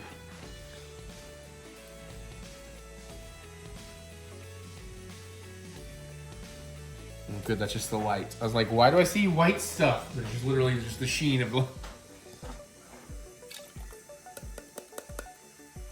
Is it like a tablespoon or something now? Now we're gonna do a tablespoon each of dry vermouth and olive brine. We get a tablespoon. This is gonna be the moment where you need to decide which way you want to go with this. Oh yeah. Well, Since this is a Bloody Mary sort of, knowing your taste, maybe the spicy. I've also got more brine that's going to be easier to get to out of this, out of the jalapeno, than I do out of the other thing that's not really been opened. Bless you? No. Oh. Don't bless you. I mean, bless you, but that's not what we say. We say science. The real trick is to epic get... sneezing fit out in the backyard. I halfway expected to get cough from you going, girl. There we go. Well, I need a tiny bit more. I didn't quite fill it. I'm trying to work around like little jalapeno bits. That should be a pretty good tablespoon. Dry vermouth. I think there's tablespoon measures in there. There are tablespoon measures in that cup. So what? Too late. Shit. A little extra vermouth in there. But other teaspoon measures, because that's what we're going to next, no? Dang it. All right, teaspoon of the pepperoncini. It's one of those words that probably is perfectly easy to pronounce, but I feel like I just don't understand it.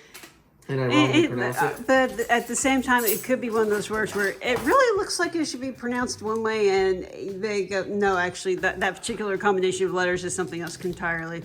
I guess really it comes down to the end part, the Italian part, because it's obviously pepperon either way, but is it Cino or Cini, or is it Chino or Chini? Anyways, like is it the Italian C-I-N, Chin, instead of C? Okay, so we're going to want to do a teaspoon each. All right, is that the teaspoon? These are different. Is the red teaspoon already in the wash? Yeah. It's like the one that's in the wash. Why can I not? Do you want me to look? I got it. That's a teaspoon. Oh, man. Yeah, definitely. Also. Excuse me, Miss Itty Bee. Hey, Itty Bit. Itty Bit. Hey. Hey.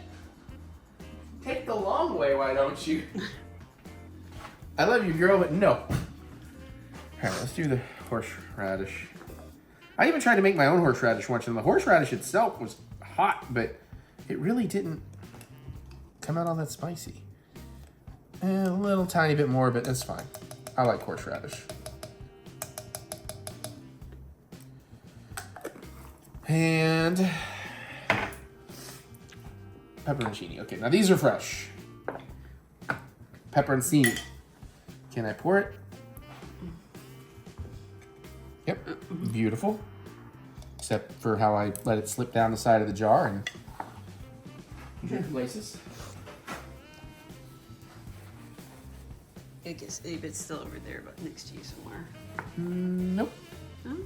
Not in my eye. Not in my view. She just literally came over to here. Okay. Itty Bees. Hi. Good. They're not seeing when I put all these extra ingredients in there. Good. Oh. 2 or 3 dashes of hot sauce and 1 dash of Worcestershire. So now I got all kinds of other hot sauces, but I know this actually dashes. So that's why I was like, it's basic. I wanted to go with a more basic hot sauce. Now I thought about using my new stuff I made, but 1, 2, 3. The first one kind of really just all went on the side. Well, you're shaking it, so. Well, I mean, what's a little extra? It's up to you. And a dash of Worcestershire.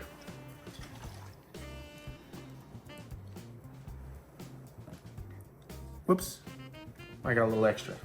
Worcestershire's so good. All right, then we're gonna shake and strain.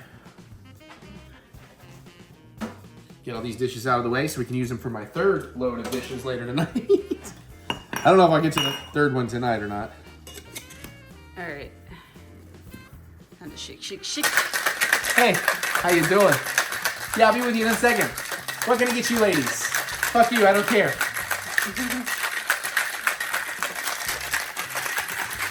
Now we Tom Cruise it.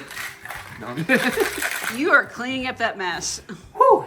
When my hands are frozen, the Bloody Mary's good. Now, it does not tell me to use any ice in here. I have a chilled martini glass. Yeah, straight into a chilled martini glass. All right, and then we'll garnish. Even though I don't want to get a stem out. Maybe I will. Oh, no, we're straining. My bad. Yeah.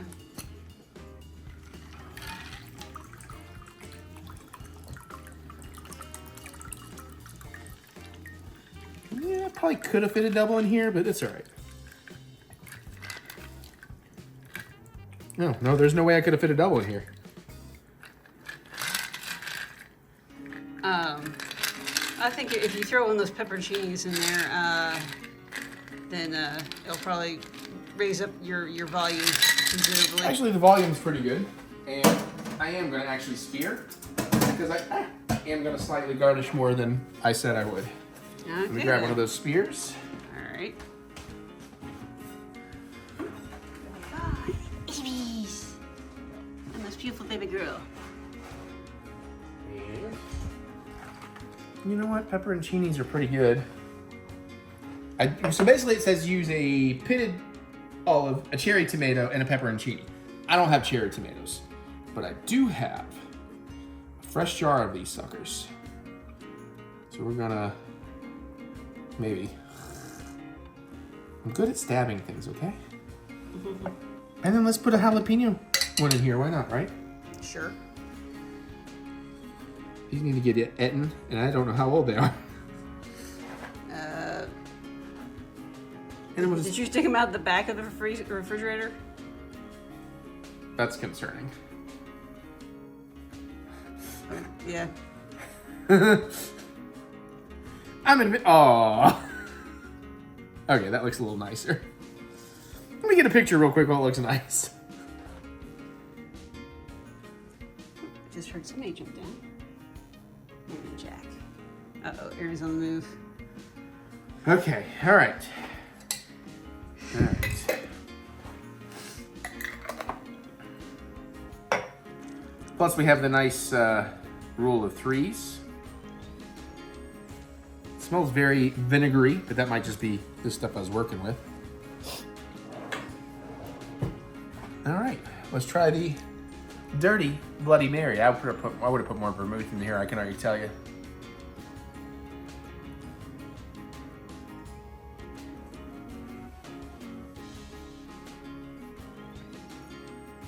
Does it look it's alright, but not worth the trouble? Hey. Aaron. Hey, you buddy. Come on. Okay. It's good. There's something here. Oh, I mean, yes, it's right there. He's just walking by. But it could be better. It's not bad as is. And I know you're not gonna want to try this. It's just not, she doesn't like Bloody Marys at all. Let's get a little more pepperoncini juice in there. Let's do another little dash. I know it's not gonna be shaken. I'm gonna have to stir. Let's get a little more Tapatio in there. And then I would like to see a little black pepper. Couple grinds. This would be more effective if I could actually shake it all back up, which I guess I could. And also, I think that is stirring it pretty good. that's pretty good. It was a little watery too, so I think maybe it shook a little too much ice. Because it was good. It was good, but it could be better.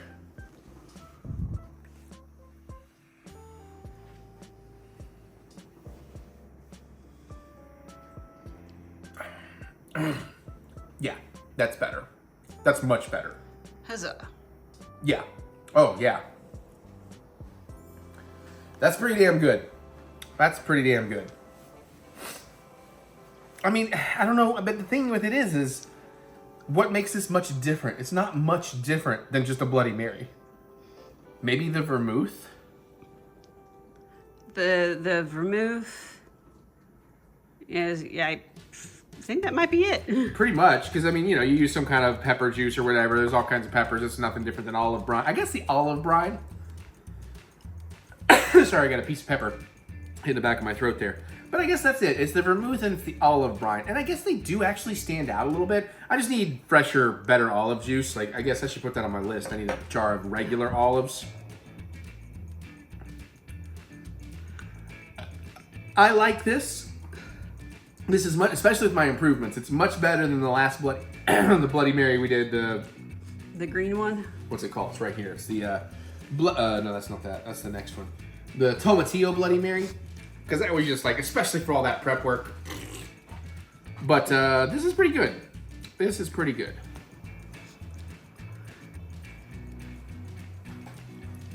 We'll do one more thing. Not sponsored. This is one of the lowest heats, basic. What do they do? This is a 2 out of 10. This is the chili Fresno, garlic Fresno. This shit's the bomb, by the way. Not super hot, but very, very tasty.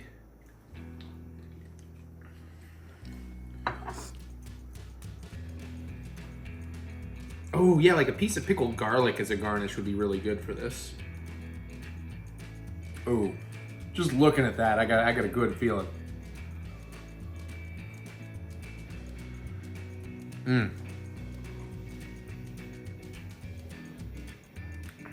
Yeah, yes. Oh, yeah.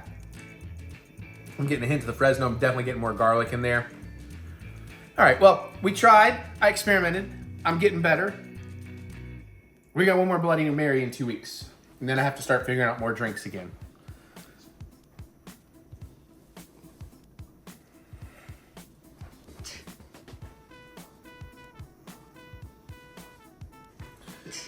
If you get that reference, you're awesome. Comment below if you know what movie I referenced just now.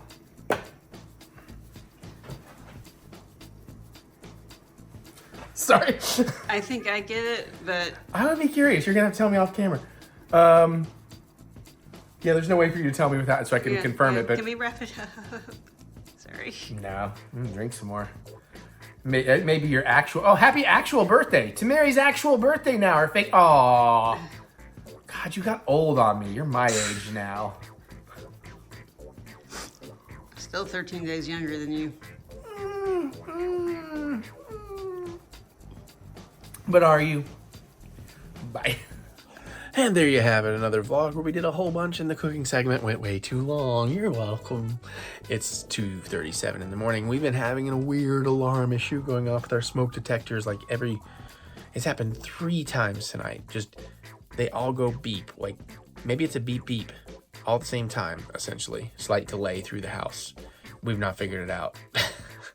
3 times in like the last 8 hours. So I don't think it's carbon monoxide or anything. And we don't know. It's weird. We got to get that figured out. Anyways, I hope you're having a good time. We had a good time. We all had a good time together. I'm excited to do some more retro game treasures, to be honest.